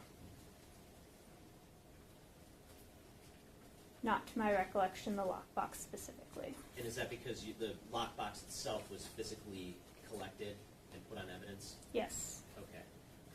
So moving now from the front door area into the dining room and kitchen area, was anything swabbed in the dining room or kitchen area? The disturbed fruit bowl was swabbed for trace DNA, and the LaCroix can in the kitchen sink was swabbed for trace DNA. Okay. And then going back into like the sort of foyer and hallway area leading to the living room, was anything swabbed in that area? Multiple points of suspected blood were swabbed from the front foyer and front hallway area. Okay, and how about the living room area? Was anything swabbed in that area? The suspected blood in front of the couch was swabbed, and the overturned dates were swabbed for trace DNA. Okay, and in terms of the upstairs, was anything swabbed in the upstairs area? Yes. And what was swabbed in the upstairs area? The open drawer in the southeast bedroom, a vibrator in the bathroom, a LaCroix can in the bathroom, and the open nightstand drawer in the southwest bedroom. Okay, and other than, I guess, those swabs that you mentioned, were there any other swabs for potential DNA that you took while you were at the scene? Yes. And what were those swabs? 2 suspected blood swabs from the walkways and sidewalk were collected, and trace DNA swabs of the decedent's hands were collected. Okay. And in the walkway area, in the sidewalks outside, other than the blood that was on the ground, on the cement, did you see any other blood in that area? Not that I recall off the top of my head. Okay. Did you see any in the grass or in the bushes or anything like that? Not that I recall.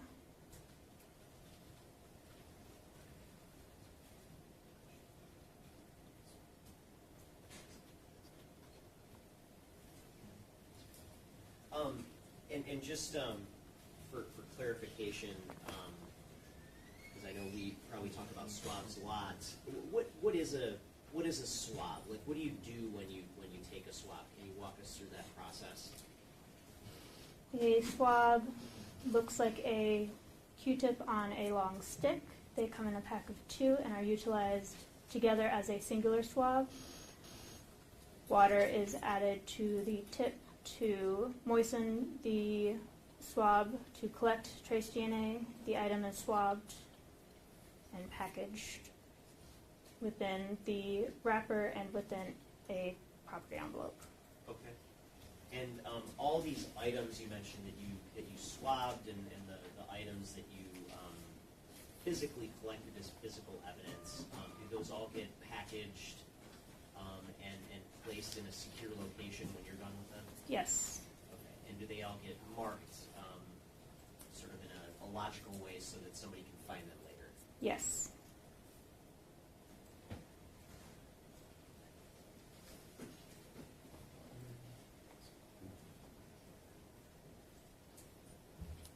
Okay. Thank you. Nothing further. If we can approach this briefly. Sure.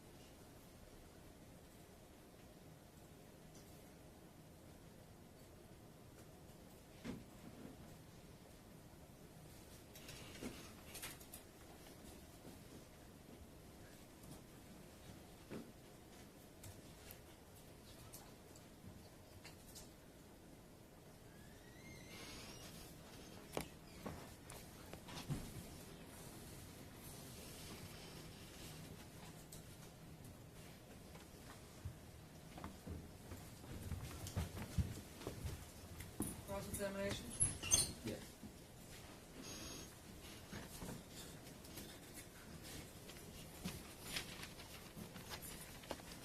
Good afternoon. Good afternoon. Just have some questions for you, and I'm going to be showing you some photos that were not previously shown. Just a couple of questions first and foremost. You indicated that you arrived on the scene at 7:40, correct? Correct. A.m. Correct. Okay. And there were responding officers, and you indicated that there was homicide detectives on the scene? I do not recall when exactly they may have been there in relation to when I saw them. Okay. But at some point in time, they arrived on the scene? Yes. Okay. And they gave you your directions on what type of evidence they wanted to be collected or processed, correct? Yes. Okay. You yourself, you don't make those determinations on what is collected or processed, correct? Correct.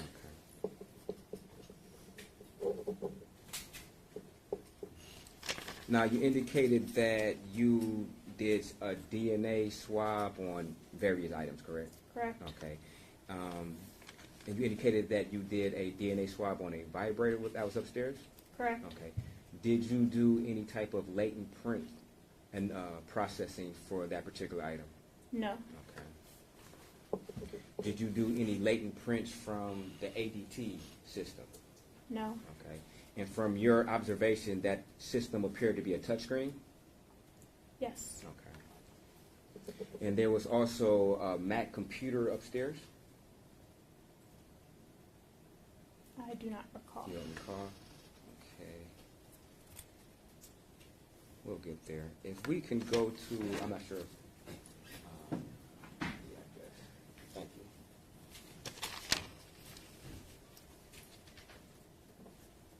We can go to slide number 59.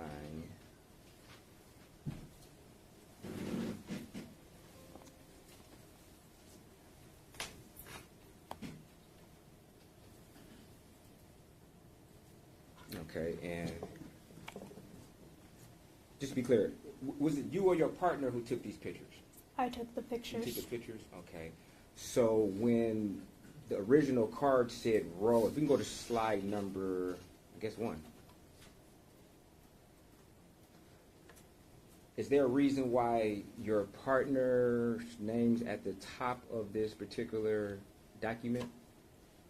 That is where I write my partner's name when I write photo cards. Okay. Okay, fair enough. So we can go back to 59. You would agree that this is a photo of the screen door, correct? Yes. Okay, and it has suspected blood on the inside of that door, correct? Correct.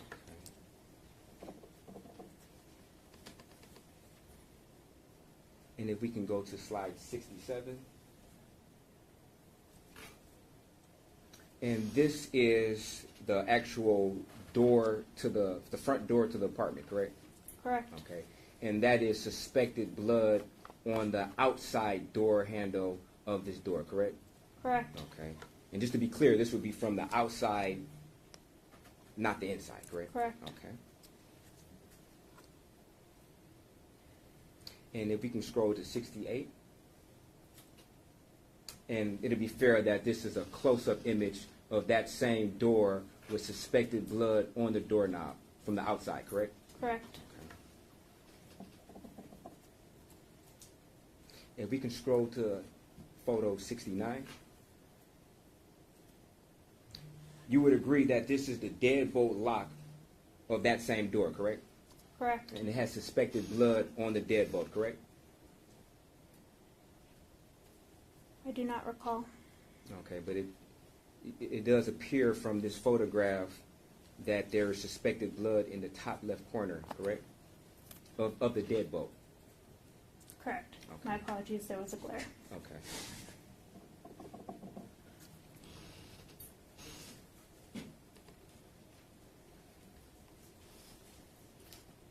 Go to, hold on one second.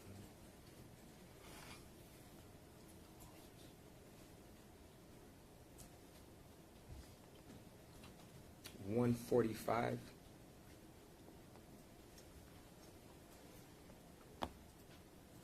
And this appears to be the hallway, I guess, adjacent to the stairs that is between the front door and the living room, correct? Correct. Okay. And you would agree that there's a very high saturation of blood on the floor, correct? Correct. Okay. Would you agree that in this particular area is the highest concentration or saturation of blood in the apartment that you noticed? I'm not an expert in blood analysis. Oh, okay. But you did observe the scene, correct? Correct. Okay. And you saw other areas of blood, correct? Correct. You would agree that this particular area had more blood in it than other areas? That would be fair to say. Okay, thank you.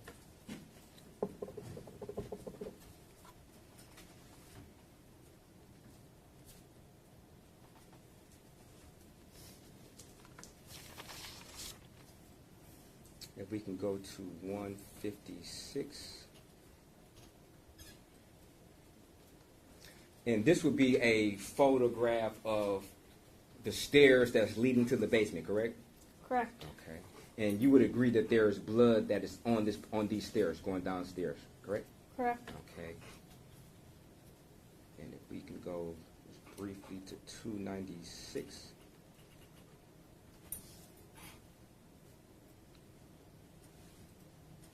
And you would agree that this is another photograph of those same stairs that had blood going to the basement, correct? Correct. Okay.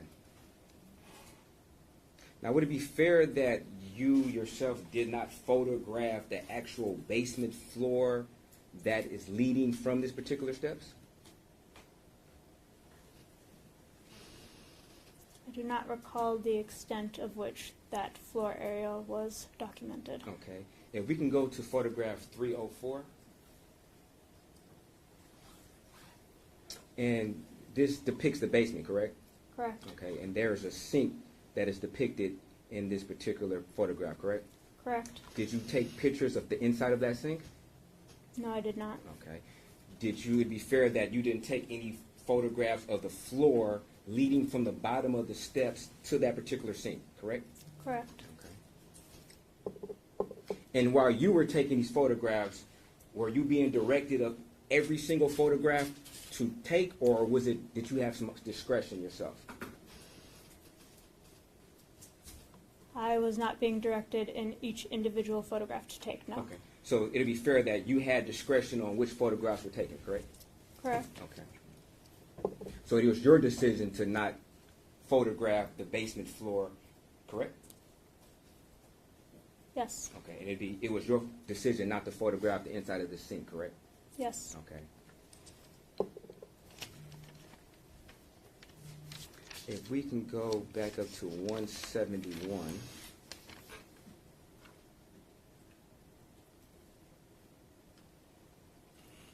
Now, you indicated that this was a table that was on the main floor, correct?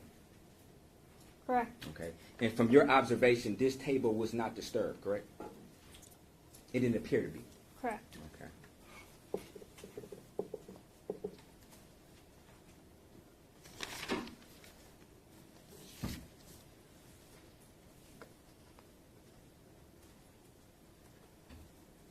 If we can go to 268.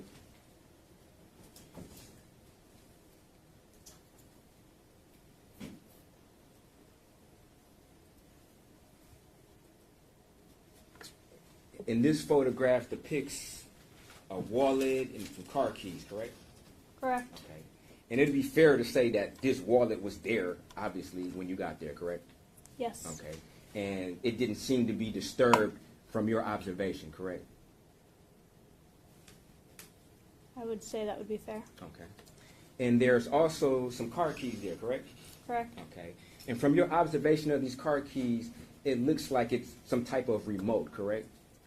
Correct. Okay. And on that remote, it seems like it has a panic button on there, correct? Correct. Okay. Are you familiar with panic buttons? Yes. Okay. Would you agree that if you push the panic button, then the alarm of the car would go off, correct? Correct.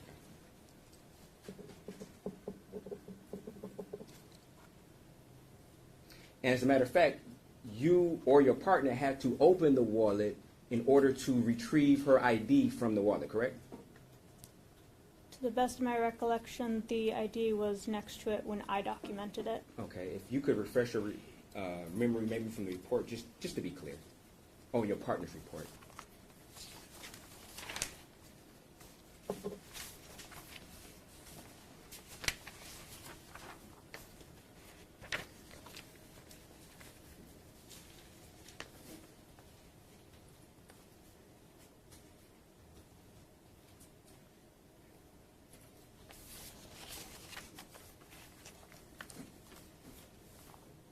Does that refresh your memory? Yes. Okay. Now, did you or did your partner have to open the wallet to retrieve her ID? My partner has it documented that the wallet contained the ID. Okay, so the ID was inside the wallet, correct? Correct. Okay, and the ID had to be removed from the wallet, correct? Correct. Okay. If we can go to slide 320.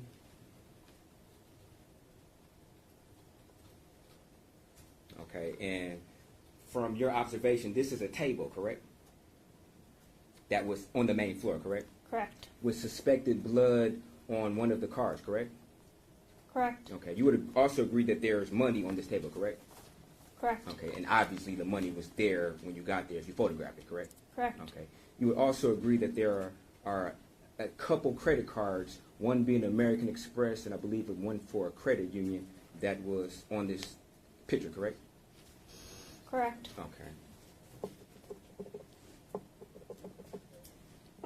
And obviously those were there since you photographed it, correct? Correct. Okay.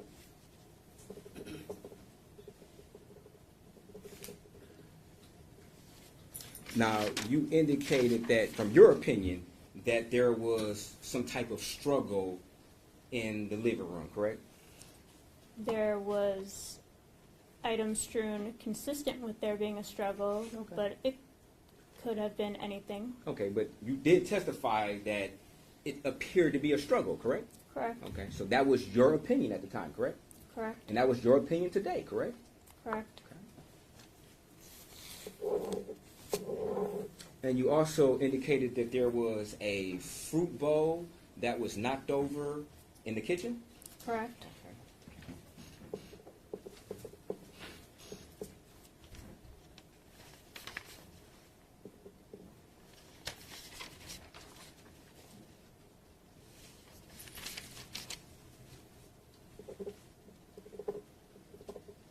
Now, you indicated that this particular sheet that was over the body, from your, I guess, estimation, this sheet was to preserve the body from unauthorized viewing? In a way of putting it, yes. Okay. So this sheet wasn't placed on the body to maybe preserve the body from debris blowing in from the from the atmosphere or surrounding areas? It could, yes. Okay, but when you were asked the question, you didn't indicate that that was a purpose for the sheet.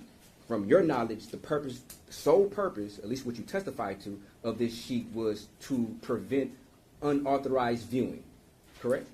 As I did not place the sheet, I cannot attest to what the intent when it was placed there, only what I observe it to be. Okay, and you do remember it was somewhat of an objection when you were testifying to that earlier, correct? Correct. Okay, and then after that objection, you stated, from what your knowledge and your experience, the reason for this sheet was for the particular reason you testified to, which was to stop other people, so to speak, from looking at this, correct? Correct. So I guess, are you testifying now that you don't know why this sheet was placed on? Is that what you're saying? I can attest that the reason stated is one of possible reasons that it was placed there. Okay, but you're not sure though, correct? Correct.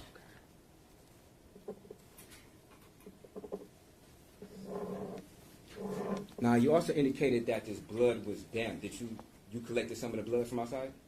Yes. Okay. And how long after you arrived on the scene did you collect the blood? I do not recall an exact time frame of when the blood was collected. Okay. Did you collect the blood from the hallway where, I guess, slide number 145?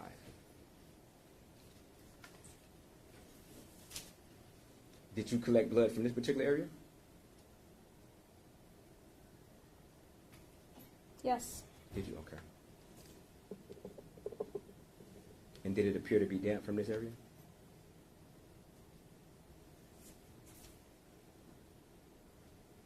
The blood from that area was collected from the door. I do not recall what state.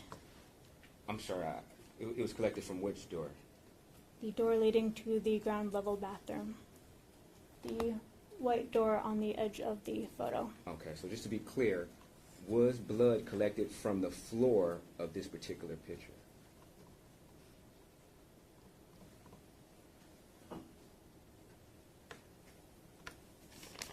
I do not recall the exact placement of where the blood was collected from the front foyer and front hallway areas. Okay, but you were tasked with that job, correct? I assisted with that job. Okay, you assisted your partner, correct? Yes. Okay, and your partner was in a training capacity, correct? Yes. Okay, so you were pretty much instructing your partner on what to do because you had the seniority in the situation, correct? I instructed her to collect blood from where the officers in charge requested the blood to be collected from. Okay. To your knowledge, did the officers in charge ever request you or your partner to collect blood from the floor of this particular picture? I do not recall at this time. You don't recall? Is there any way that could refresh your memory, such as the report you're holding? Yes, I will refresh my memory with the report. Please do.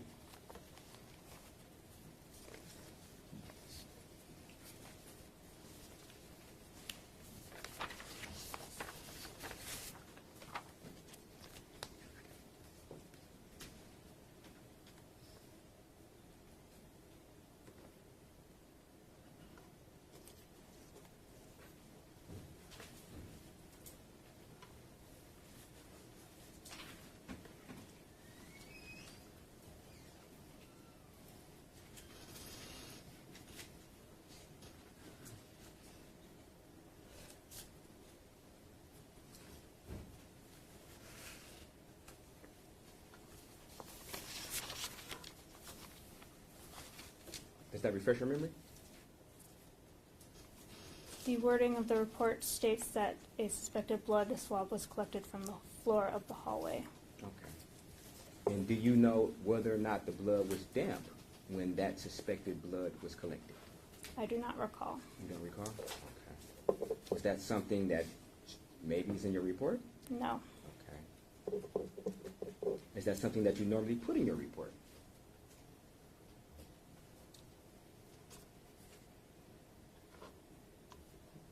No, not always. Okay. So you testified that the blood outside was damp. Was that based upon something that was in your report or something in your memory?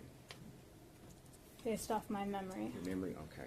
So your memory doesn't go as far to remember whether or not this particular area blood was damp, correct? My memory was referring to blood next to the decedent and that area being damp, not specific to where blood was swabbed. Okay, I know, I understand that.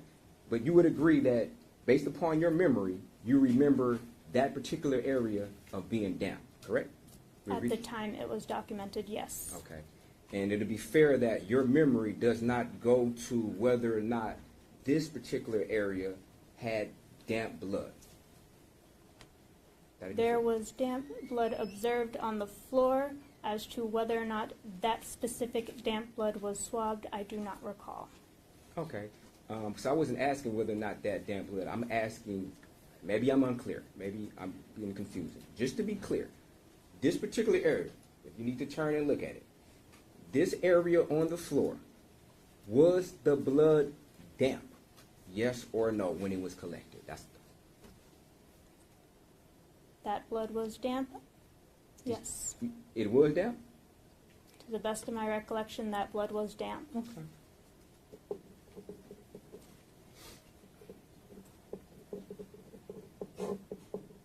If we could go to photo 209.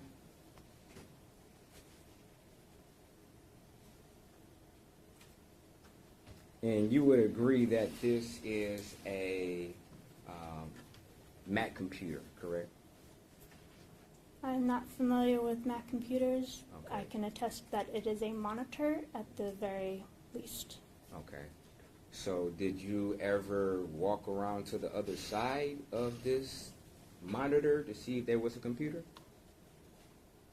I walked around to the other side. I do not recall observing a desktop type item on the desk at this time. Okay.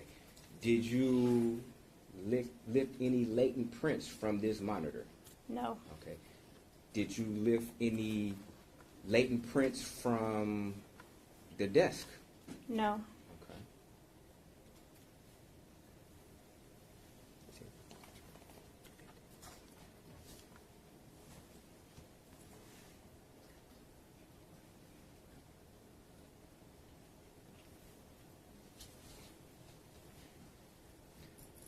If we can go to 215.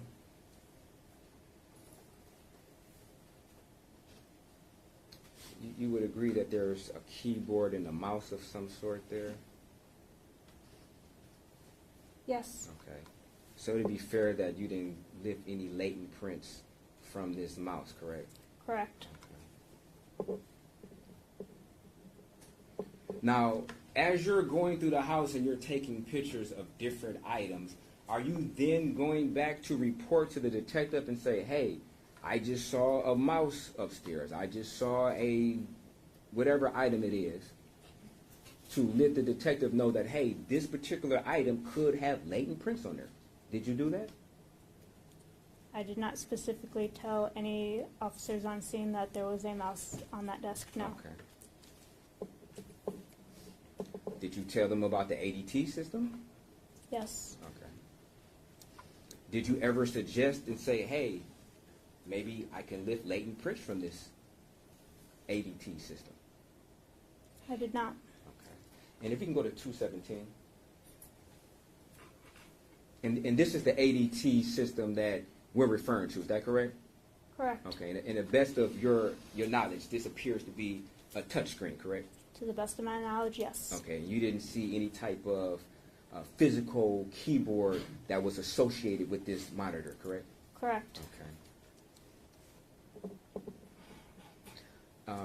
Did you, obviously you took a picture of this, do you know whether or not that black dot at the top of that ADT is a camera or not? I do not. You don't know? Okay.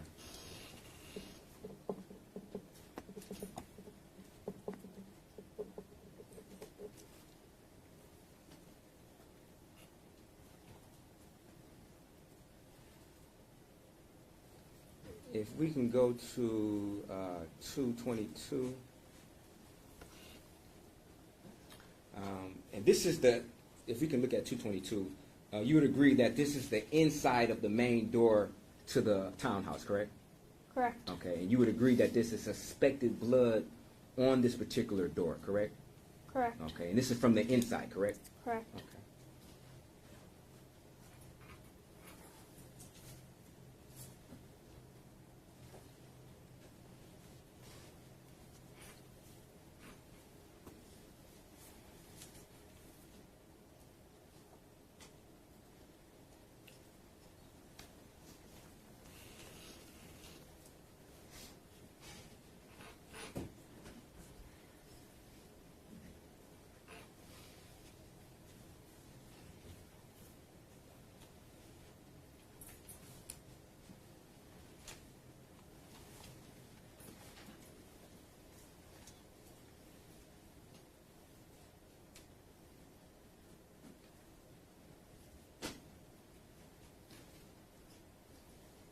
Thank you. No further questions.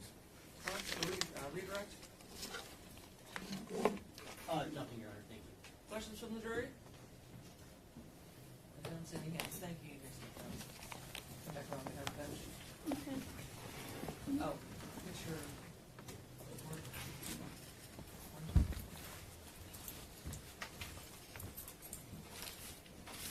I think it's a good time to take a break.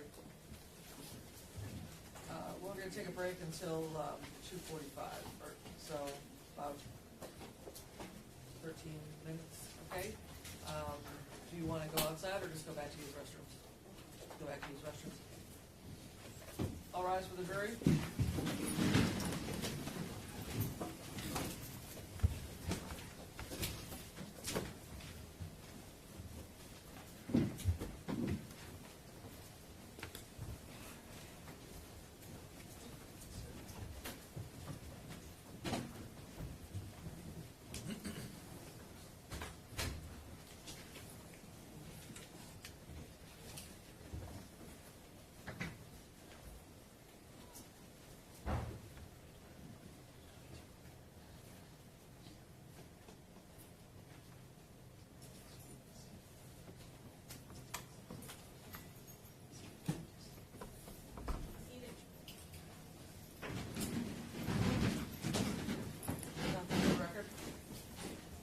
For the defense. No. Take the turn back so somebody else can do. He's indicated he doesn't have to use it, but. It doesn't matter. We're still gonna take it back.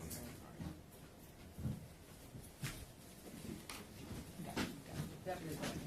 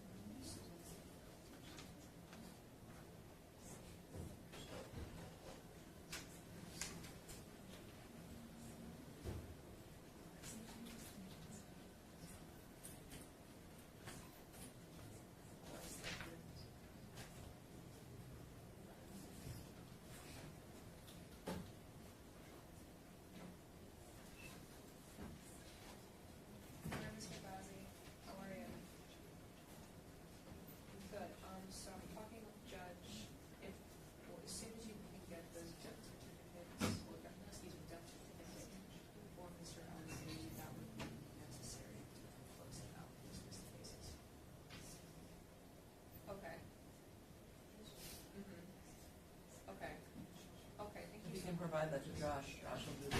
Yeah, yeah, Friday the assembly is just a place somewhere that. Thank you. As long as we have the dust okay. He said Josh is calling for try to expedite it.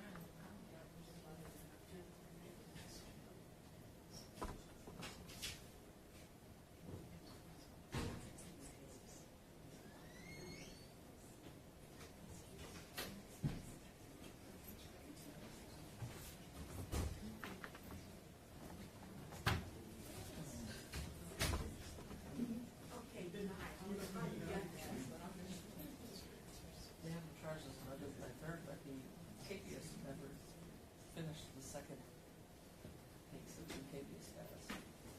We were never convicted in that case because he's been in KPS status.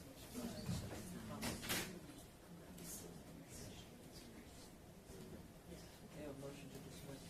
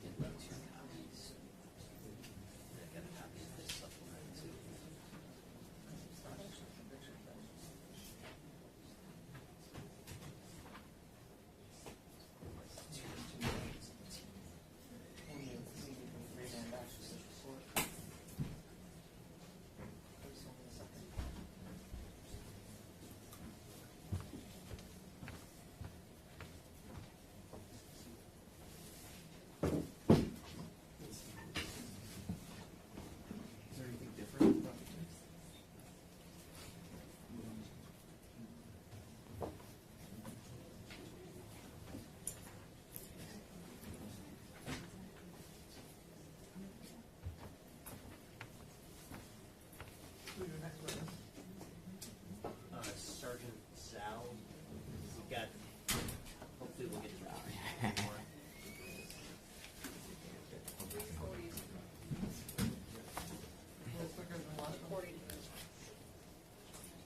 Yeah, these ones will, there's two quick ones, and then the next one will be like a little bit longer, but we can at least get started on it.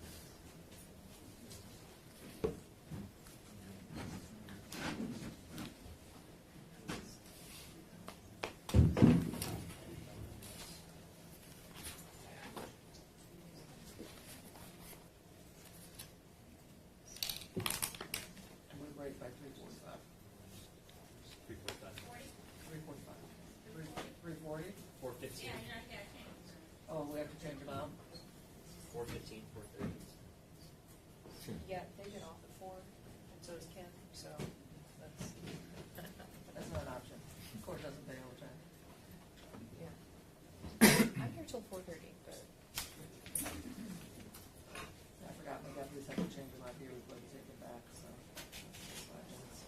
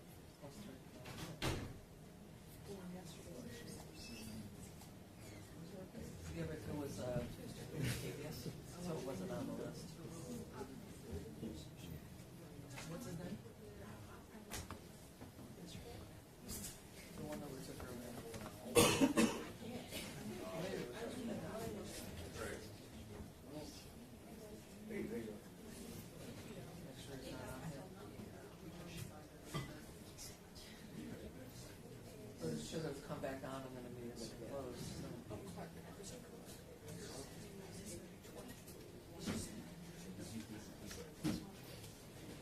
Our second page is all 24 hours.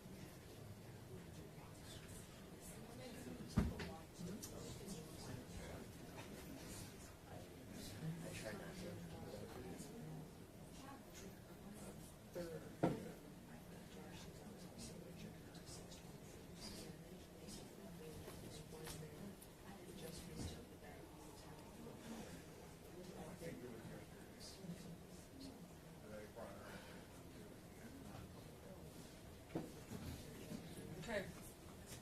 Let's put it out. I'm gonna knock on the door, just let the jurors know, give them the 1 minute. Make sure they're all out of the restroom. So far, they haven't been running for the restroom just as we're ready to bring the restroom. Usually, every case, as soon as we're ready to start, someone's like, They're all the way back. all the way back.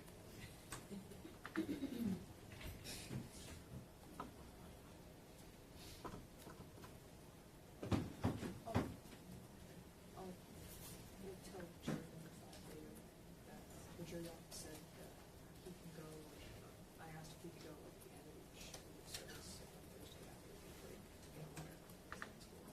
Or things work right, because they're not there. I thought they all came home.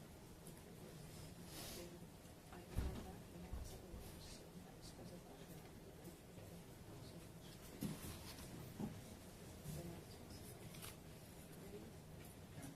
Yep. Ready for the jury? Yep. All rise for the jury.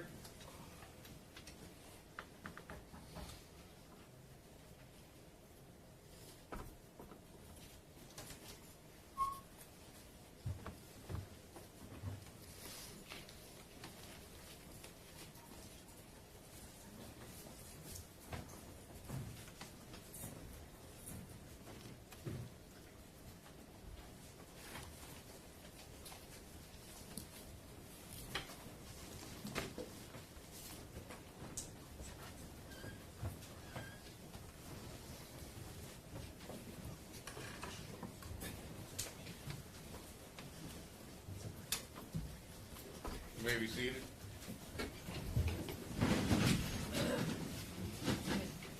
Recalling case number 24-000535, People versus Michael Jackson-Bolanos. Appearances, please. Good afternoon, Your Honor. Ryan Elsey for the people. Dominic DeGrazia on behalf of the people. And Brian Brown on behalf of Mr. Jackson-Bolanos. Attorney Christian Murphy is co-counsel on behalf of Mr. Jackson-Bolanos, present to my right. And I do know for the record, Mr. Jackson-Bolanos is present, all counsel are present, and our 16 jurors have returned to the courtroom. We are ready to proceed with your next witness. People call Sergeant Darren Zhao.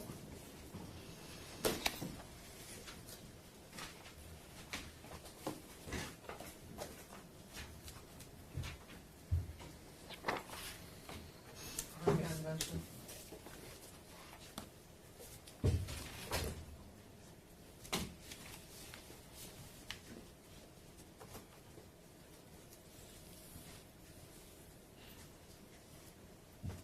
You swear or affirm to tell the truth, the whole truth, and nothing but the truth? Yes. Thank you. You may be seated.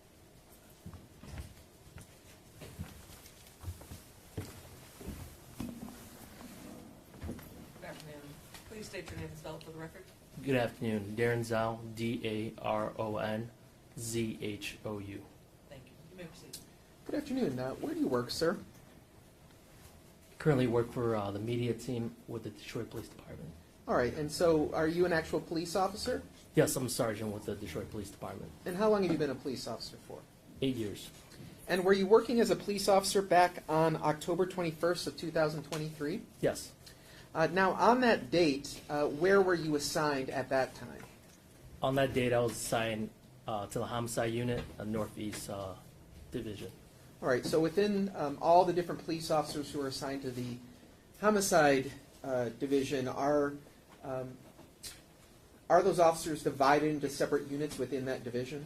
Yes. All right, and the Northeast Division is a section of the city in Detroit? That's correct. All right, and so on that day, at around 8 o'clock in the morning, did you go to the area of 1368 Joliet Place? I did. And why were you called out to that area? I was notified that there was a scene at the location and it required our response. All right, and that part of the city that I've just referred to, that address, is that in the northeast section's geographical location? That's correct. All right. And so did you actually go to the scene on October 21st at around 8 o'clock in the morning? I did. And what was your role there when you first arrived? Yes, my role there when I first arrived is to just assess the scene, make notations of observations that is going on up there. There's certain evidence, things that need to be done. We report out to our unit so we could work in tandem, just so we could figure out information, possibly witnesses that we could locate that might have more information to this particular crime. Now, are you familiar with what's referred to as a team report? Yes.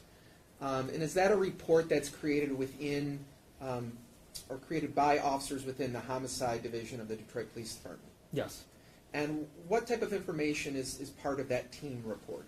Yes. So a team report is a document that we do as a unit. It pretty much gives a synopsis of all the information regarding the scene, evidence that's collected, witnesses that we talk to, and any significant information that we could put on this document so we could work together with the information that we gather.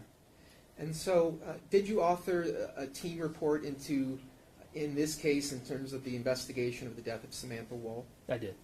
Now, this team report, is that created just of observations and information that are available at the crime scene at the time that the crime scene is first discovered? Yes. Okay. Now, can you just walk us through, do you remember exactly what time you arrived at that scene? It was early morning on that date, roughly 8 a.m. That you stated. Would that time be notated on your report? Yes. If I were to show you a report, would that refresh your memory? Yes. May I approach it?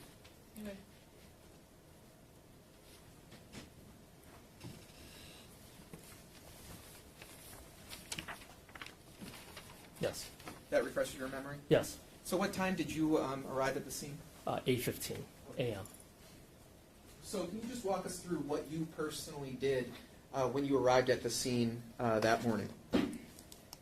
When I first arrived to the scene, or me specifically, I approached the scene, observed the individual at the scene outside the location, talk with the officers at the location, see what they initially did and assessed, and pretty much work with the rest of my homicide team unit in terms of what needs to be gathered at this information, make notifications for evidence text to make the location for collection of evidence. Now, did you ever have a cause to enter the townhouse located at 1366 Joliet? Yes. And what caused you to go inside that townhome? When I made the location, information was provided to me that this location was associated to this crime that happened. The victim was in front of the location just to the left of that entrance, and there was an open door. There was blood also bleeding up into this unit. That caused us to follow up with the investigation. So when you proceeded inside the interior of 1366, Can you just describe what observations you made as you proceeded into the residence? Yes. Resident, there's an open door as I walk in and approach. Significant amount of blood that was inside the hallway leading into the unit in that matter. All right. Now, in terms of how homicide scenes are processed by the homicide division, typically do homicide detectives themselves pick up different objects or swab different items for potential pieces of evidence? Well, for a homicide scene, we usually leave the evidence where it is. We try not to disturb anything. My job specifically would be to notify the evidence techs, and they would ultimately do the collection. Now, in this particular case, do you remember whether there were any cellular devices found within the living room of the first floor of 1366? Yes. Describe, if you observed that, where you observed that. Yeah, that device that you're speaking of was located underneath the couch inside the main den of the location.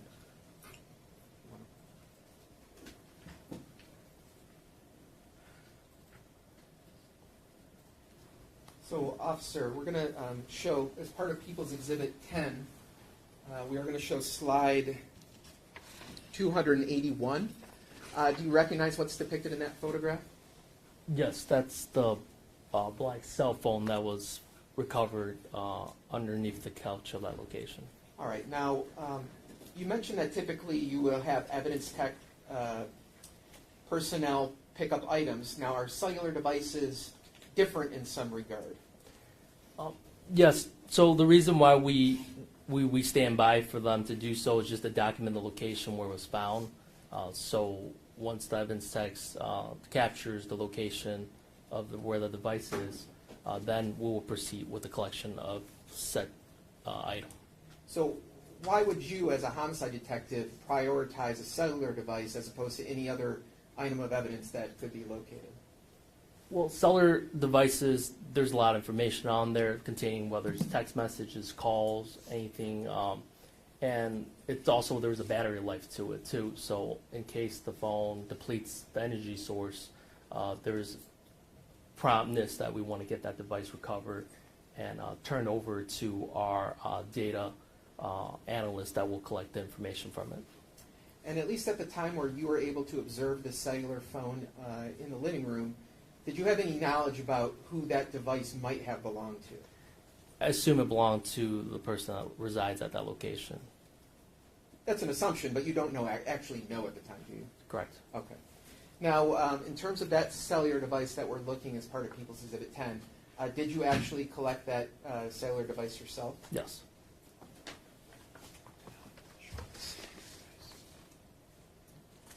May I approach again, Your Honor? You may. I'm showing you what's been marked as People's Proposed Exhibit 11. Ask you if you recognize the object I'm holding? Yes. And how do you recognize that? That's the phone that was collected from the location. And this is the item that you collected? Yes. People would move to admit People's Proposed Exhibit 11. I'm just curious how he has a basis of it. I mean, does he know based upon the evidence, tracker number, or is he just saying, I just remembered that this particular iPhone is the iPhone that was seized? Because it seems like a common phone. I mean, that's the only objection I have other than that. Well, how can you tell? I recall that that's the phone that was collected at the location. It's been tagged through property and placed in our evidence tracker. Is your name on there as being the one that put it in there, or somebody else did? It would be under the evidence tracker, under the report. Well, let me ask you this. You're looking at a picture, and you recognize that picture is what you saw, correct? That's correct. All right. Now, the object I'm holding, does it resemble the object Yes. that you've seen on the screen? It does. And do you remember that from being resembling the object that is depicted on the screen? Yes. I'm just no question that it resembles it. I just want to know that he knows that this particular object is what it purports to be. That is this exact phone that he sees on this particular night or day, and place it on evidence. The evidence number is ABC whatever, and I haven't heard that yet. He's just saying, does it look similar? And I don't believe that in the court. You placed it on evidence that night? Yes. Okay. Do you know what evidence number you placed it under? That should be evidence 112. What's the evidence tag on the subject? Evidence tag 112. That'll be admitted.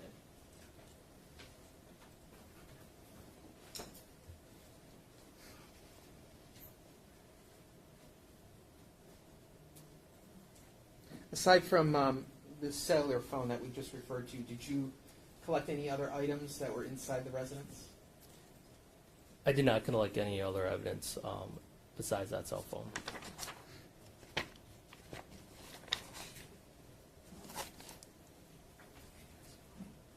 don't have any other questions.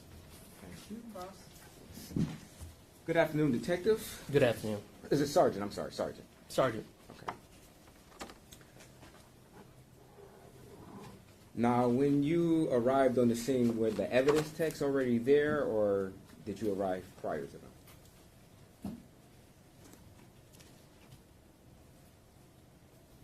I don't recall if they came before me. Usually we would notify them once we make the location, so that's why. Okay. That's why my questions came off that way. Okay, and you were the officer in charge at this particular scene, correct? I was one of many officers that arrived to location, but we have many officers in charge at this time. It was not specified who was in charge of this location. Okay. Did you ever direct the evidence techs to process or collect certain evidence? Yes. Okay, so that was your job, or one of your jobs at the scene was to direct the evidence techs, correct? Yes. Okay. When you recovered this phone, what did you do with it? When I recovered this phone, Cell phone, yes. The cell phone that was shown in the exhibit, this phone was placed on evidence and turned over to our forensic cell phone team. For an extraction from the phone, correct? Yes. Okay. Was this phone ever analyzed for blood or fingerprints? I don't recall if that's been done. Okay. So you wouldn't know whether or not there was blood on this phone, correct? I don't recall if there was blood on this device at that time. But you didn't do any type of analysis to determine whether or not that was the case, correct? I personally did not. Okay. Nor did you request an analysis to be done on this particular phone to find out whether or not there was blood on it, correct? I personally did not. No. Okay. And to your knowledge, you're not sure if that happened, to your knowledge, correct? I don't know. Fair enough. Now, you were able to view the scene, of course, correct? Yes. Okay. And you also were able to view photographs from the scene, correct? Correct. Okay.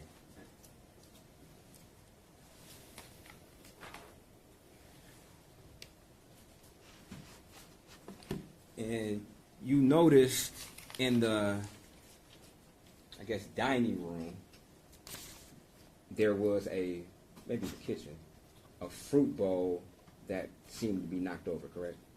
Yes. Okay. And from your observation, it seemed like there could have been a struggle, correct?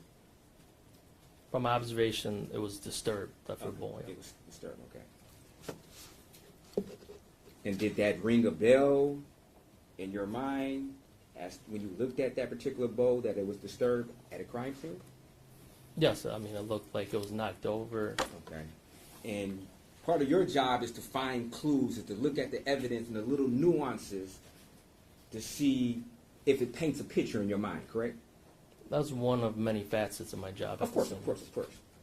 And if you see certain things, like maybe knocked over, that normally may not have been knocked over, you try to deduce whether or not it appears that it could have been a struggle, correct? That's fair to say. Okay. And you also looked into the living room, correct? Yes. Okay, and you saw like maybe pillows on the floor, correct? Yes. Okay, and from your observation and from your training and experience, it appeared it was a struggle in that room also, correct? Sorry, can you repeat your question? From your training and experience, when you observed the pillows that were on the floor in the living room, in your mind's eye, you came to the conclusion that there could have been a struggle in this room, correct? To answer your question, items were disturbed in the location. In terms of struggle, I can't really speculate to what type of involvement that happened there. Okay. But as far as being a detective, sometimes you have to speculate, right? You have to look at certain clues and try to arrive to an answer, correct? Sure. Okay. And in this case, you looked at the clues and you arrived at an answer, correct? Or at least what you believe to be an answer, correct? We had theories in our investigation. I mean, those are just things that we look into. Absolutely. But in terms of what specifically happened, we let the evidence speak to what actually happened at the location. Of course, of course. And one of your theories, it could have been a struggle based upon the evidence as it appeared to you, correct? That may be one of the incidents or theories, yes. Okay, just to be clear.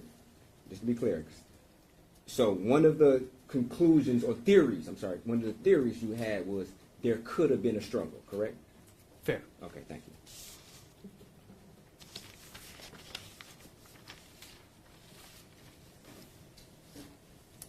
If we can go to exhibit number 10.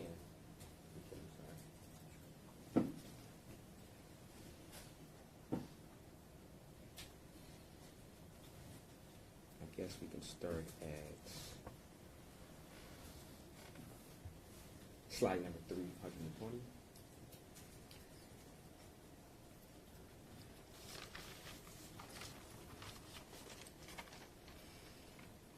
And Sergeant, you were able to, you see this picture, correct? Yes. And you would agree that this picture was taken from the scene, correct? Yes. Okay. And you would agree that this photograph depicts some money and some credit cards, correct? Yes. Okay. And you were able to personally observe that at the scene, correct? Yes. Okay. We could go to 268.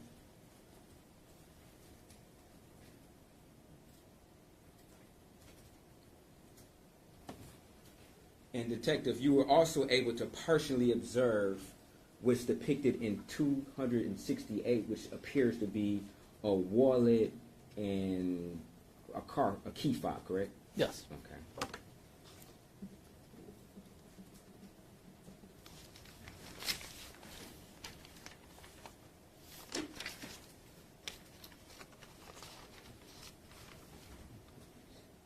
If we can go to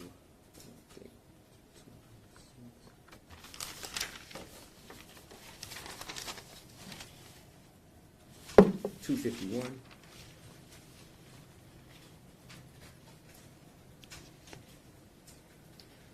And you were also able to partially observe this area in the hallway, correct?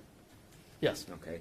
And you would agree that there's a very high concentration of blood in this area, correct? Yeah, it's a significant concentration, yes. Okay. And you would also agree that from your observation, this particular area had the highest concentration of blood, correct? This area has a significant amount of concentration of blood, Okay. yes. You would agree that it has the highest concentration of blood out of this apartment, correct? I would say it's significant concentration of blood in this area. Would you or would you not say the highest concentration? Objection. It's been asked and answered 3 times.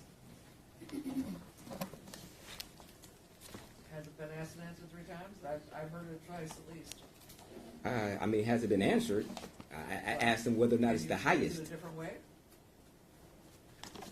Do you remember testifying at a preliminary examination? Yes. Okay. And you remember the exact question, page 27-2. Okay, now if we go to exhibit number 4, and the blood stain at exhibit number 4, you would agree that there's a high concentration of blood. Matter of fact, the highest concentration of blood seemed to be in this particular area, correct? Answer, yes. You remember testifying to that at the exam? Yes. Okay. And it was true when you said it, correct? Yes. Okay. So you would agree that this particular picture has the highest concentration of blood in the apartment, correct? It's a significant concentration of blood in this location. Okay.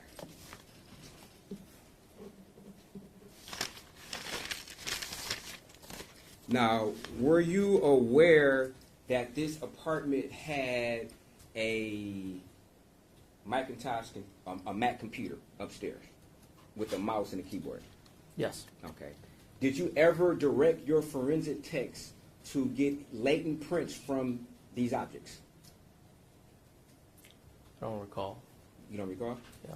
Okay. Is there something that could refresh your memory as to whether or not you gave that directive? I don't know if I gave that directive, but I don't recall that being done. Okay. So to be fair, that you did not give that directive, correct? I don't recall if it's been done. Okay. Would it be also fair that you didn't give a directive to your forensic techs to lift any latent prints from a suspected vibrator that was found in the bathroom? I don't recall having them pull any prints from a vibrator, no. Okay. And you were aware that there was a touchscreen ADT system inside of this residence, correct? Yes. Okay. And it would be fair that you never directed the forensic techs to lift any latent prints from the ADT system, correct? No, I don't believe so. Okay.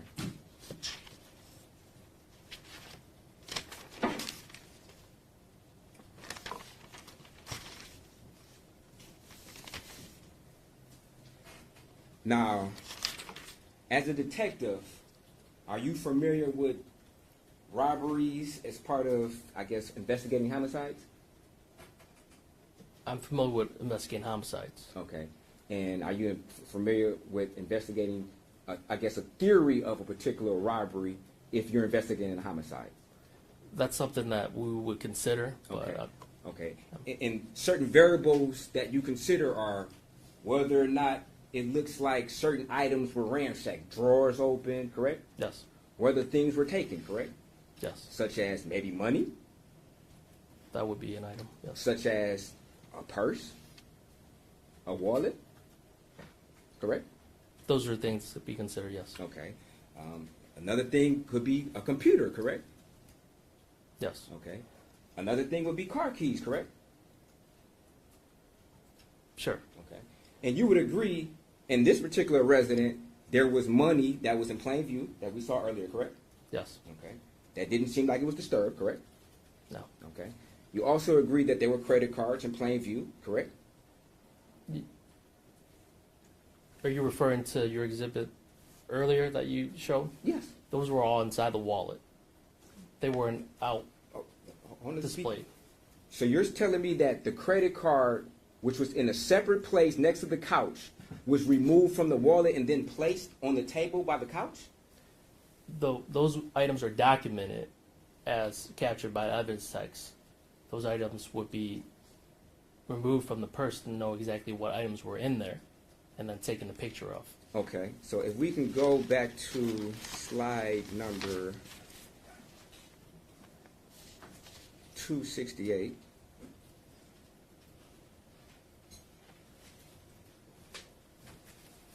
And if we can go up to slide 265. And you would agree that there is a ID that is outside of the wallet, correct? Yes. Okay. And from your understanding, the forensic tech took that particular ID out the wallet, correct? This item would have been taken out okay. outside the wallet, yes. And you would agree that the wallet or the photograph of we can go to 322.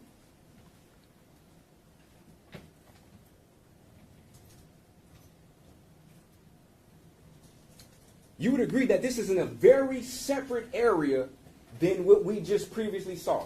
So just to be clear, you're telling us that somebody took the money in wallet, the money in credit card out of the wallet and moved it all the way to a separate part of the apartment just to document it? Is that what you're telling us? Yes, the items were taken to capture all the items that were in the wallet. And this, okay, but you would agree that there's nowhere in this photograph there is her ID, correct? You would agree that her ID is not in this photograph, correct? That's correct. So you're saying that in this photograph, you're saying that allegedly her contents of her purse were removed and placed at another location, but you forgot to take out her wallet, which was also inside of her purse? Is that what you're telling us? Can you repeat your question? Okay.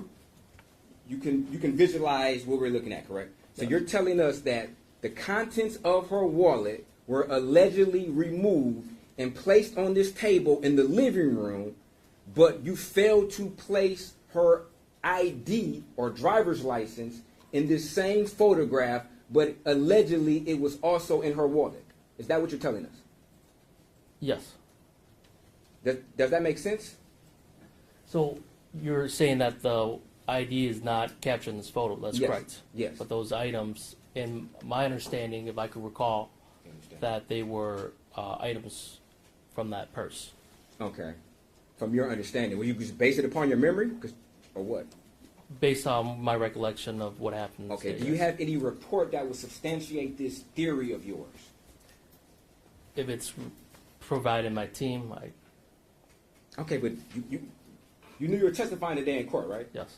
And you read a report prior to coming, correct? Yes. Okay. And after reading that report, do you remember anywhere in that report where somebody indicated that they took all of these contents out of her purse? Okay. I do not. If we can go to 320. You would agree that there's blood on one of the cards, correct?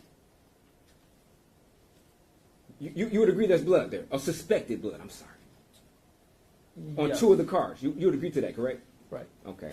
So what you're saying is there was blood on these cards prior to taking them out? So Is that, I'm referring to. what are you referring to? I'm referring to the credit card, if I may. That was possibly one of the items from the wallet. These other cards, from looking at it now, they were at the location at the time of that incident. That wasn't taken out. Okay, so you said possibly. So would it make sense to move something from another location and place it to a location where things are already existing and then photographing it? Does that make sense? No. Okay. So thinking back, you're telling us that as the detective, sergeant detective on the scene, you're telling us that's what happened, that these contents were taken from her purse and then moved to another location and then photographed with other things that were already there? Is that what you're saying? I'm saying that some of the contents that was inside her purse were taken out to look at and photograph. Okay. And in my understanding that these may have been the cards. They may be cards. Okay. Yes. Would you agree that maybe only thing that was removed and photographed from her purse was her driver's license? That may be so. Okay. And it's possible that you're confused as to what actually was removed from her purse, correct? Perhaps. Okay. And you would agree that her purse, if we can go back to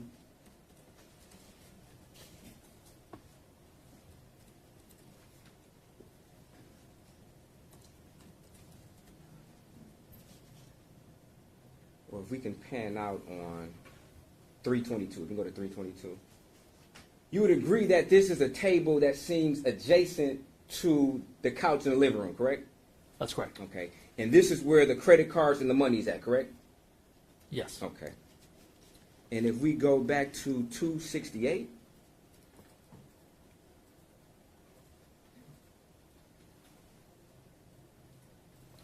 I'm sorry. You would agree that her purse is next to a bike by the steps as you enter the apartment, correct? That's correct. And you would agree that these are in totally different areas, correct? That's correct. Okay. So just to be clear, you're probably mistaken about taking those credit cards and the money out, correct? That'd be a fair statement, correct? We took items out of that purse. Okay. But I'm not disputing that. yes. My question is, would it be a fair statement that you're mistaken on taking that money and the credit cards out and moving them over to the couch, correct? There was items that were taken out from this purse. Okay. And the items that were taken out from the purse are photographed next to the purse, correct? Such as the ID, correct? That's one of the items. Okay. Yes. And you don't want to disturb a crime scene, correct? Correct? Yes. Okay. And the purpose of taking pictures are to capture items in their original location, correct? Yes. Okay.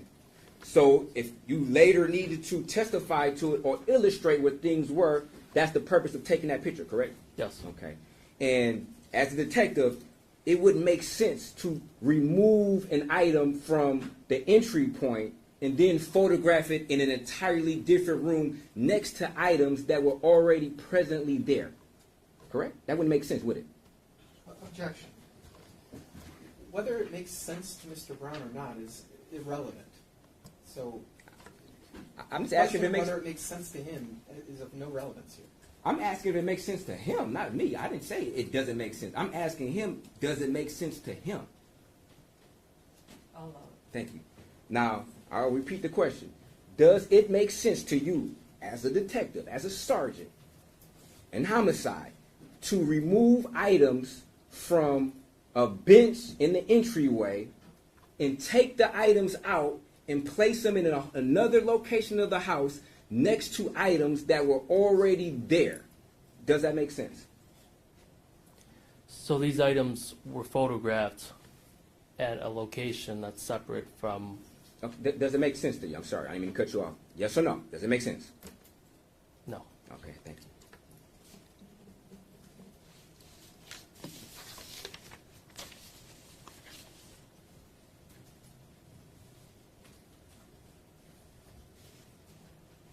And you were also able to identify, or from your opinion, suspected footprints, bare footprints inside of the blood, correct? We'll go to, hold on.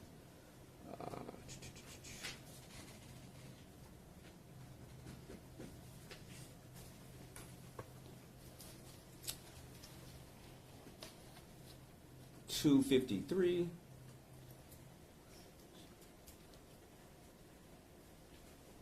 From your opinion, that appears to be a footprint, correct? Yes. Okay.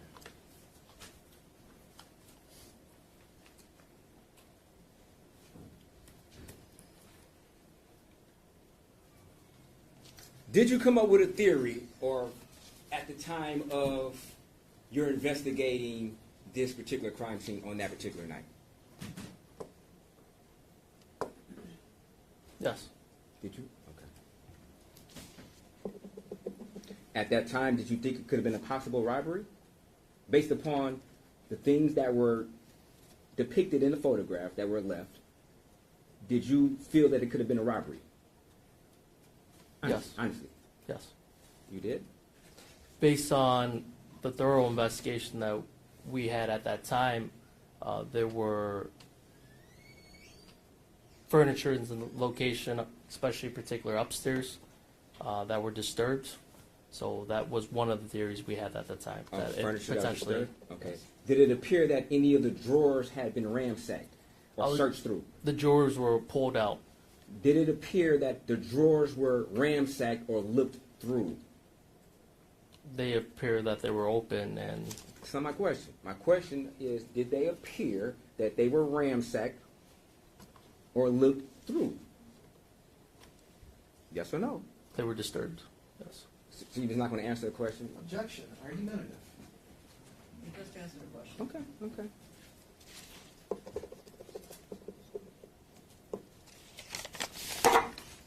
Thank you. No further questions.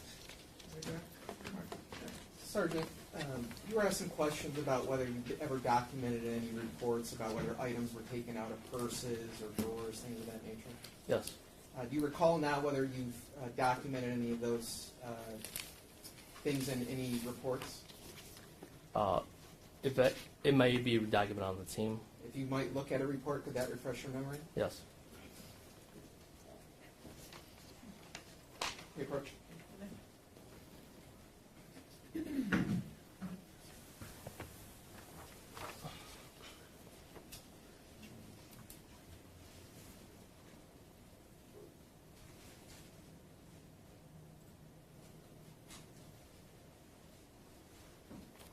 Yes. Yes, Does that refresh your memory? it does. All right, so did you ever document in any report whether any items were taken out of purses or drawers, things of that nature? Yes. All right, now specifically credit card, insurance card, did you ever document where those objects were taken from? Yes. Where were they taken up from? They were taken in, next to this couch area that was shown in the exhibit.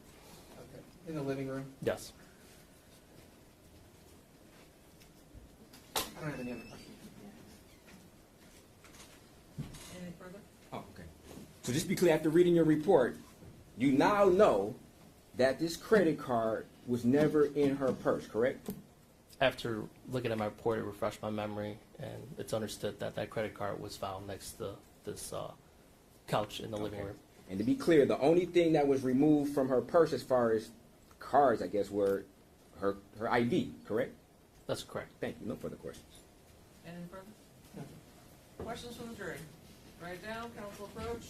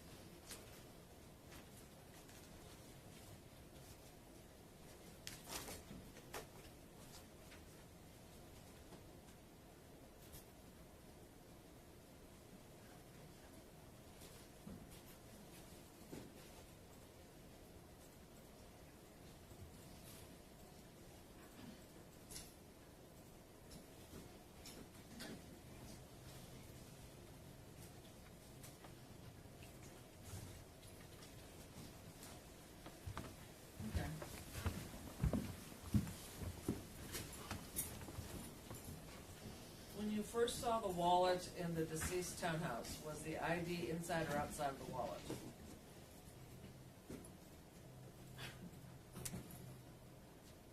Believe it was inside the wallet. Where was the wallet? The wallet was located in the front entrance next to that bike that you seen in the exhibit. Sorry. In which exhibit? Counsel, Exhibit 10, Your Honor. can you pull it up?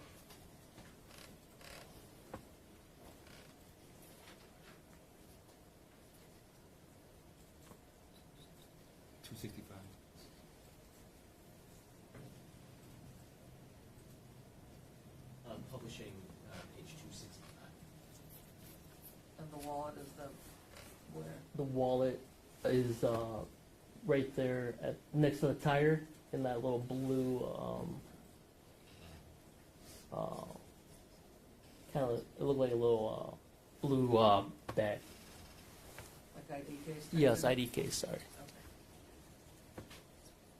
Okay. And when you arrived on the scene, did you discuss the scene with the emergency medical staff referred to as medics earlier, who were first on scene? They already made the location and pronounced the individual. I don't believe I made any contact with the EMS individuals at the scene. Anything further based on that? No, Your Honor. Anything further? Just to be clear, when you're saying the wallet, you're meaning withheld her ID. When you said the blue object, you mean... Can I point to the item Yes. specifically? If there's a pointer. Actually, the next picture might show it better. That, okay. Yes, that Okay. item that's directly above the If we driver's go back license. up to 265, if you know if that item was removed, and we can agree that that's her purse, the brown object that's right above the wallet, we can agree that's her purse? That's a purse at the location. Okay. And do you know if that wallet was removed from the purse? I don't recall. Okay, but that purse was in this same location, correct? That's It is correct. Depicted. Okay, thank you. No further questions. Anything further? No, sir. Any other questions from the jurors? Write down. Council approach again.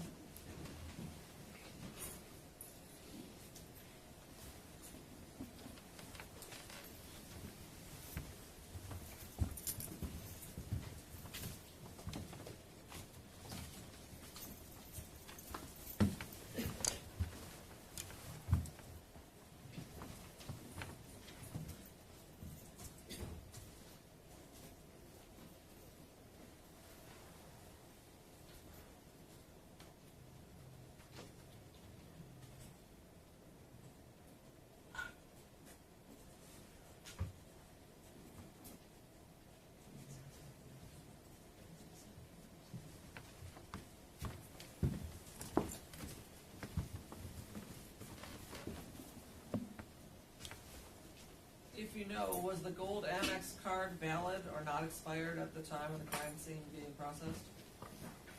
I do not know at this time, at that time. Anything further from the witness? Brown?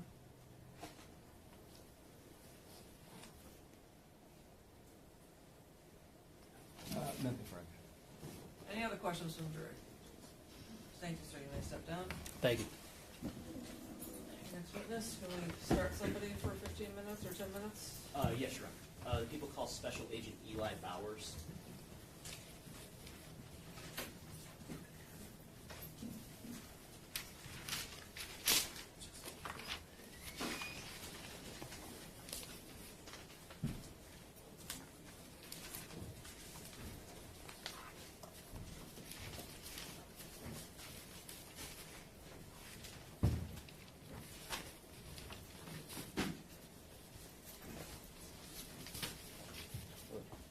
Do you swear or affirm to tell the truth, the whole truth, and nothing but the truth? I do. Thank you. You may be seated. Thank you.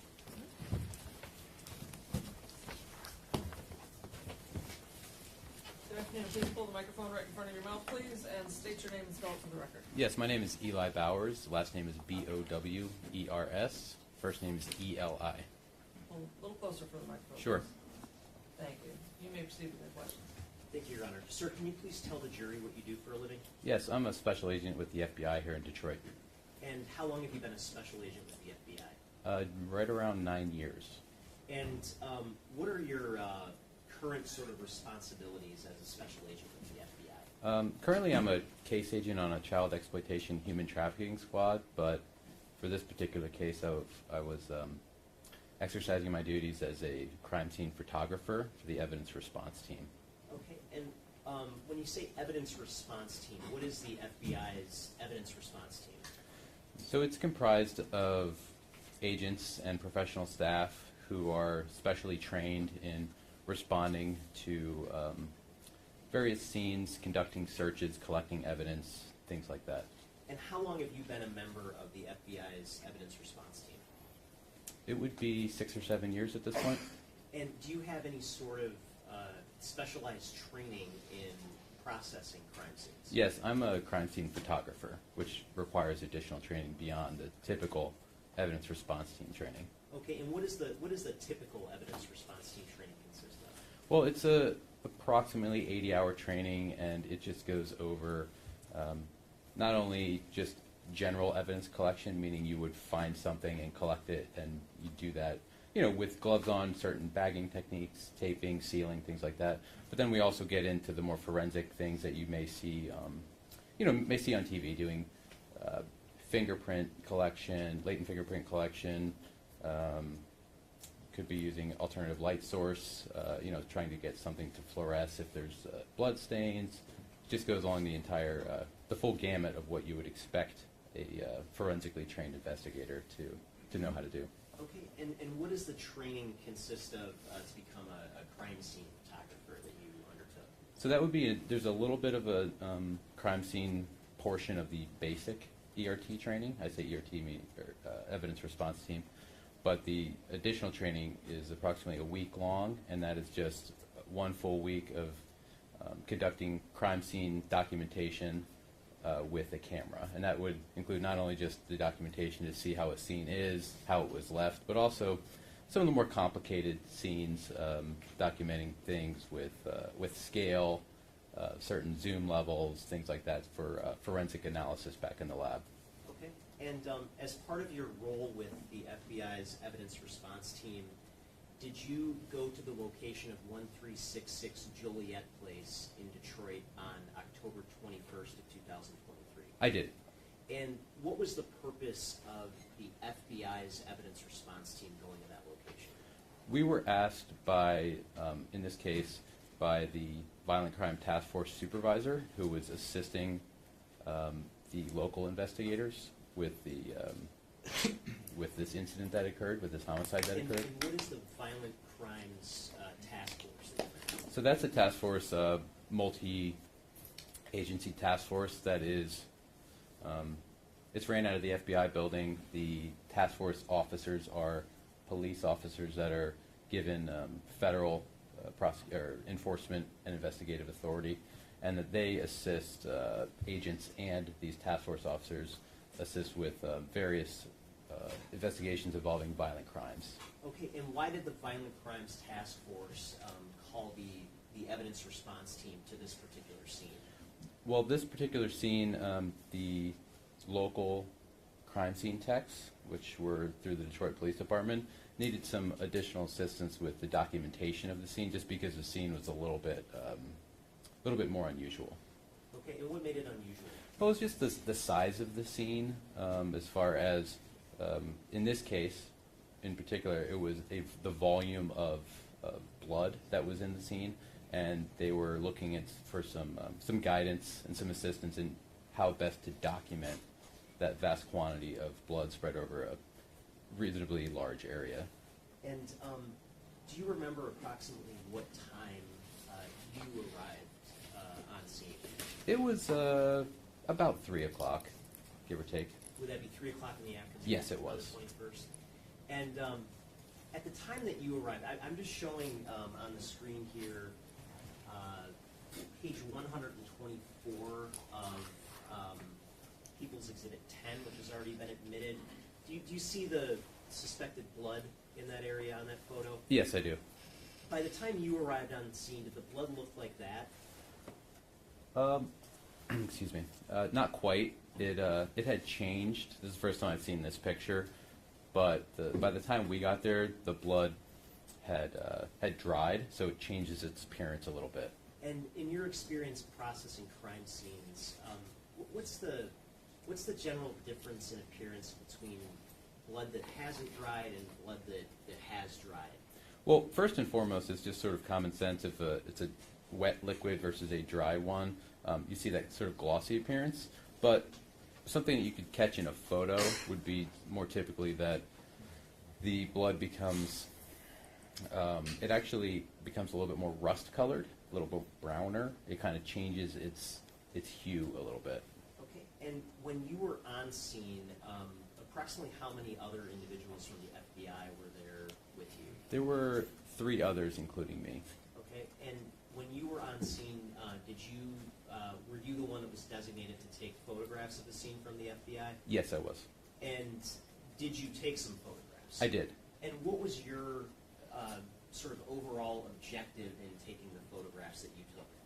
It was to document, we like to say in the crime scene photographer world that we wanted to tell the story, meaning tell the story potentially how something occurred, how something got there, but also to take it in a way that someone in a courtroom setting or someone sitting at a desk could see these pictures and be able to piece together in their minds what we saw when we got there without having to, just by looking at the pictures alone. Okay, and when you took photos, did you use any sort of scales or measurements in connection with documenting the scene? Yes, I did. And what was the purpose of doing that? Well, after telling the story with those pictures, with the sort of the overall pictures, we also wanted to get into a bit of the nitty-gritty as far as showing the dispersal of blood and just how we do that by documenting. In this case, we did it in a grid pattern, but we showed scale to show, say, how big a blood droplet is, how large a swath of dry blood is, something like that. It just sort of lets the lab examiner, someone outside of the actual crime scene, really take a deep dive into perhaps coming up with theories on how blood got there, how much blood there was, things like that. And prior to your testimony today, have you reviewed the photos that you took at this specific crime scene? I have.